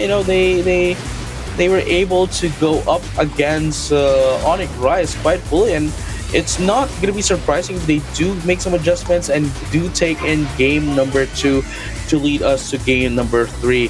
But with that being said, though, Onyx Rise made sure that they secured the win before the Kyogre comes out, making sure that they can take them out, wipe them out, and from there secure the win. Yeah, but still a close call here, because it was on time wherein they spawned back and just barely made it. Yeah, actually, because if Full Sense has defended it enough and took down multiple KOs, it could have been their game because they already burned down the timer of the Kyogre. No, exactly, right? Like, that's what I'm talking about as well. And they didn't really know who was in the lead, or at least they did. All they did know is that they are in the lead by not a lot of points, making sure that they don't want to do any rash decisions. So that's why I kind of understand and respect the decision of Onyx Rise not pushing through, not making this mistake of heading in head first and waiting for everyone else to respond back for them to be able to put in their scores confidently. And if you were in the lead, as I mentioned, if they were on the lead, if they knew that they were in the lead by a mile away, then I don't think they wouldn't have had to waited for the timer to go down a little bit, waiting for their teammates to respond back. Yeah, absolutely. But that's just game one. They still have game two to bounce back here for Full Sense. But again, I think the Crossel somewhat did the job, but not into its maximum potential yet. So I'm really quite curious, will they retain this Crossel into their Pokemon roster heading towards game number 2? Because there has to be a change. And I think one step is for you to get the first pick and avoid banning multiple defenders. So if you don't want your opponent to use it, just take it. And I feel like Defender is a valid reason for you to prioritize that as your first pick. No, yeah, I mean, what could they, do? If I'm quite on the fence where I don't think they should make a priority pick for a defender, but at the same time, I would understand if they do that, just so they would have a better viable option to use against that of Onyx Rise. But then if they would prioritize picking their defender, then they are going to risk giving Onyx Rise the first pick into their core.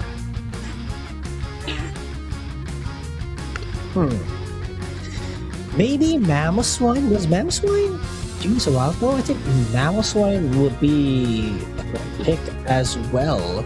So it was not banned, at the same time it was not used. So maybe a Mamoswine could actually do the job? Still thinking of Defender is actually quite available for them to use, because it's just I don't see the maximum potential. I think it's just maybe Trevenant. I think Trevenant would be an option as well. The Horn Leech World Hammer combo maybe it would, but yeah, I think Trevenant and Mamoswine is the only option or alternative option that they can go instead of Crossel. And I mean, if assuming from their previous lineup, I think that would have made a lot of sense, because with their lineup earlier, they needed to they needed to line them all up, set them all up, so that everyone else would be able to deal damage across the board into the side of Team Onyx Rise. Absolutely. But it feels like we are on the same boat, JJ. I think it's the same lineup that they're trying to do for both the teams. But Snorlax is going to get taken away. This is a change, and I do hope this would be for the better for Full Sense after getting that Snorlax. Oh yeah, I mean, hey man, don't fix what's not broken. But hey, this is something that they needed, right? They had the first pick of choosing their defenders, and they went in for the Crossel, but obviously that did not work for them, and now they're going in for the Snorlax, which I think would have been a better pick earlier on. But man, the Glaceon pick is going to be different. Yeah, I mean, we saw how consistent the damage of the Glaceon is a while ago with the Icicle Spear. So I think it's understandable that they do have it right now. And with Blissey, I think this would be... It's an Egg Bomb. It's an Egg Bomb Blissey. There's not enough crowd control, so Egg Bomb and Soft Boiled is going to be the name of the game. That's what I can see, but we're not quite sure yet. But Sun's Age with a Glaceon, I think this is fine. It's a consistent damage dealer, but if it gets chased down by Cell, I think it will be somewhat of a game over. I mean, they do have Mega Lucario, right? But they need to protect this Glaceon as much as they can, because it's one of the key factors in order for their team to win, because it is the only special attacker by far. No, yeah, I mean, it's... Well, I mean, it still boils down to their execution, right? Like, they might have have that as a disadvantage, but if they can play it well, especially they have, once again, their composition of being what do you call this, that can be okay, that can be good in the early game, then hey, they just, all they need to do is maintain it until the mid game at least, while Onyx is still waiting for their power spikes to come out. But hey, we're not sure what's gonna happen unless they just create a story out of it here in game number 2, JJ. So Onyx Rise, one step ahead to the grand finals of day number 3. If ever that will be their second finals, because they were third placers during the second day.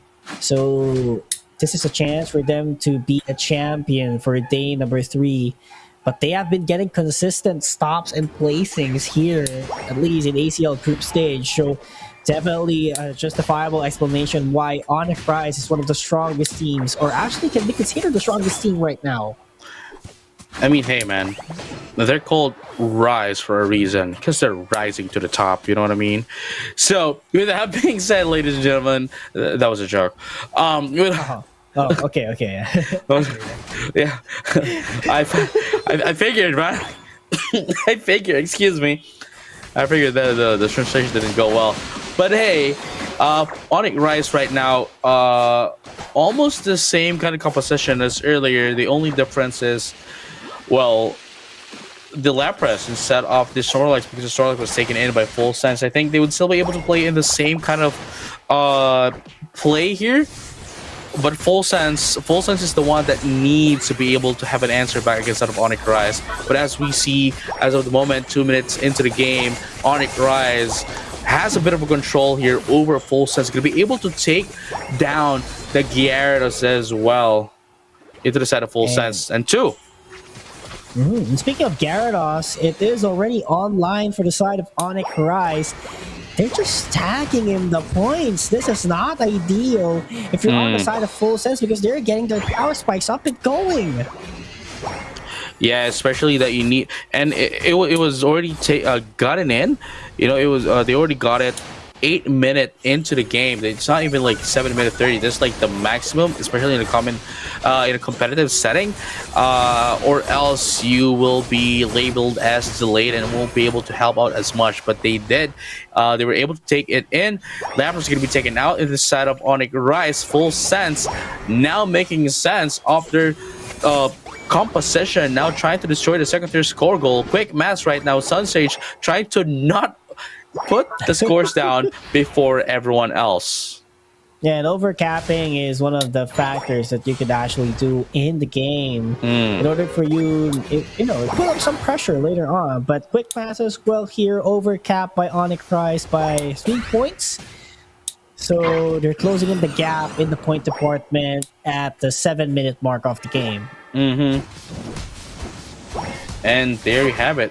It's now Regirock going into the side of Full Sense, while Regieleki is getting taken in here by Onyx Rise. Sorry, Full Sense for the Regirock, rather. Oh, the names got removed. We're gonna bring it back in just a bit. But as we see right there, Onyx Rise is on the orange side. That's on the right. And Full Sense on the left, just in case you have forgotten. Regieleki into the side of Onyx Rise. That is going to be another 3 goals, I think. But Illuna, nice defense out there, putting a lot of pressure. And Onyx, on the other hand, gets ahead of it. Let's get the wild Pokemons. Indeed, Mega Evolve already takes down the Lucario. A nice Egg Bomb to send them away. But the Waterfall keeps on chasing them down. Can they make it? They're putting a lot of pressure out here. Lock, save the day. Nice defense here for a Full Sense. Hey, that's what we're talking about, right? Like, it really did change a lot here for the side of Full Sense, especially the change of their not Unite move, but rather the defender, that of being the Snorlax. Here you go. One.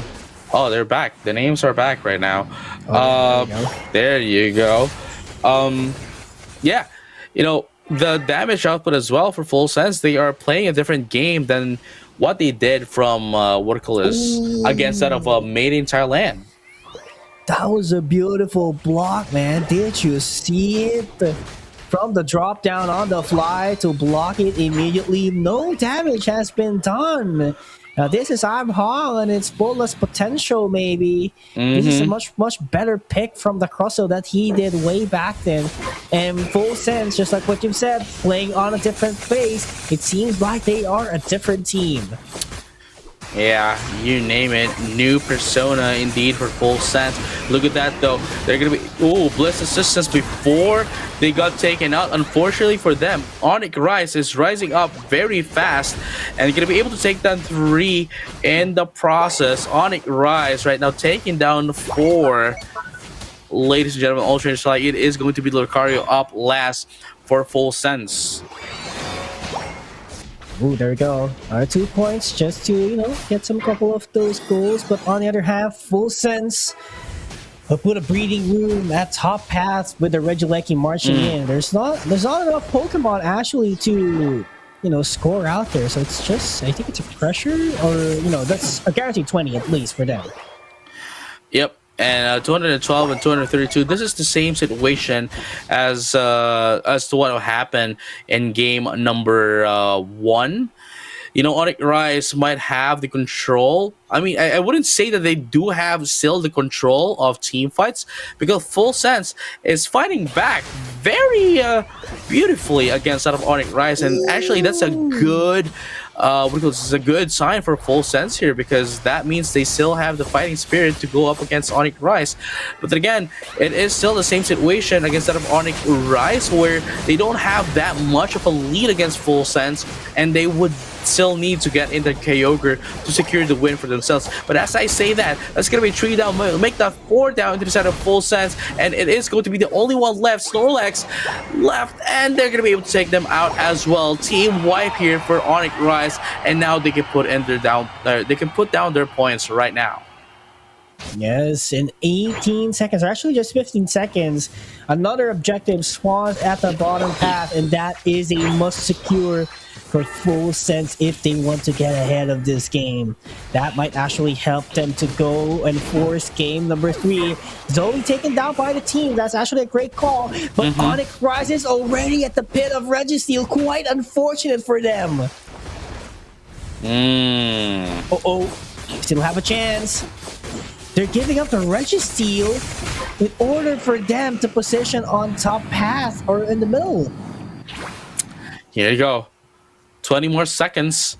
Actually, well, I was going to say like 13, 14 seconds is enough for a team to, to get in that objective up top. But then again, nobody is up there to position. And Onyx Rise is going to position themselves into that of the Kyogre. Here comes the fly! Infinite Siren didn't really do a lot against that of Full Sense because of the sustain coming in from their team. But it is going to be Blissey going to be taken out first. And just like that, Full Sense secures in the Kyogre. It is going to be able to take them down 2-4-1 into the side of Full Sense. It's still not done indeed. Markgut S trying to survive here. Eeyore against Sue, Hong and Markgut S. Markgut S has evaded the Mega Dragonite, Mega Gyarados rather. Mega. Yeah, I was too advanced. I thought it was but yeah, Mega Gyarados rather. But ears down. Evaded for the score, and they are in the lead by a bit here, JJ, by a bit only. So Price could steal the game. They could still take the game. It's 36-9. That's like what, 27 points of a. Am I right? No, 27 point of a lead. Yeah, 27 point of a lead here for Full Sense, and that's not a lot. There you go. Oh, that was very close. Here you go. Full Sense. Are they going to be able to win this, or Onyx, or would Onyx Rise be able to do some points here? Talonflame. Talonflame is there, just waiting. 26 points here. Oh, and that's enough to win the game, actually. Zoe, here we go. Taking the bait. They took the bait. Oh, wow. They took the bait, but there's another humble for Full Sense. Oh, that's what I'm talking about. That's what I was talking about, ladies and gentlemen. All trainers alike. Oh, wow. They are fighting off against Onyx Rise. They are answering back into Onyx, and they had a chance to take the game away from them. And I do believe that they have won game number 2 against that of Onyx Rise. There you go, 636 to 559. Ladies and gentlemen, all trainers alike, Full Sense right now answering back into Onyx Rise. And as I mentioned, right, Onyx Rise might have won some team fights, game number 1 and game number 2, but they still didn't have complete control. If they had complete control, then maybe they could have won, but Full Sense was able to answer back against them, and they didn't really have that much of a lead in terms of points. I mean, look at the graph right now. It wasn't really that of a huge difference into that of Onyx Rise against that of Full Sense. I do agree, and that was a game wherein both teams were just baiting each other. Both of them has the same mindset, but unfortunately, that was actually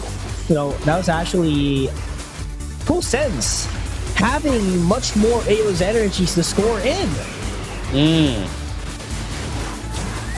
Yeah, it's always I guess that's the biggest problem of Evil's Onyx Rise rather. Since game number 1 actually. This game number 1 of their match against FSC Sport, Full Sense rather, FSC Sports, Full Sense, is that they can force the issue, but they really don't have that much points. And if they can make some adjustments to put a bit of priority into scoring points while making sure that they don't risk losing their capabilities of forcing in the issue against their opponents, then maybe they can have complete control of the map. Yeah, I do agree on the pointers on what you said a while ago. But I think on the other hand as well, Onyx was somewhat... there were moments that, they were really out of their composure simply because Full Sense was actually controlling the game by far. Let's say from mid to...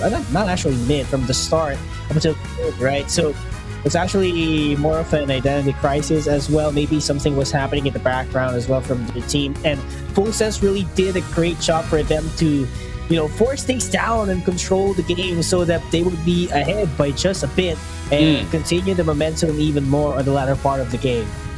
Yeah, I mean, it's Full Sense has been giving them a bit of a hard time, which we first thought that it's going to be the other way around. We initially thought that, hey, it's going to be Onyx Rise that's going to give them a hard time, especially how different Made in Thailand is up against if you're going to be comparing them instead of Onyx Rise. But unfortunately for Onyx Rise, Full Sense have woken up and they are now ready to do some matches, some Pokemon Unite.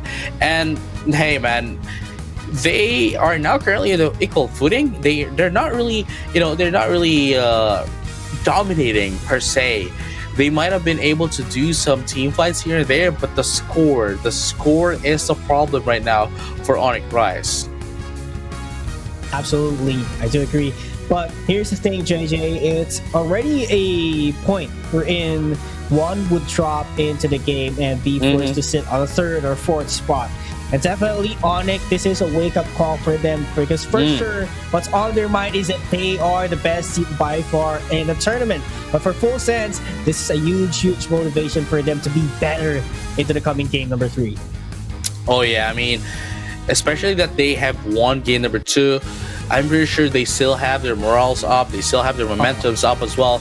Going into game number 3, that's going to provide them a boost of an advantage against Onyx Rise. But this time though, it is going to be Onyx Rise wanting to get the first pick. I was about to say the first turn, but you know what I'm saying. First turn. First turn. Yeah, first turn to pick. There we go. So, Mega Lucario is banned, so they're somewhat minimizing the Mega Pokemon of Full Sense because ideally they won't be using it, so just take it away. And it has been a priority pick of Full Sense for the first 2 games, so minimize the options as much as possible is what Sonic has been trying to do here. And I feel like same draft would work here for Onyx. Maybe they would have Talonflame again and Mewtwo X same thing with Snorlax. But I think they don't need to change anything. They just have to maintain it. But Talonflame taken out and same thing with Leafeon. What could replace them?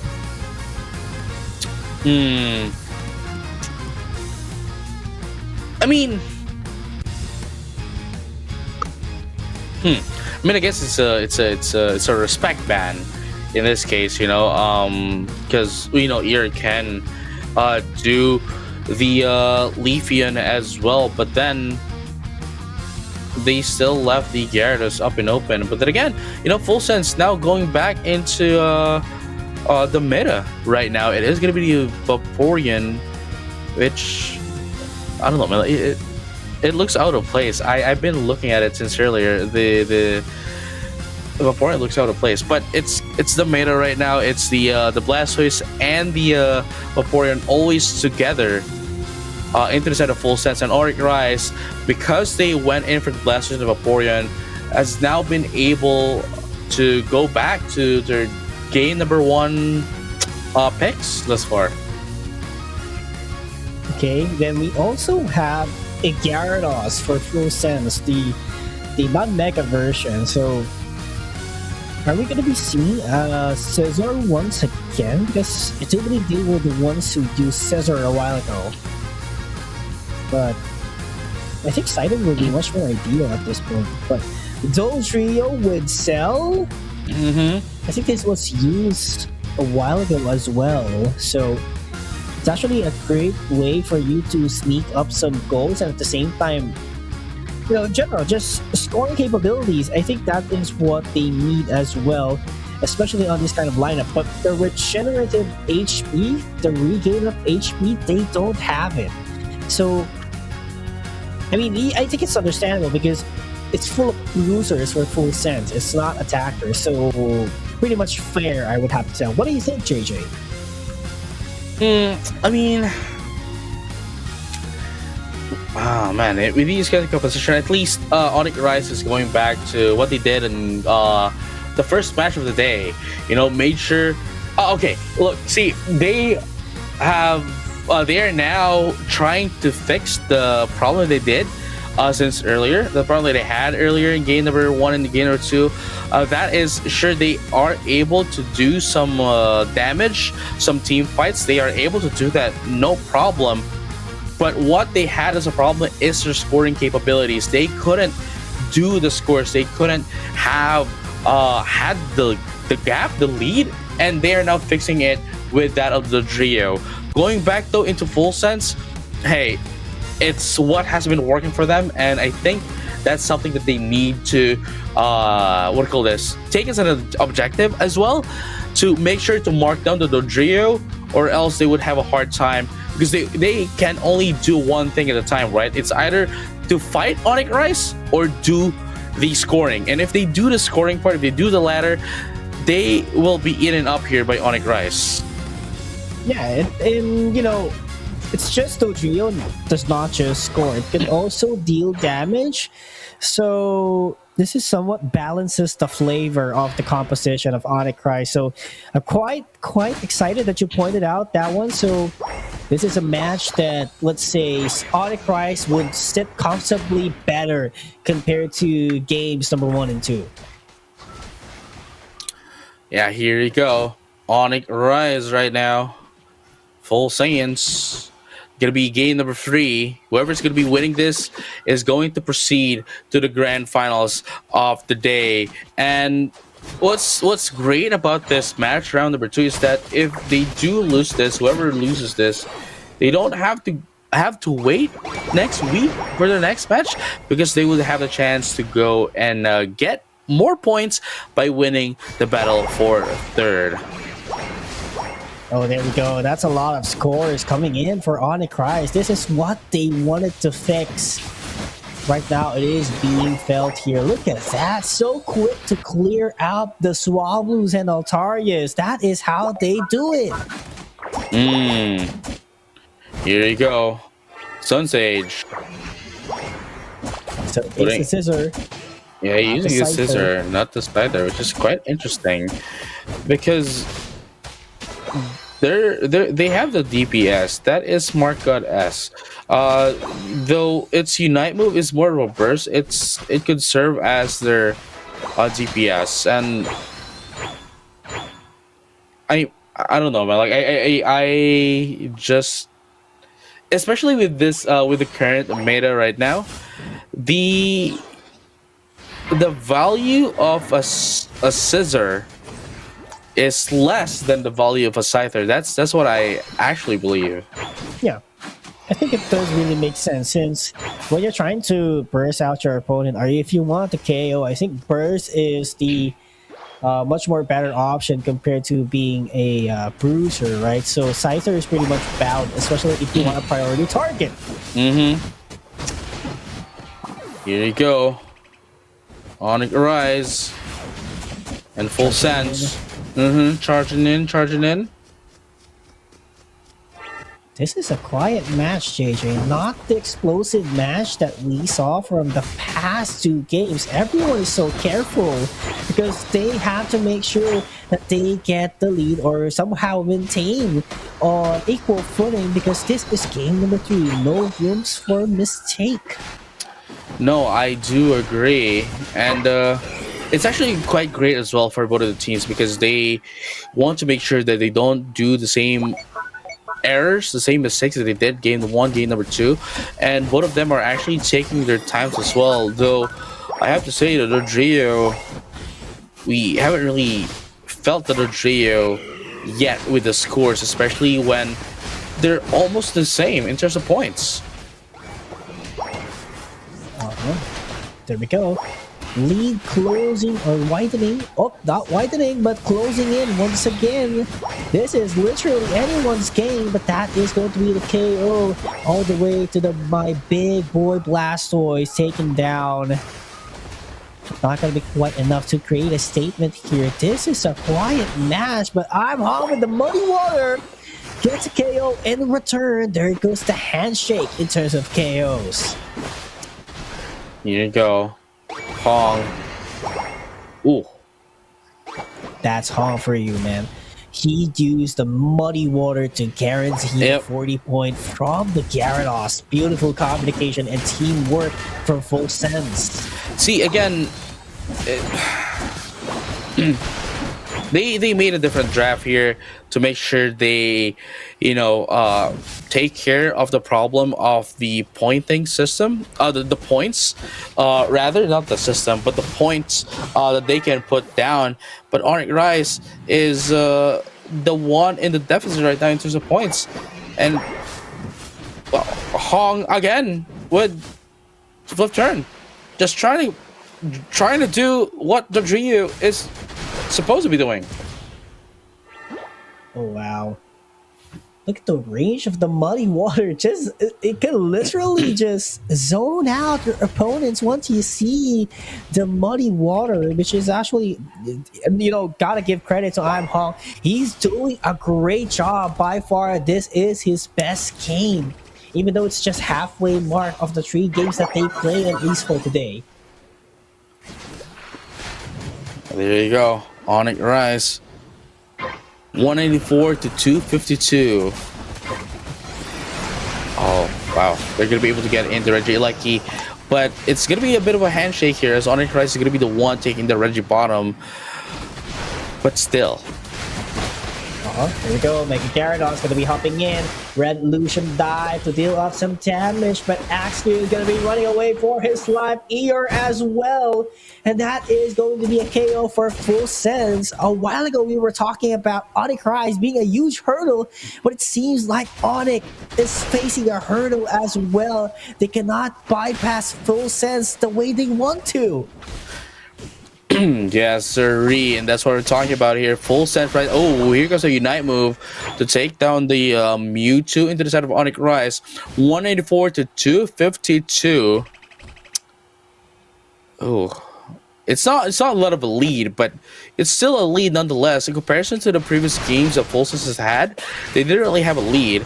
But this time, I like the fact that they are maintaining it as much as possible. Here comes the Muddy Water once again, just to push away Onyx Rise. They couldn't really do lethal casualties into the side of Full Sense. Not by far since the start of this match. Still a close game. Onyx Rise regains the lead once again. This is anyone's game, but for some reason, Full Sense seems to be the one controlling it, JJ. It is Full Sense the one controlling the game as of the moment. And look at this. AXQ gonna be... Oh, wow. Beautiful block here from Illuna. If it wasn't for Illuna, AXQ would have been able to be taken out here by Full Sense. And now only one score goal is up left down for Onyx Rise, and Full Sense might be able to go in for the Regieleki up top, maybe. But no, it's going to be Onyx Rise here, which I think is going to be a huge one for Onyx Rise. Going to give them a bit of a breathing room as well, allowing... oh wow, okay. Full Sense did not go in for the positional advantage into that of the Kyogre, but instead wants to intercept the Regieleki. Is this the right play? I'm not entirely sure. I think it's somewhat valid because it gives time. Never mind. That's why. Okay.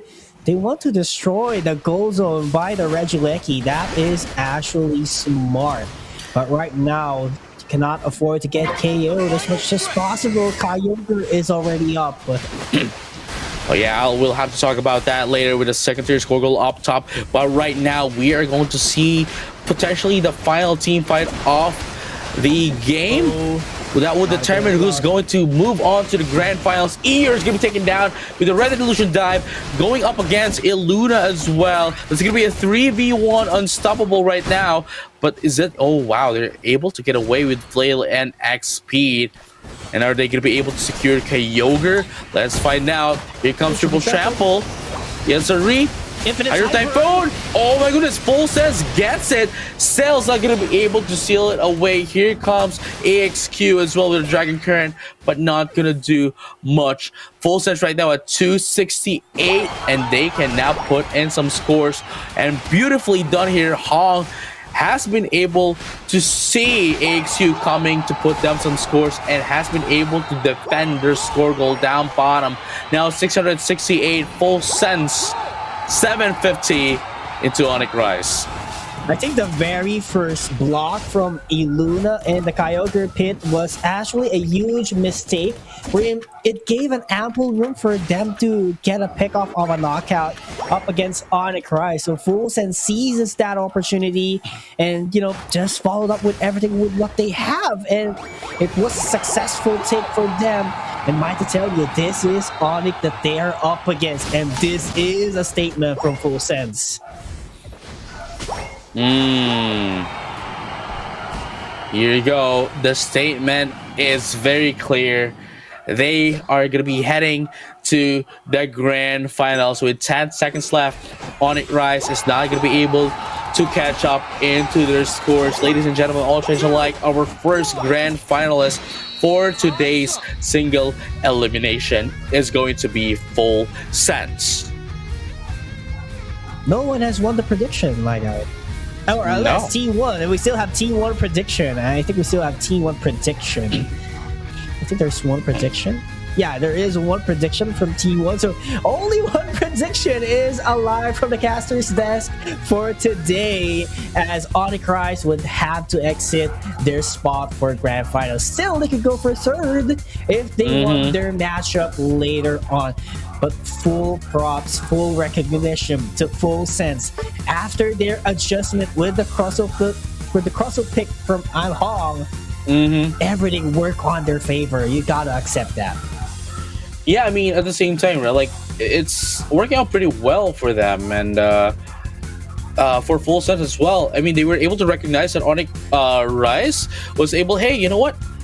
They were able to control game number one. Let's try to change things up in game number two. Now we were able to answer back. And Onyx Rise, they saw the biggest flaw right there of Onyx Rise, that they weren't able to score a lot.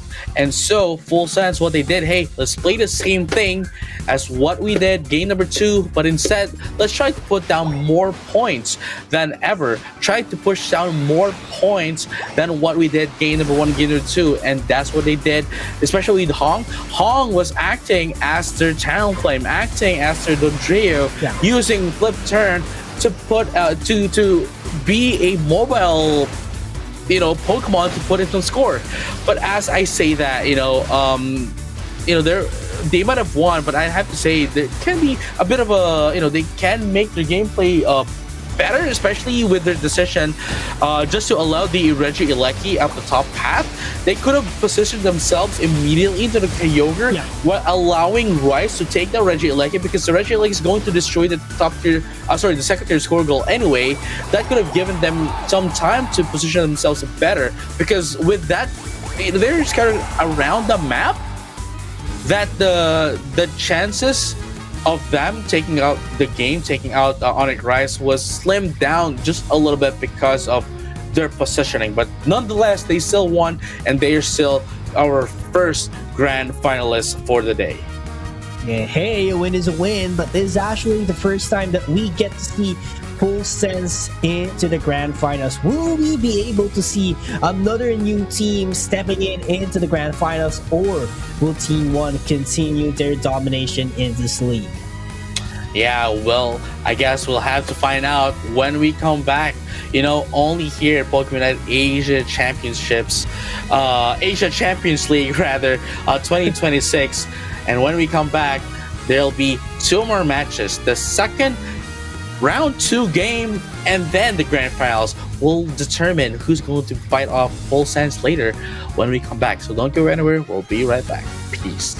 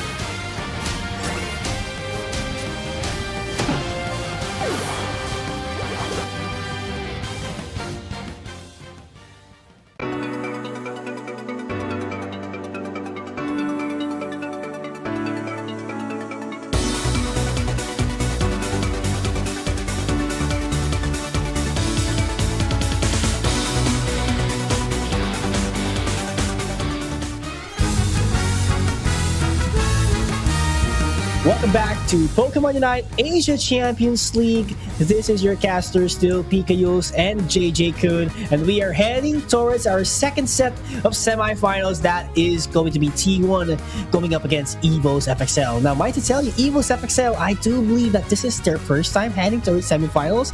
Correct me if I'm wrong, but this is going to be big if they can actually take down one of the top contenders of the league, which is T1. Because, hey, Fulsis just did up against Onic.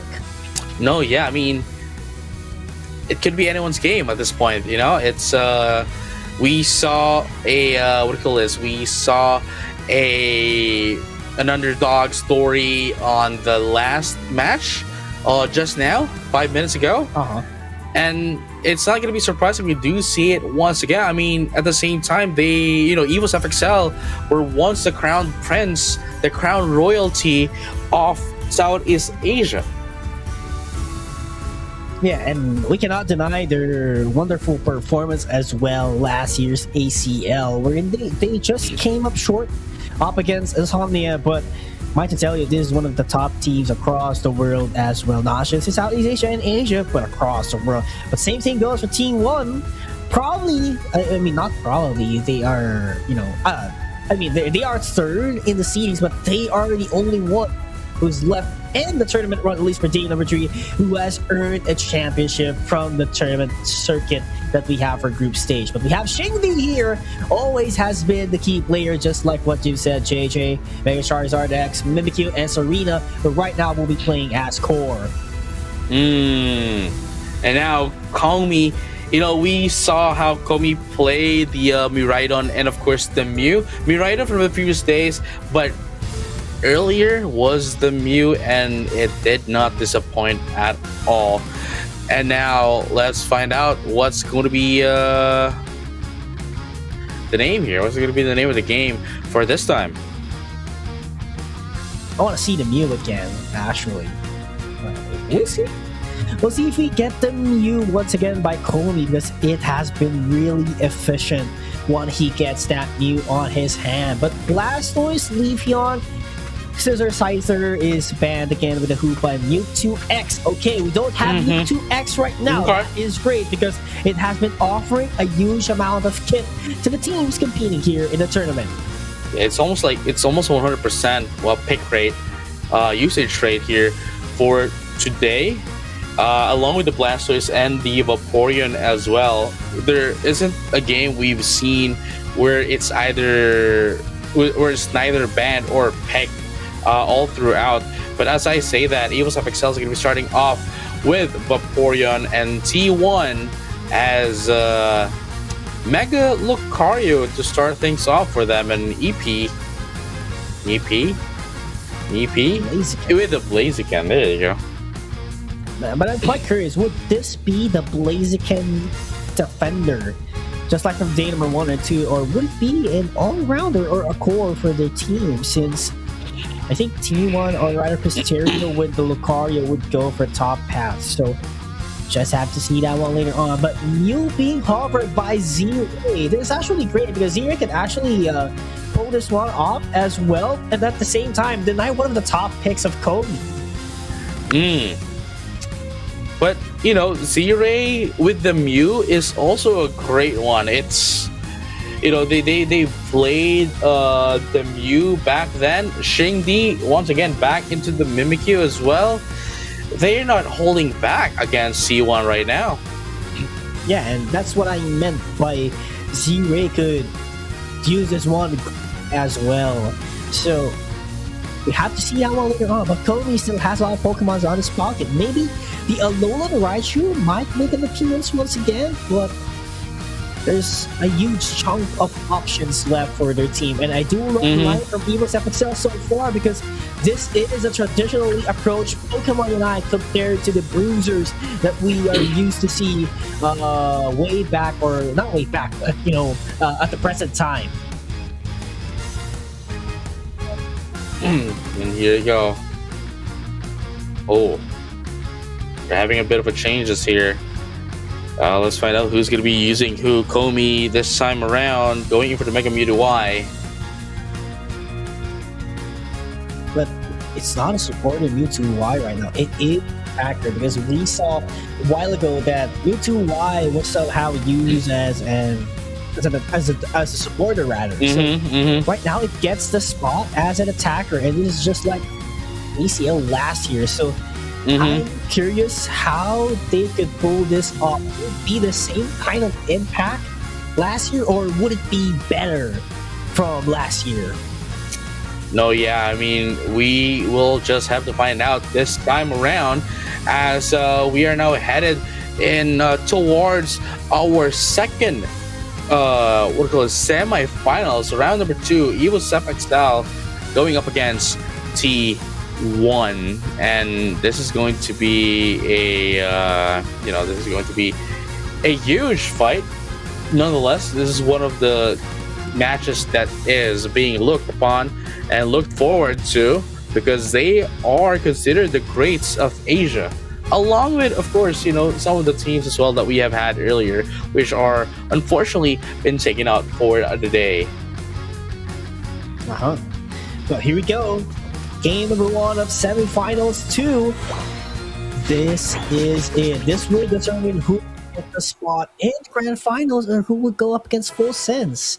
Well, theoretically, right, like data-wise, at least for the season, it's gonna be Team 1, but Evo's FXL has evolved so much by just looking at their game a while ago up against Nemesis, and if they have the same kind of performance, they could pull an upset up against T1.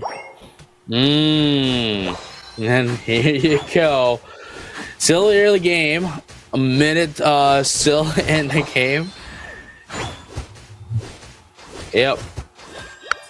Still a minute in, nothing much else is happening. Both of them is still trying to figure out each other. But as we say that, T1 has a bit of a a bit of an advantage right now with in terms of the points, though not as much. But it does say a lot in terms of the stacks status of the teams as of the moment.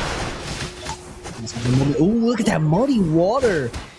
Perfectly timed to get the choreo up against Mystery Mine, and multiple scores falling in on the top path. This is a great start for Evo's FXL as well, because they are going head to head in the scoring department. There you go.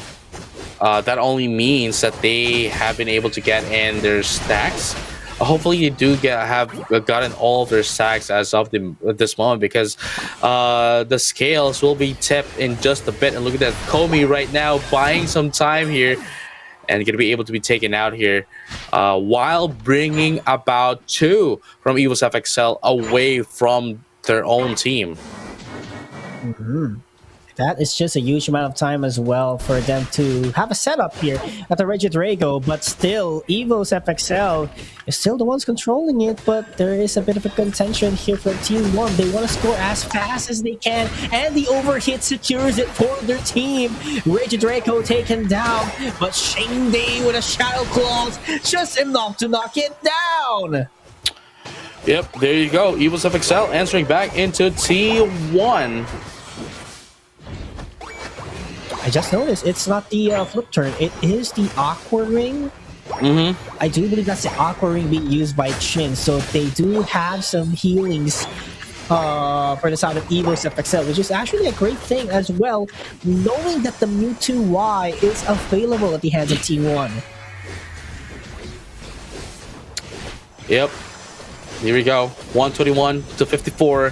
Evos FXL currently in the lead with the points as well. They do have the points, they do have the stacks, and they are now ready to go up against that of T1. Gonna be able to secure in that Reggie Elec as well. And at the same time, not only that, but also the Reggie Rock. Gonna be able to take down the Snorlax and the Mr. Mime as well. Slash doing the work despite still not being a Mamoswine. And they were able to destroy the first score goal. And now Reggie Elec moving into the second score goal. And they're going to be able to put down more points right there. And look at that instant scoring, and there you go, level 9 as well for the Mamoswine. Slash now ready to put in the Mammoth match, and they were going to be able to do that as well. Unfortunately, Ice Fang is going to miss just a bit, but it does not stop them. And there you have it, going to be able to put in more points. That is a phenomenal execution from Evos. They maximize the value of their Regieleki by putting up some pressure to T1 and converting it into a score. And it doesn't end like that. Xing D is so confident that he could take one down if he gets someone from the Shadow Sneak. There's just no breathing room from T1 up until this point. Here you go. It's it's going to be a bit of it's quite interesting, right? It's quite interesting how we saw how much of a lead, how much dominating T1 is earlier on the previous matches, but this time it seems as if Evos FXL has them in the bag. Oh, well, I mean, it's still just a 5-minute mark, but yeah, with how the status is right now. Yeah, I mean, they were doing so well here, JJ, so far. And, they're so patient. And if you look at the level gap a while ago, it was too huge. Level 7s compared to level 11s and 10s of Evos FXL. So that is something that Evos have had to maintain if they want to get this win as easy as possible. Solar Beam not going to do the last hit, but Aura Cannon does for the Regirock. That's additional defense for T1, but not going to be quite enough as the overpowering prowess of Evos FXL just takes them down. That's total of 3 KOs, mind to tell you, on that team fight. There goes the Snorlax diving in, but not quite early to stop the goal of Evos FXL. There you go, 304 to 84 is going to be the name of the game here. And they're also able to secure the Regieleki for themselves. 4 minutes and 15 seconds is going to be the time left here for the game. T1 still does have a bit of a breathing room here. 2 minutes before the Rayquaza. No, the Kyogre comes out to catch up into Evos FXL. I mean, 84 to 342 is quite a lot, especially at this stage of the tournament. And even if they could take in the Kyogre, Evos FXL already has the lead. Yeah, there's just no giveaways to T1. Evos FXL is getting everything. Regidrago, Wild Pokemons, and everything else. How could T1 recover from this if they cannot get any objectives? And they are just being zoned out by Evos FXL, in which Evos gets KO by KO. And here we go once again. That's 3 members from Evos FXL. Dragon's Current for the Mega Gyarados, or not quite yet. But there all 3 down. Damage. Serum. Serum goes down as well. That's what I'm talking about. Z-Ray, dude. Z-Ray is piloting. Always piloting Mew so well. And just like that, they were able to take down 4 and now putting down some scores. Only 10 left. No, they're not going to destroy it. Not just yet. Maybe later for them to be able to do some overcaps. And look at this. Xingdi gonna be taken out. Okay, that's fine. That's all good. Mainly because even if they get taken out, they would still be able to respond back before the Groudon. The Kyogre comes. I was able. I said Rayquaza and Groudon. Sorry, muscle memory. It's the Kyogre. It's already Kyogre. I mean, pretty much fair. Kyogre is kind of new into the game, you know what I'm saying? So yeah, it's like writing 2025 when it's already 2026. You know? And so, it did appear on the last part of 2025, so understandable. It's just a month, JJ. Hey, going back to the game, we are now ready for the Kyogre. Yes, Kyogre. There we go. I was about to say you're out on the game, but anyway, Kyogre is now up and running with 348 to 255. That is still a lead from Evil's FXL, despite it not being quite a lot. Showtime's gonna be popped up. Here it goes. Dragon's Current is gonna be popped up as well. That's gonna be 1-for-1 trade here. No Mega 2, Z-Ray. Are they gonna be able to survive? Yes, they will. And they're gonna be able to recover just a bit of an HP, but they got oh wow, they got an answer back. 4 KOs into T1. I thought Z-Ray was done for, but no, it is going to be them, and it is going to be the only one left. Unfortunately, they're gonna be able to secure that Kyogre for themselves. Evil's FXL with everyone alive right now, gonna be able to secure the Kyogre, and now all they need to do is put down some scores.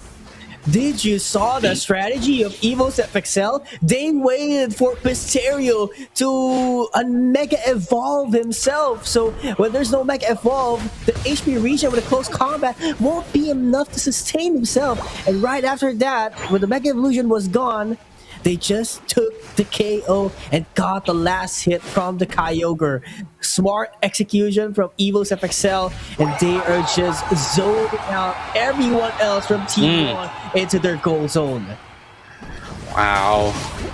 Here you go. Evo's FXL trying to, well, not trying to, but is actually dominating right now. Dominating T1. They're not allowing them to score. They're not allowing them to defend, and just going in and in and in into that of T1. And you know, I don't think T1 is going to allow this to happen a second time. But with this kind of morale boost and momentum from Evo's FXL, it's not unlikely that this might happen again. Yeah, not unlikely, man. Top performance from Evo's FXL, JJ. And I have to tell you, it's T1, one of the probably considered strongest team here, gets taken out by Evo's FXL. This goes to show, man. Numbers are just numbers. It could turn the tides. It could change the history. I mean, look at Evo's FXL. They were, you know, one of the bottom teams in days number 1 and 2, and they got a game up against one of the top teams who actually won a championship already in our group stage circuit. So this is no joke. This is Evo's FXL on its fullest potential, and maybe they can grow stronger in the latter part of the tournament. And it's going to be a what do you call this? A history in the making for Asian Champions League 2026. Should they win, because you know T1 has already been there. Evo's FXL is going to be the first one if they do win this, and at the same time, it's not going to be a regular in the top spot. It is going to be full sense. Absolutely.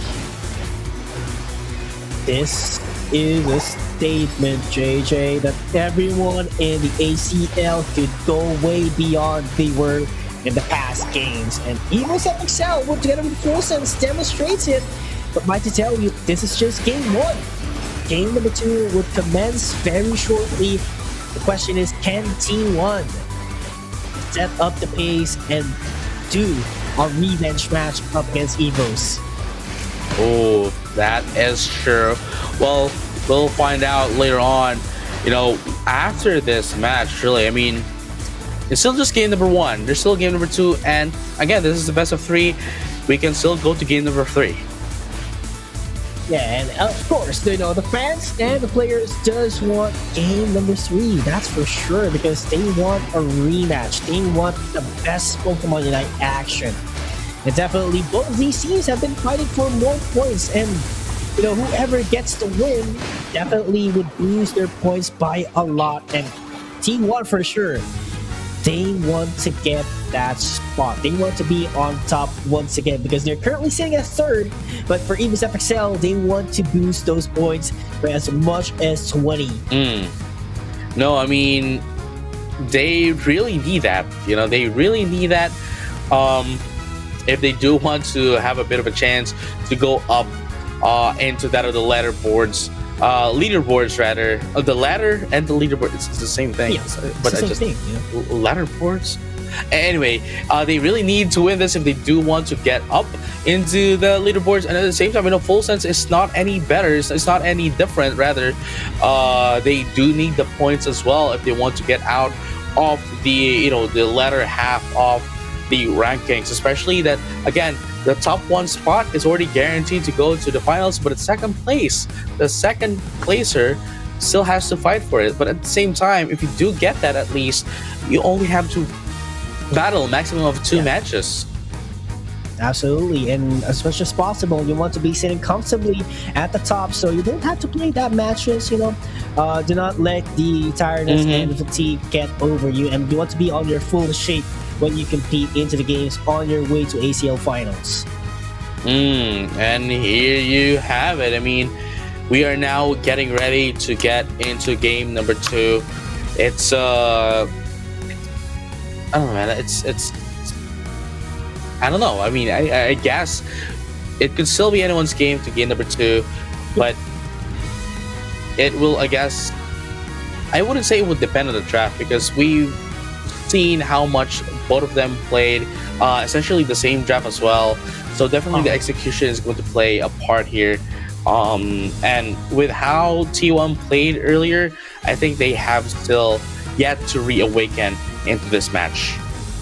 Yeah, they have for sure, and that is a wake-up call, not just for T1, but of course to Evil's FXL as well, that they could win against T1. So definitely, they're much more confident. The composure is there, the fighting spirit, everything is burning within them, and you gotta respect that. This is one of the top teams again in the world and Asia, so you gotta respect them from what they did way back then. Even though there were changes, the fire is still lit up. No, yeah, and before we forget, ladies and gentlemen, and all trainers alike, for those who didn't tune in earlier, you may now start registering for the winter tournament, which is, by the way, going to be happening on February 1st for the qualifiers, and the playoffs for APAC East is going to be at February 7th, and APAC West on February 8th. Yes, and for sure you want to shoot your shot if you want to compete into ACL finals, because that would be free hotel accommodation and flight tickets. So make sure to just shoot your shot, and maybe you would be one of the representatives of your own region, not just in APAC East or West, but going back, that's going to be Megalocario band. T1 is actually on the purple side, so they get to pick first. I think this would be a Vaporeon, or there we go, the big boy Blastoise, my favorite Pokemon. Oh man, it's it's definitely a first pick. Since match one, it's never left, despite it getting banned out. Getting nerfed out across the board. All of its move, its stats, and all that. It's still quite a huge utility, honestly. A radius big enough to push down opponents, knock them up, and push them away. That's so much of a value. But here we go, Shingdi once again with the Mimikyu.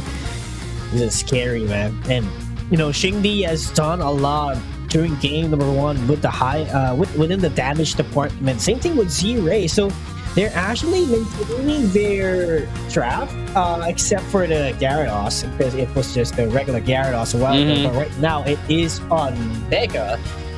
So it's just Slash. Will he maintain the Mamoswine, or we're not quite sure yet? Let's just wait and see what would happen here, but I do feel like it would be the case.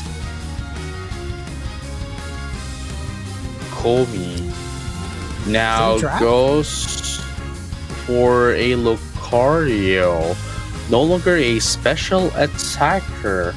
This is actually quite interesting.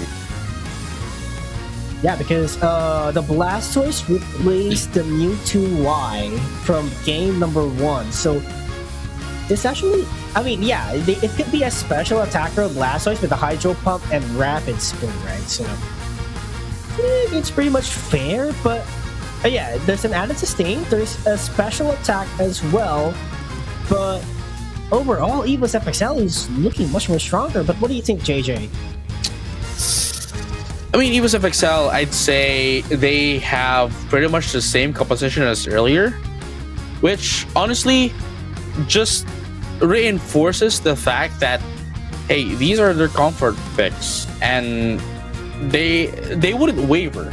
That's what I would say at the very least. But for T1, changing things up, it might be better or worse. But again, all we can say is that this is what made Evos dominate the previous matches. These are the comfort picks, and the challenge is on the hands. The balls are on the court of T1. Absolutely.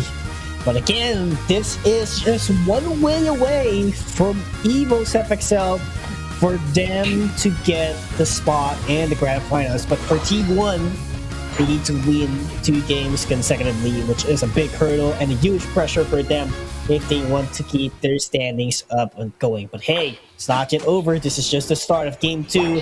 Let's just watch and see the action. T1 and Evos on second game.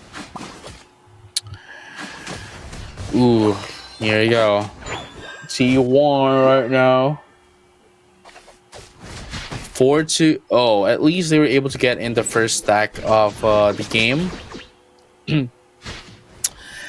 But still, you know, nothing much else. It's still a quiet game. Yeah, that's how it's supposed to be. But I think the early ambush potential would be an advantage to Evo's FXL simply because Shingdi is a Mimikyu. And once you have access to a Shadow Claw, it'd be easier for you to create a surprise attack. But T1 does read that one quite well. The Muddy Water creates a distance so that they could secure all the birds and top path. Oh, yeah. And this is what I was talking about, right? Like, T1 is not going to let what happened in game number 1 to happen once again. Okay. Game number 2. Easy. Yeah, they're still trying to take a bit of a time here. Komi is not going to go in for the Lucario, but instead is going to be piloting the Blastoise. We love the light screens as well a while ago from the Mew to protect the Gyarados. So right now, Gyarados is online for Evo's FXL. They are looking strong as of the moment, and there we have it. KO on the top path, scores will fall in. And mind to tell you, they still have that Gyarados leveling up at the bottom, so this is going to be scary for T1 if they let Evo's FXL get ahead of them. And here we go, 20-66, dude. Evo's FXL still has the lead. Their stacks are now up as well. Regidrago going into them as well. EP is not going to be able to steal that away from them. There we go. One away. Blastoise already online, and look at that. There's just no scary possibilities for you to engage when you're with Evo's FXL. They're just confident. Waterfall in from 94, and everyone would follow up. And Aqua Ring once again would be their utility, so they do have a healer at the backup. And here you have it. Regice right now already up. Regieleki, nobody's taking it, but I guess Slash is there up top as well. Regice, though, is going to the hands of T1. And 77 Shin trying to get away. Are they going to be able? Yes, they will. Going to be able to get away because of the score goal. I think that's actually better, you know, do not sacrifice the knockout. You can sacrifice the points, but the XP that you have to sacrifice once you get knockout would be very detrimental for you. So I like the call coming in from Evo's FXL. They want to make sure that the XPs are on equal footing so that they can go head to head with T1 as always or as often as possible. And look at that as well. Slash just invaded T1 central area just to be able to evolve now at level 9. And they're going to be able to put down more pressure into T1 right now. 181 to 166 is going to be the name of the game here at 6-minute mark. Of course, you have to get the wild Pokemon as quick as possible. If you're Team 1, you know that your opponent are quite deep into your base, so get the resources as fast as possible. But here comes the reinforcements. It's going to be 3v3. Slash can trying to do the setup here. Ice Fang will hit, but there goes the high horsepower. Hydro Typhoon as well coming in with Dragon's Current. There goes Mega Gyarados with Dragon Breath. Not going to be hitting Team 1 members, but Xingdi will create a pressure as well. Lucario steps into the fight. 77 shield with the Morning Water trying to create the distance, but here we go. Gyarados pressure 1 by 1, but not enough because the healing of the base was enough to support Team 1 for them to be alive. There you go. 181 to 166 is going to be the name of the game here right now. EvoSF though, both of them are actually quite on equal footing as of the moment. Both of them has 2 score goals down, and right now we're going to be seeing another team fight here. Whoever's going to be winning this one definitely would tip the scales. There you have it. Paranau's going to be popped up here. Oh wow, that is going to be Regirock coming into the side of T1 Aqua Ring just to get in some sustain. There you go. That's going to be Mew going down into the side of EvoSF. Oh, there we go. Has to get away immediately. EvoSF with a reset after that fight, and they have to be very careful. Regidrago will appear in just a bit, and I feel like EvoSF does need it if they want to put more pressure against Team 1, knowing that they are behind by just a bit of a point. But you know, every score matters right now because the flip is really hard to execute until this point. What if you're dealing with Kyogre? Well, here you go. We're gonna be able to see that. Regilucky is gonna be going into the side of EvoSF. 94 is helping out a lot into the side of EvoSF, giving them a slash around down bottom, dude. Yeah, he was just trying to control his rhythm with Pisterio, but look at this surf away from T1. That was actually great. Ooh, nice way to evade that. Pisterio gets away with the members of EvoSF, and that was actually enough for them to create a reset. So EvoSF needs to get their positioning as much as possible because T1 is somewhat controlling the middle area. Did you see what happened with Xingdi right there? And Komi went in for the Hydro Typhoon as they got outnumbered. But immediately, the moment it popped up, Xingdi went in for play with me and stopped the Hydro Typhoon. Wow. The question is, can he get play with me online before Kyogre appears? That's a big asset later on into a team fight. So right now they're going to be brawling in on the Regirock. Z-Ray has a solar beam that could actually snipe it down, and I am sensing it would happen just like that. Z-Ray secures it, and there we go. They are going in 1 by 1. Snorlax taken out, and they have time to position themselves into Kyogre. Oh wow, 181 to 166. While EvoSF does have the prowess, the prowess advantage against that of T1, but they are going to be able to do this to Slash, isolate them just a little bit, but not quite enough to actually take down Slash away from EvoSF.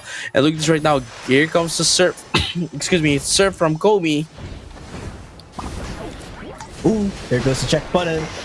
Will he do the setup? Hydro Typhoon will pop up, but the play with me once again. Perfect perfectly timed by Shingdi to cancel it out. Muddy Water to set up some distance by Hydro Typhoon again. Hydro Typhoon once again, but there's not enough people to get up by it. But there goes Mega Gyarados doing some damage as well for Evo's FXL. But Mew is already one down. That's gonna be 1-1. Slash Can still has a huge 2 for 2. Pisterio is running away, and Shingdi is the only man that can do the damage for their team. So they have to do a reset because it's just 1-1. Whoever loses their own rounder will definitely collapse in the fight. Yeah, Zuri, that's why they are currently buying some time using the Kyogre as a bait, but they're going to be able to take down Shingdi as well. Kyogre almost going to be taken out here. Who's going to be able to take this slashes right here along with Shin? Oh, wow, that is going to be Evil's FXL securing the Kyogre, and now all they need to do is run and score in. But here comes 55. Nobody else is on T1 going to try to score themselves. They want to take that in. There we go. Blaziken is out. Slash. There you go. Slash is being a support right there, allowing them to put down the scores for themselves. And just like that, while they had a bit of an issue, Evil's FXL nonetheless was able to secure the win against T1 and is now going to be proceeding towards our grand finals along with Full Sense.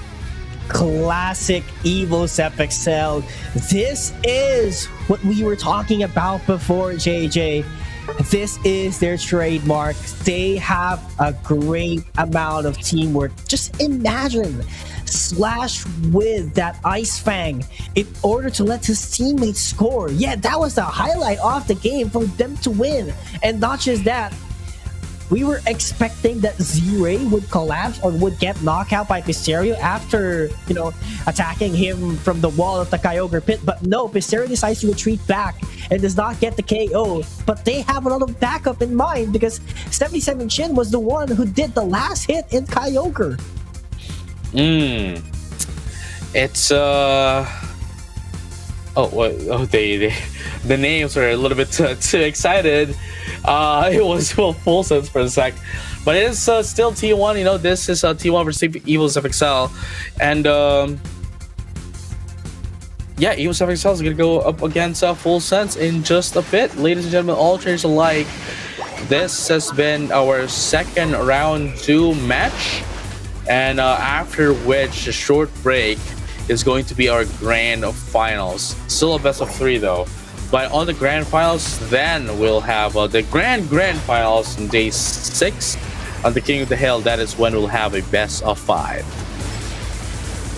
I'm just excited for the finals. Man, just imagine that both of the teams who would be competing in the finals for at least day number 3 hasn't reached finals from number 1 and 2. So new set of teams for every single day, which makes it great, just like this one. Because day number 1, it was Team 1 and Onyx. Day number 2, it was Rival Esports and Team Nemesis. And right now, it is Full Sense and Evil's FXL. I hope we see Made in Thailand as well and the other team, FN Esports, in day number 4. But for sure, things gets more serious on day number 4 because they are going to be chasing for the points that they need, especially if you target to be at the 1st and 2nd seed. Oh yeah, I mean, here you go. Again, the points here really matters, right? As you have mentioned, and yeah, winning again. T1 is still not out of the tournament. They're still out of the tournament. Onyx is not out of the tournament. Actually, I thought it's going to be Onyx and T1 going up against the grand finals, but instead they're going to be the ones fighting. They're still both of those teams are still. Yeah, they were still going up against each other, but not at the grand finals. And instead, the battle for 3rd. And this time, we're going to have Full Sense, and Evil's FXL for our grand finals for the day. Absolutely excited for Evil's FXL, and of course the other team. What's the other team again? I just mentioned it, but wait, what? What was the other team again? Evil's FXL and my mind. Full Sense. There we go. Full Sense. So yeah. They are the other teams who will be competing to each other in the grand finals, and they make sure that they get into their best form later on. So Later on, we'll get to see them. But of course, off-stream match would be Team One and Onyx Rice. Yeah, I mean, we're just going to have a short break. Okay, we're just going to have a short break before we head into grand finals. So I'd have to say, stay tuned, and we'll see you back in just a bit. And when we come back, it's going to be grand finals of the day: Evil Self Excel versus Full Sense. We'll see you in a bit.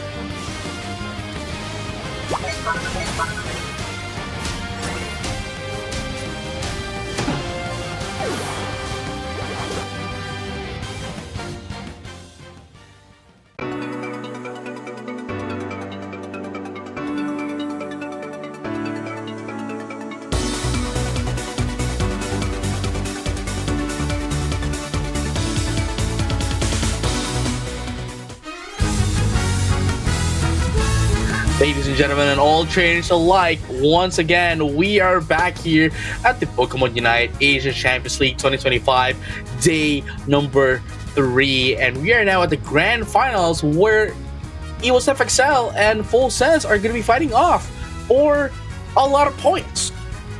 Absolutely, that's 20 points for the crown champion for today.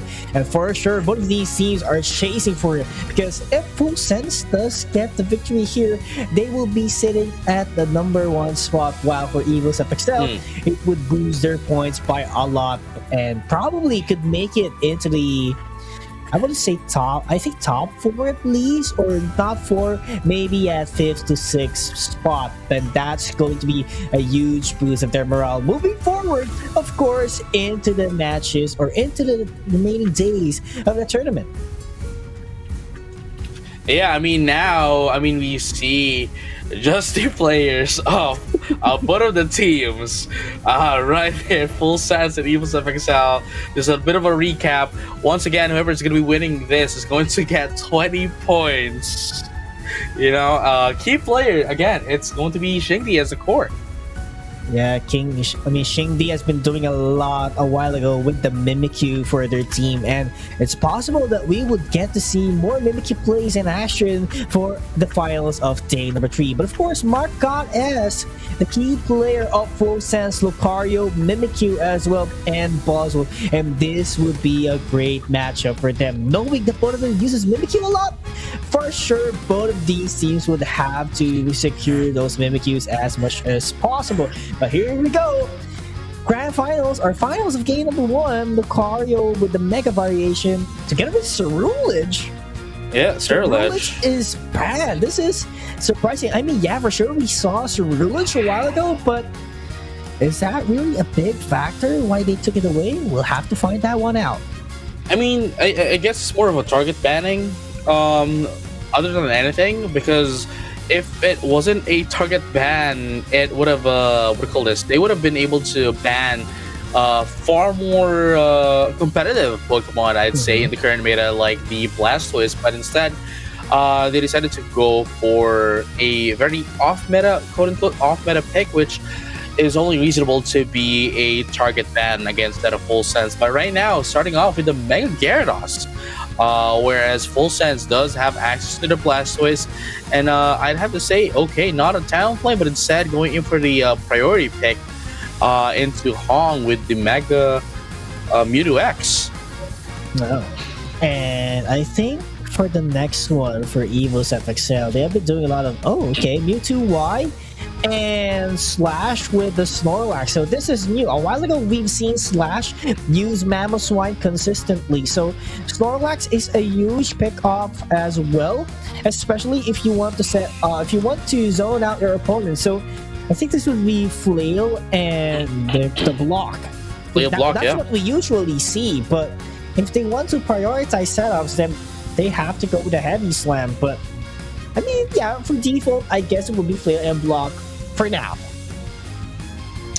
No, I mean that has been what's happening since earlier, and at the same time, seeing the items here coming in from Slash, that is the Rapid Fire Scarf, the what do you call it, the EOS Cookie as well, and of course we have the X Speed, which essentially just we can reasonably deduce that it's definitely going to go in for the Flail and block. But Gyarados for Mark God S. So this is some of a match that I would like to take note of it, because Shindy is using a Blaziken right now. So Gyarados, Blaziken.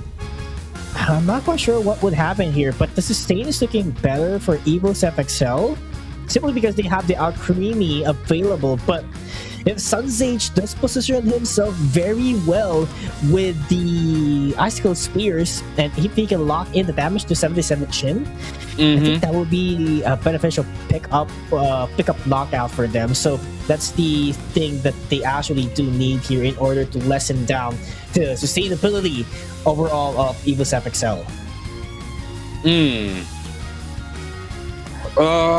Well, again, this is going to be the balls are in the court of Full Sense right now, and it would depend how they are going to be able to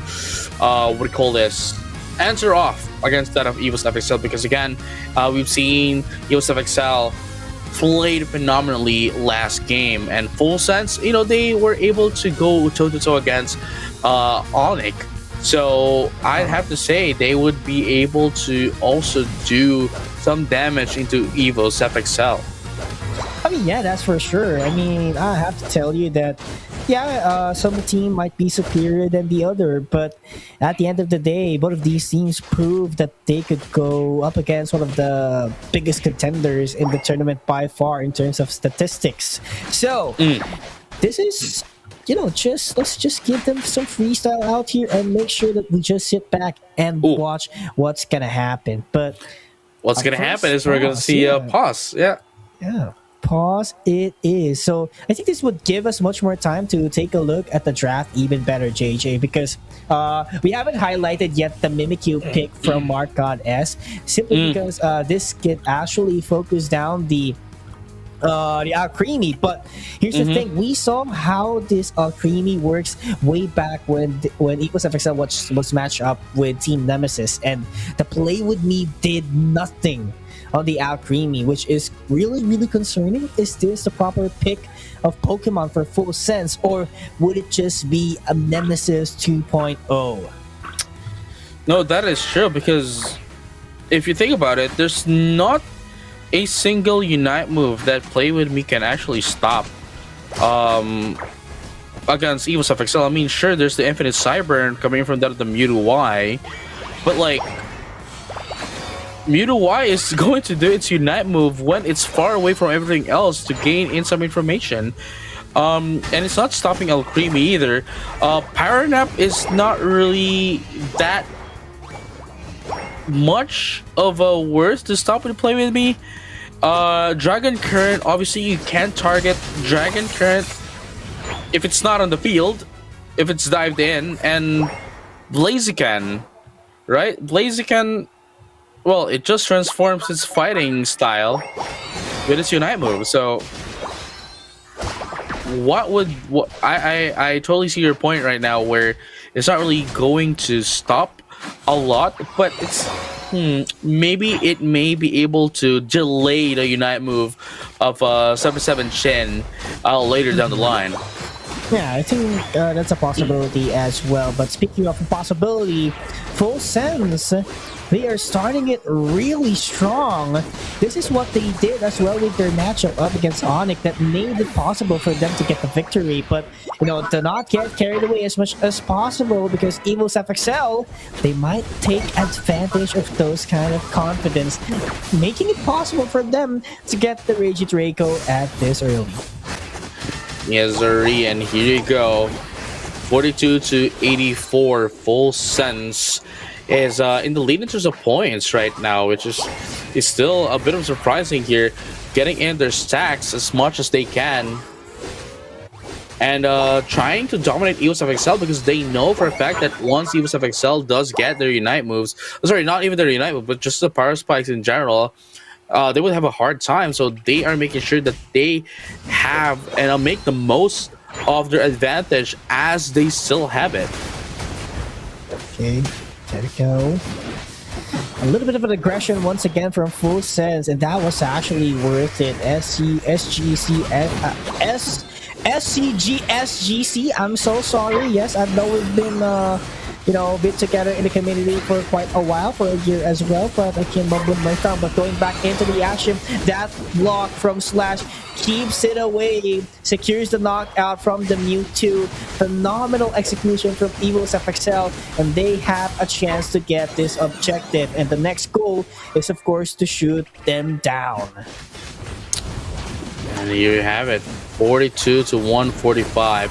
Evil's FXL going to be able to secure that Regieleki, and now they are going to be able to, pressure down Full Sense just a bit. But at the same time, Full Sense was able to answer back, say, "Hey, don't come here."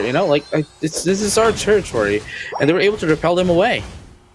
Absolutely, but Full Sense once again doing the aggression on the top path, and Shingi and the others heard that kind of problem. So there goes Shingi responding with the overheat, gets 2 knockout immediately. Hawk cannot score things down, but 77 Chin together with Z-Ray was actually there to get it. But here is the thing, can they shoot everything? 1 point is what they need to take down the goal zone, but SCG is completely defending it with no problem. So Shingi and Z-Ray would back away for now.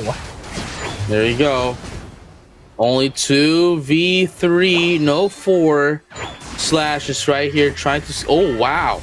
They didn't need Flail to get in because there was the hook from the side shock, and now going in for the block. Isolation going to be able to take down the Mega Mewtwo X, and now goes in Paranap.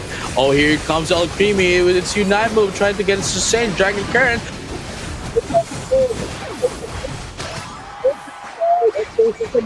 They're going to be able to destroy the first score goal right now. 20 seconds left before the Regieleki comes out again, and that is going to be a wipe right there into the side of Full Sense. 176-148 immediately after one team fight. Evil's FXL was able to catch up into Full Sense. That is a great execution from Evil's FXL. After getting that pressure up against Full Sense, they just charge in. And every knockout counts as well here, JJ. Once you get a knockout, you get a momentum, and you make your opponent think that they would hesitate, they would back down, because you are losing in terms of the quantity man department. So make sure to get KOs as much as possible for their mindset to be different. Here we go. Ooh, Evil's FX, Full Sense, sorry. Wow! The infinite minutes, Cyber and JJ was actually the possible key here for Full Sense to get 3 KOs right off the bat at the bottom.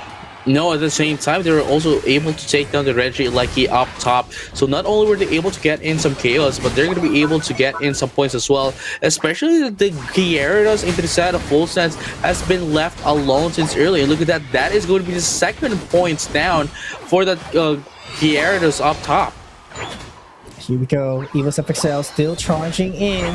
Meltiza gonna be defending it with all his might, but Sunzage and the others would respond here. Mark got S charging in. He knows they need to take out 77 Chin, but the range wasn't quite enough, and the Snorlax would be the offer for Evo's FXL just to secure and avoid being knocked out by the others. Reggie Draco going into the side of 94. Evo's FXL stole it away from Full Sense, and look at this. Oh, that's the Dragon's Current invested just to go away. That's going to be huge for Evo's FXL because they can force a team fight right now and just wipe out Full Sense immediately. Yeah, they just shouldn't take down the Gyarados right now because, again, getting knocked out means you get to recover 25-30% of your Unite charge. So just make sure to remove all the resources so that this Gyarados won't have its Unite move by the time the Kyogre comes out. But then again, it's already been like a minute before 2-minute mark, and SGC might be able to get its Unite move back, but a little bit delayed nonetheless. It's possible you have to prolong this. Okay. Focus Blast to create some distance by Shingdi. Nice move by Imhong, but they managed to turn the tides, and Imhong is a little bit in danger. But right now, Creamy with a Ignite with the support things. Now, that play with me did nothing once again. That is what happened a while ago, and Evo's FXL does know the consequences as well. So right now, they're charging in. They are confident that they can take everyone down. Creamy is already down. Blaziken and Mewtwo. Wow! Oh, Shindy. And Full Sense might turn this around.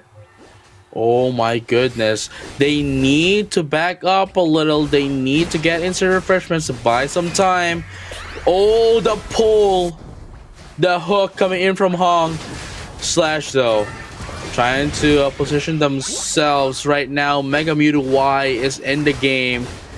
Kyogre right now getting being used as a bait here by Evo's trying to get in. Hong's gonna be taken out as well. They're gonna be able to Mega Evolve, and there you have it. Just like that, they were able to buy some time for themselves as Evo's FXL is going to be able to secure that, but Full Sense acknowledges that and just went in for the score immediately, giving away the Kyogre away to Evo's FXL. Okay, it's just defense for 30 seconds. Can SGC do it alone? Not quite, but that is just one goal zone. There's 2 more for the side of Full Sense, and they manage to defend this ground, but it's not yet over. They have to back away as fast as they can. But that is a big problem. Can they push back Evo's FXL? The top path is looking vulnerable, but so is their base. 15 seconds, sorry. 15 seconds is up left. If they can wipe them out, they can and will be able to catch up. 7 seconds is what they need to... They're gonna block. Oh, there you go. Oh, wow. That was very close. That was very close. Oh my goodness. No. Is it enough? It was not enough. Not yet. It was not enough. That was almost a game for Evo's FXL. Notiza wasn't able to block the 100, but again, in the back of their minds, they are confident that it is more than 100 what Evo's FXL needs to get the game. And it is just consistency that Full Sense showed in order to get game number 1. I love what Full Sense did. You know, acknowledging the fact that the time is already running out, And acknowledging the fact that while there were so many casualties that had happened, at least they had a lot of points with them. And the shot call for them to just score in, to just score in and ignoring Evils FXL was the right call at that moment. And look at what happened. Instead of Evils FXL after getting the Kyogre being the one, or should have been the one in the advantage, it was them at the detriment of trying to catch up. And since Full Sense was able to put down their points immediately, they were able to head back and get ready, position themselves to defend. Man, Full Sense really demonstrated that getting Kyogre is not enough for you to win the game. So definitely goes to show that this is a different Pokemon Unite that they are already playing. Before, if you get the Groudon or the Rayquaza or even the Zapdos, it would give you a huge amount of boost for you to win, but that's not the case for now, JJ. It is a different story, and it might happen again and again in the history of Pokemon Unite, but not yet done. We still have 1 to 2 more games to determine and crown the champion for day number 3. Right, and again, it's still game number 2. We might be able to see a game number 3, especially with how things are as of the moment. I like the fact that Full Sense, they're so dynamic, and I don't mean that in a bad sense. I just mean that their strength as a team heavily depends on who they're playing against. You know what I mean? Like, yeah. I know what you mean, but I mean, hey, as long as you win games, no problem, right? That's true. I mean, like, going up against Made in Thailand, it showed how, hey, they were having a hard time, or at least they were on equal footing as Made in Thailand. And then we were like, hey, you know what? Yeah, Onyx might be stumping them. Full Sense might have a different, or rather, a difficult time against Onyx. And then when they play against Onyx, hey man, they were able to stop them instead. And now going up against Evils FXL, man, maybe I'm not giving Full Sense as much credit as they should have been getting. Yeah, I mean, I do understand where you're coming at, but hey, same thing goes for Evils FXL, because they were bottom of the standings from days of 1 and 2, but right now, hey, they're on the finals, so much credit to one of the teams out here, not just Full Sense, but as well as Evils FXL. But Full Sense, just 1 win away for them to get the fresh 20 points from day number 3, which would give them a total of 40. And I think that would be the largest. Wait, let me do quick math. So if Onyx gets the win on the 3rd, I think Onyx would be at top. I think, I think Onyx Team 1, I think they would get 3rd place if my math is correct. So they would get 3rd place if they win this thing. And no, as much as second. I think if Onyx wins later on against Team 1, but we're still waiting for the result on what's gonna happen in that matchup. And now, 94 starting off with the Mega Mewtwo X and Full Sense, Nodiza and SCG at the Mimikyu. Mimikyu. Z-Ray is back with the Mew, which is phenomenally awesome as well. But Hong doesn't have the Vaporeon right now, so we noticed that Hong frequently uses the Crustle, which doesn't really work on their favor. So right now, Miraidon secured. Ooh, I'm not quite sure if Markot S will be the one using it, but we'll just have to find that one out later on. But again, they don't have Vaporeon available right now, so this would be somewhat decreasing the strength of Full Sense if they revert back to the Crustle because it wasn't working in terms of data. But who knows what would be their game plan, at least for game number 2. I don't think they're gonna go in for another defender here. I think an attacker would be more appropriate. There we go, an all-rounder. Okay, yeah. That's going to be, at least it makes more sense now that they're going to be going in for the Blaziken at the last one, last Pokemon for the picks. Mainly because, hey, at least they have a bruiser that can do damage, right? Coming in the form of the Blaziken. At the same time, they also have the Black Lane attacker, and at the same time, Markot S that can go in and out with Shadow Sneak if need be. You know, supporting Blaziken, and of course Hong supporting from the back lanes. Maybe with a charged beam this time around against that of EvoSef XL. And now, what I am not actually sure about EvoSef XL is what I'm not sure about EvoSef XL is why Slash is not going in for Mamoswine. You know, which has been working pretty well on the past 2 games. But before we head into the game, we have received that Onic 1-2-0 against C1 for the battle for 3rd. And yes, I do believe that would be pulling them up at the first spot because they do have a total of 47 points by now. And T1 gets, I think 40 is what T1 gets, if I'm not wrong. Because 20 points is for the champion, then for the second is, I don't know. Yeah. You know, we'll check that back later. Yeah, later. Yeah, that's for sure. So I think let's just wait and see. But I think Sonic is at second spot at least. But hey, gotta focus on what's in front of us. EvoSef XL in full sense on game number 2, and EvoSef XL is starting this one strong.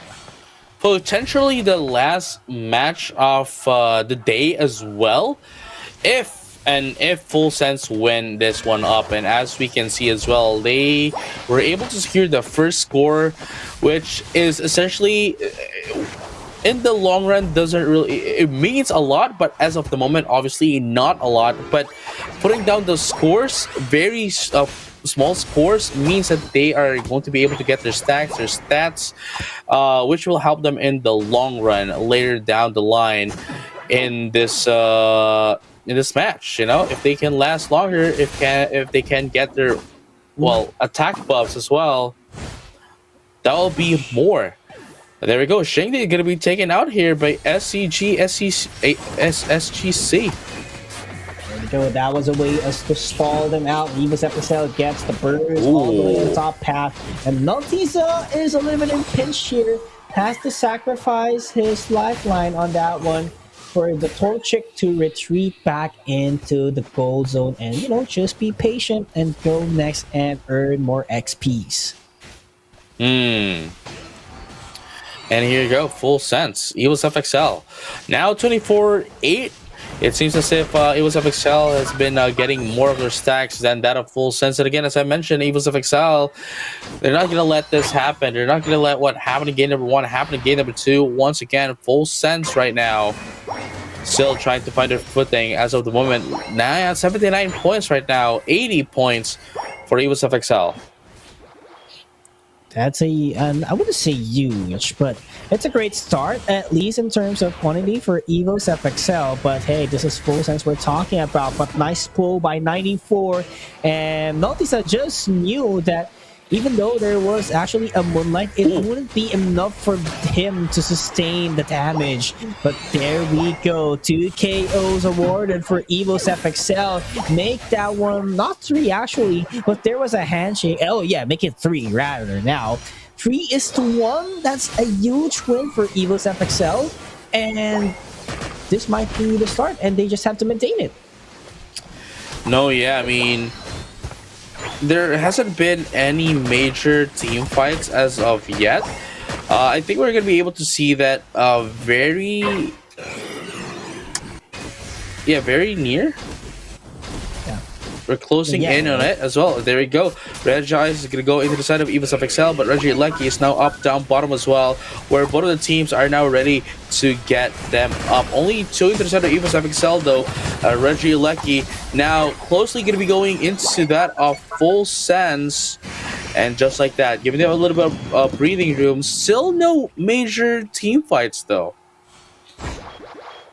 Major team fights, but it's just playing out very safe here. Full sense, I could definitely say that they are sitting comfortably still with their XP, except for their supporters at least, because the Fable is just at level 6, same thing with the Maridon, so they need to stack up more XP as fast as possible because it's looking scary, especially for the Leafeon that's actually at level 10, so Full Sense really needs to be careful, but SCG trying to run away. He's left alone. Eject button to get away.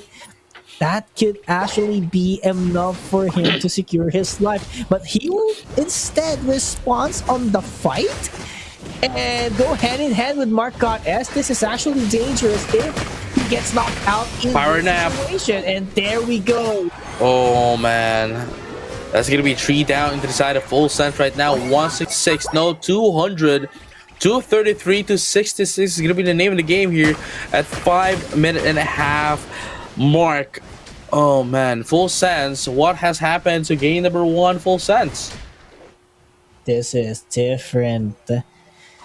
But yeah, not yet the over. It's mid-game. They still have 5 minutes to scale up their XPs, but that level 11 Leafeon is looking very scary already, especially when it targets the Maridon or the Clefable later on, because they could just be squishy and shred it down. And I mean, I like how 94 is handling this Mewtwo. With the side shock as well, they know where to position themselves. They know when to get in as well. Wow. And just being a utility Pokemon for the side of Evos FXL. But as I say that, there's going to be 1 down into the side of Evos FXL right now with 2 of them being low. That's going to be the Snorlax down up as well. Full Sense now trying to make sense of what's happening, trying to do more KOs here as Evos FXL tries to push in against Full Sense. A lot of them currently at low, going to be able to take down 2 for the price of 2. Full Sense gets wiped out once again in that fight. Registeel awarded to Evos FXL. Not looking good for Full Sense because they might get punished once again with the attack boost offered to it. So here Splash, Z knows that they have the advantage. That's why he's going for aggression.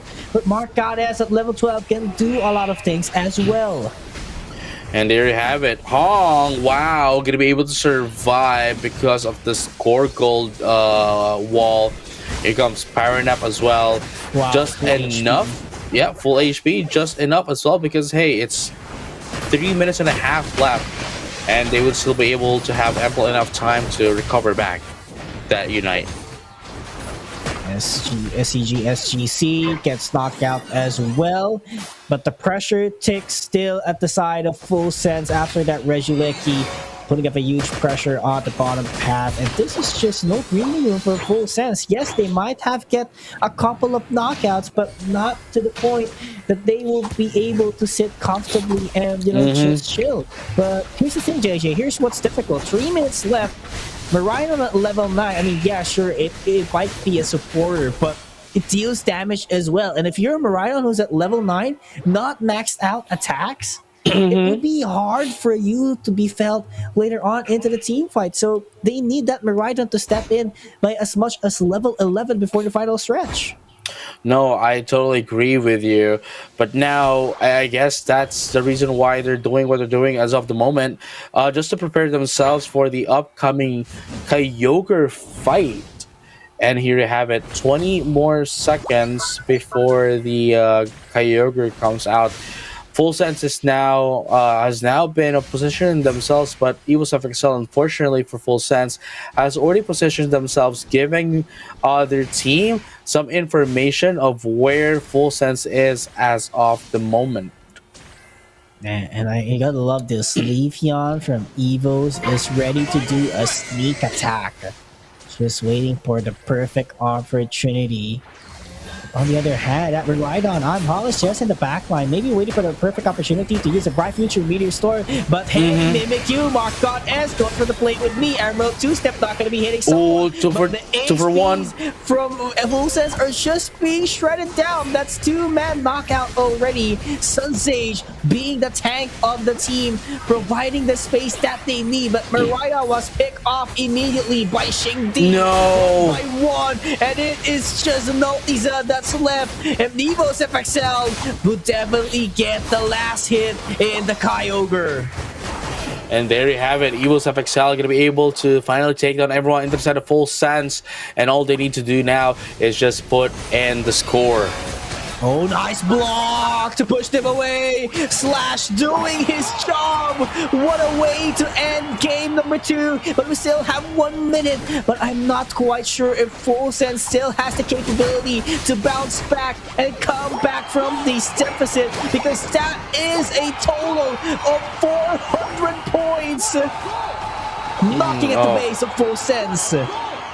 Yes, sirree. And now in just a few seconds, we're going to be headed in towards game number 3. Evil's FXL, again, does not want that to happen, does not want to give Full Sense that 20 points, because, again, they need to get back up that leaderboards if they do want to survive and get as high as ranking for the King of the Hill.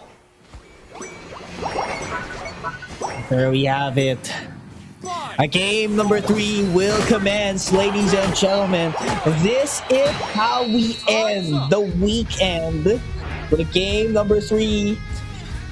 This is just phenomenal Pokemon Unite action, ladies and gentlemen. Evo's FXL from the bottom, they might be sitting at the top right now, but for Full Sense, of course, they want to take the crown at least for day number 3 and be up on the standings later on.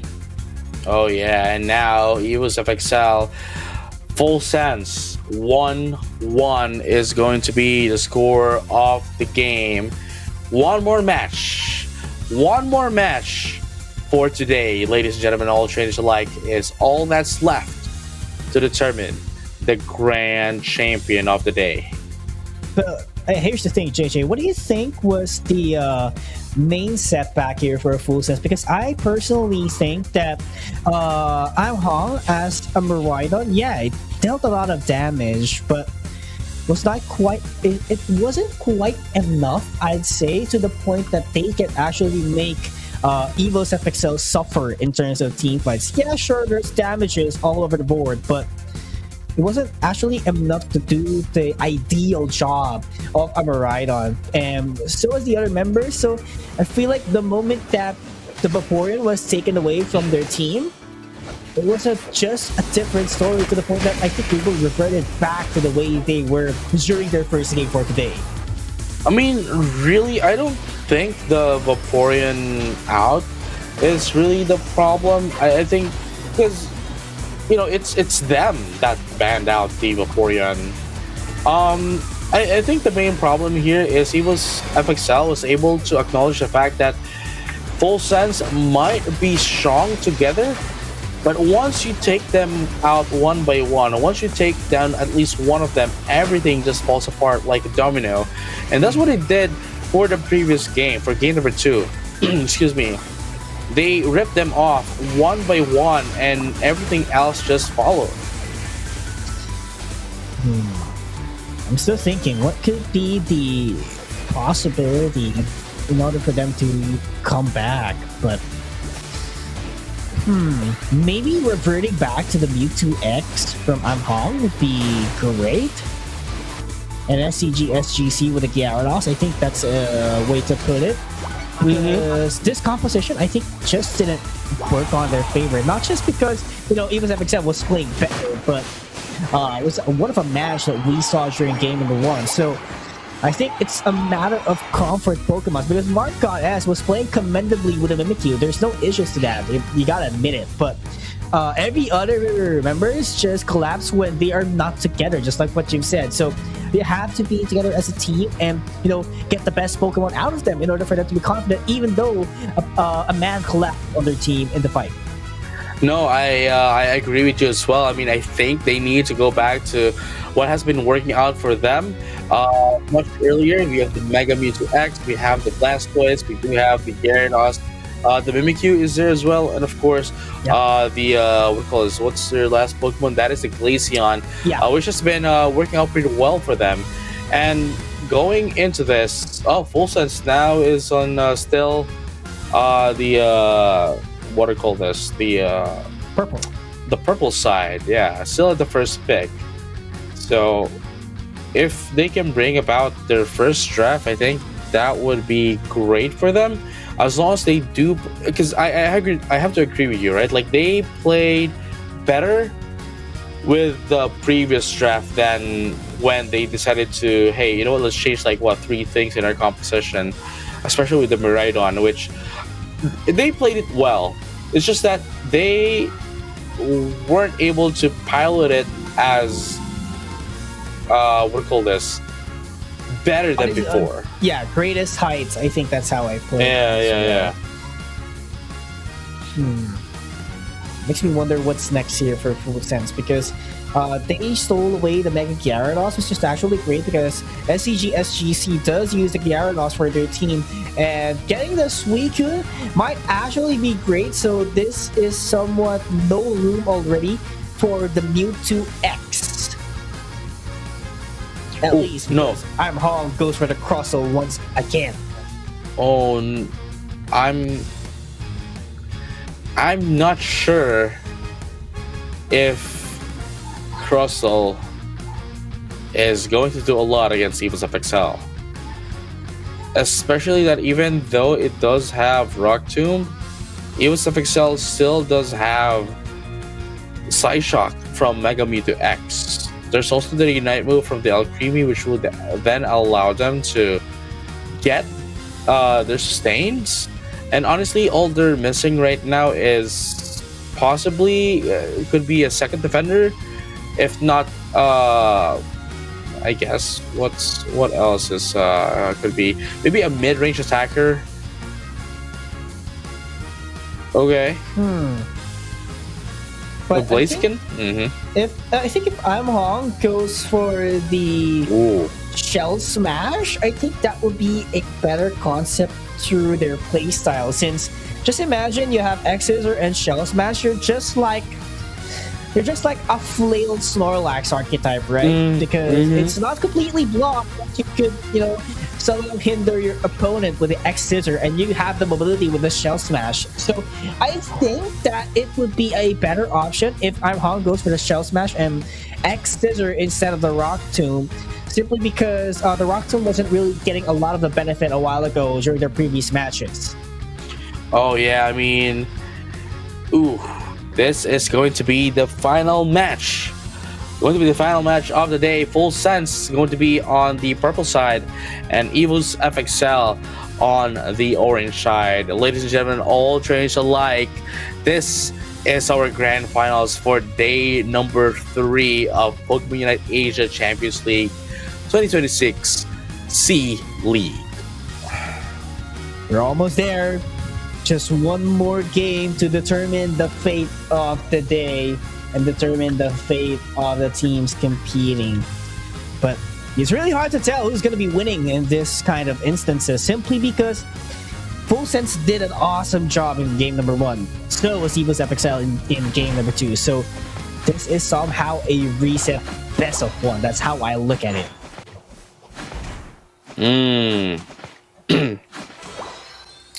And here we have it. Starting off the game. Had to start strong as much as possible, and I think Full Sense has that capability right now with not these as a Suicune being available, but Slash with a Water Gun sending them back. That was actually a great timing as well from Full Sense, in order rather from Evil's FXL, in order for them to play this one out very safe. USFXL now trying to get in a bit of a control here. Oh, gets in the Mega U2 as early as possible. Trying to deal some damage into full sense, but not quite enough though. Still just a minute into the game. And yeah, still not much else is happening. It's just the first 2 points started off by USFXL. There we go. SCG attempting to fill up his rage so that it could evolve into a Gyarados. But nice ambush from Shingdi. Acrobatics to take down the Magikarp. That was quite phenomenally timed by Shingdi so that Gyarados could be delayed in the evolution and into the game. No, delayed in just a bit. Slash right now, still a War Turtle. Gonna be able to get in some points, 2 points to be exact. And, you know, there's still 77 Chin just to make sure that they would be able to survive another day. Slash is gonna be able to, you know, with that, gonna be proccing its focus sash. Ooh, there we go. Slash once again with a Skull Bash. Nice setup. SGC running away. He knows he doesn't have enough support to get the KO up against Slash. So that is well-timed call. On the other hand, at the middle, they are Regidrago, but Marcotte S. He knows the plan of the Talonflame. That's why he got the knockout plus the points at the bottom. But the response would be a huge amount of pressure in the top hat as well. And there you have it. Full Sense going to be able to put down some points up top now with only 1 point lead for USFXL. 7 minutes into the game, we're going to be able to see the first major set of the objectives in the game. But before that, USFXL currently down low. I think they might just have to give the first score goal up top to Full Sense. There we go. SGC putting again a huge pressure.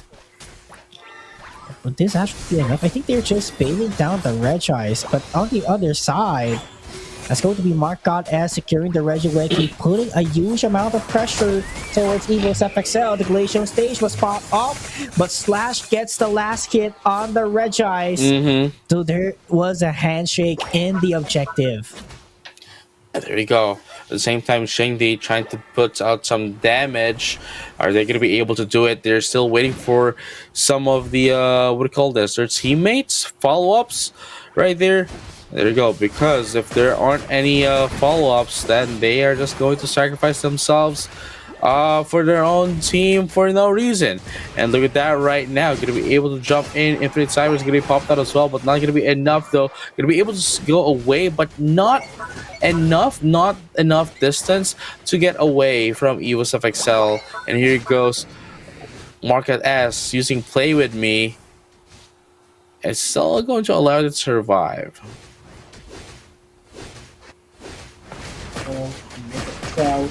A bit behind in the points, but they are looking confident on the fights that they are engaging. But on the same time, level 12 Mimikyu will be a lot for them to handle, especially when it goes aggressive together with the Suicune. So they have to watch out for that one, because this Mimikyu, Marcotte S, could give them a huge amount of pain.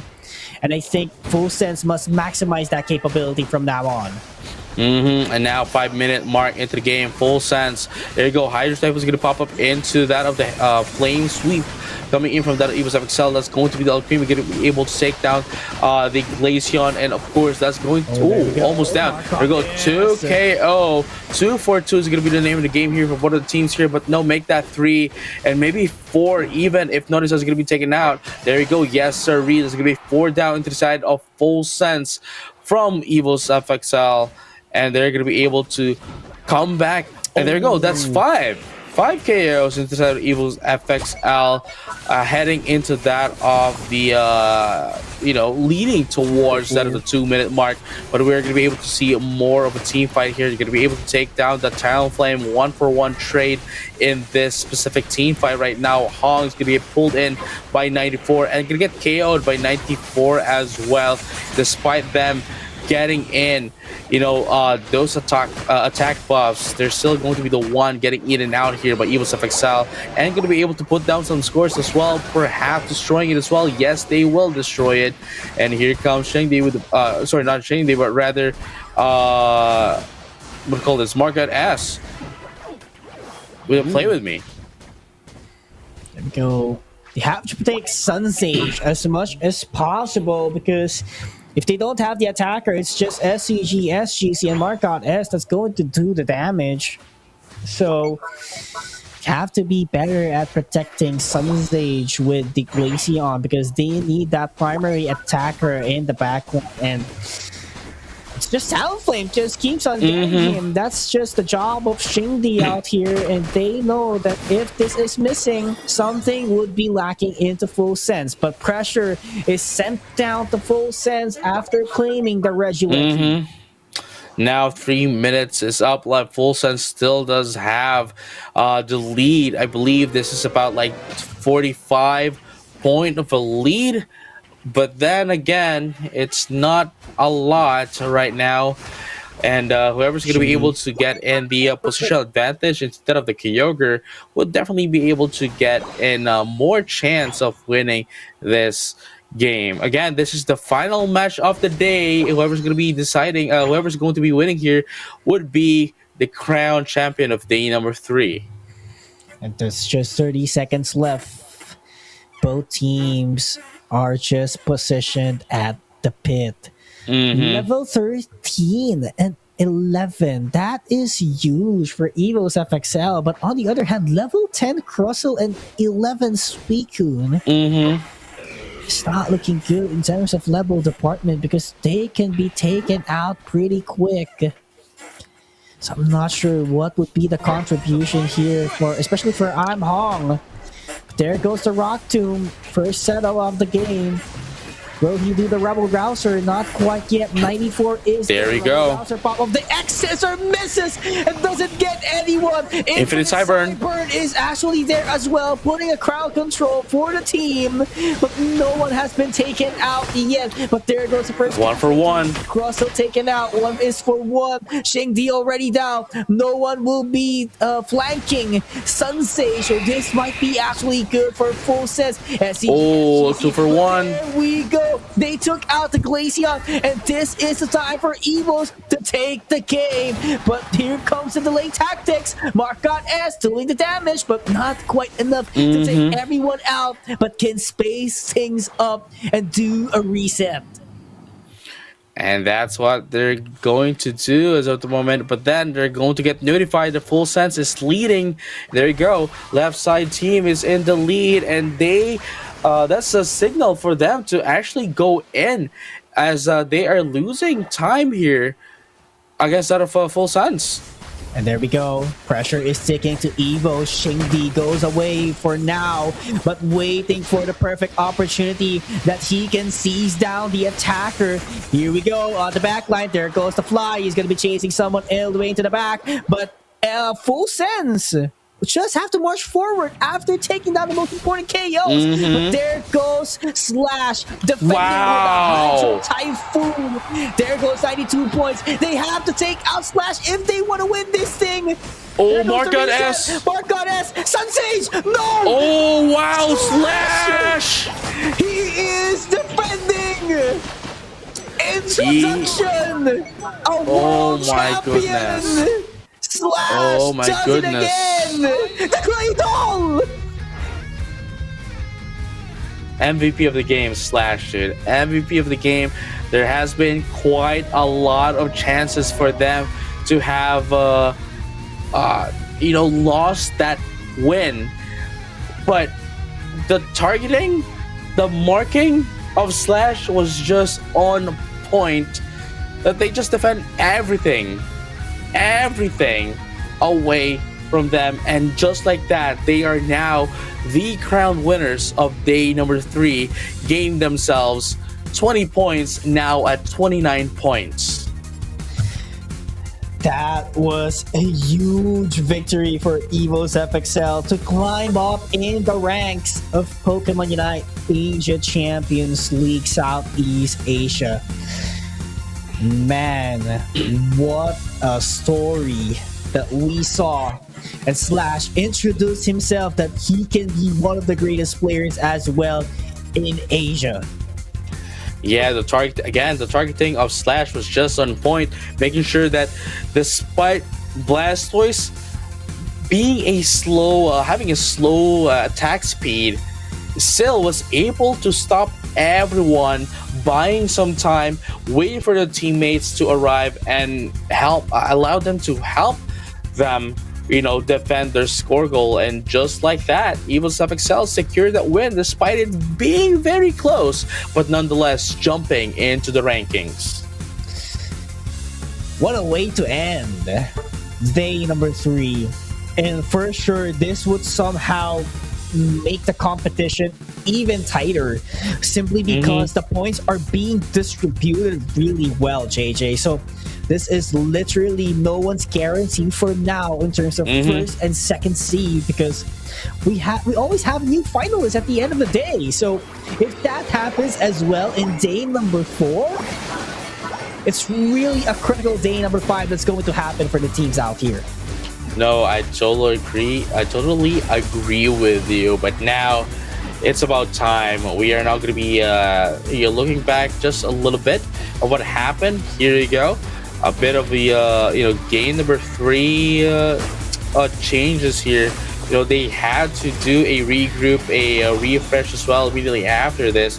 There goes the Hydro Typhoon. We saw a lot of Unite moves getting popped up as well, but nothing lethal that allowed them to secure the win. It wasn't until later, this is the team fight, that dictated everything. Who's going to be winning this? Actually, not quite. Yeah, who's going to be winning the game? But then someone just had to stop Fate from going over its course, and that someone is none other than Slash. Let's take a look back at what he did to be able to make sure that they defend this quite greatly from getting scored in. Yes, but still props for the effort and of course the overwhelming performance of Full Sense as well. Because definitely some people doubted them when they were playing up against Made in Thailand. I mean, yeah, for sure, that's also me. They were having a hard time, but they made it up until this point. But of course, participating teams, we are now recruiting, or registration is open for the Winter Tournament Open qualifier. So champions advances to ACL Finals in Yokohama, Japan, and APAC East would happen in February 1. That will be the eliminations, and February 7 for the playoffs. Same thing goes for APAC West. February 1 is going to be the elimination, and February 8 will be the playoffs. And this is a free hotel accommodation and a ticket flying to Japan if you get to be the winner of Winter Tournament. Yeah, just make sure you have your passports ready, because if you do win this and you don't have a passport, then you're going to have a hard time. That's going to be a problem. And here we go. Having a bit of a a recap of what happened. Onyx Rise winning against Rival Esports, Full Sense winning against Made in Thailand, T1 winning against FN Esports, and Evo's FXL winning against Team Nemesis 2-0 at round number 1. And there we have it. Match number 5, Onyx Rise versus Full Sense. Full Sense does get the win, and Evo's FXL, same thing, gets the win with T1. For our third place matchup, Onyx Rise gets another win up against Team 1, and Full Sense losing to Evo's FXL, and Evo's FXL is our crown Day 3 champions. But I know you're quite curious, what is the update in our leaderboards? And here we have it. Onyx Rise still at top with 36, Rival Esports with 39, 36, Full Sense with 35, and Team 1 with 34. Yeah, I mean, obviously, they're not just Evo's FXL. We were hoping, or at least Looking forward to them going to the first half of the leaderboards. But then again, we cannot dismiss the fact that everyone else still has been able to get some points today. And just like that, at least they were able to jump back up from that of the 7th, 8th place, now at the 5th place. And if they do get more points later down the line, then they might be able to follow through and jump even further on the upcoming days 4 and 5. But as that is, as of the moment, Onyx Rise is still at the top at 39 points, and Rival Esports at 36. Absolutely, and definitely they are by far who has the high chance of the guaranteed spot to ACL finals, but we still have day number 4 and day number 5, which is next week. That will be February 17 and 18. So make sure to mark your calendars because you will witness more Pokemon Unite action. No, yeah, I mean, and before we head over to the winter tournament as well, there's still day 4 and day 5, and the day 6 for the King of the Hill to determine who's going to be winning Asia Champions League C-League 2026 before we head into the winter tournament. So with that being said, PKUs, we have been your casters. My name is JJ, and with me is PKUs. We're going to be seeing you guys next week once again for days 4 for the Pokemon Unite Asia Champions League. We'll see you guys later.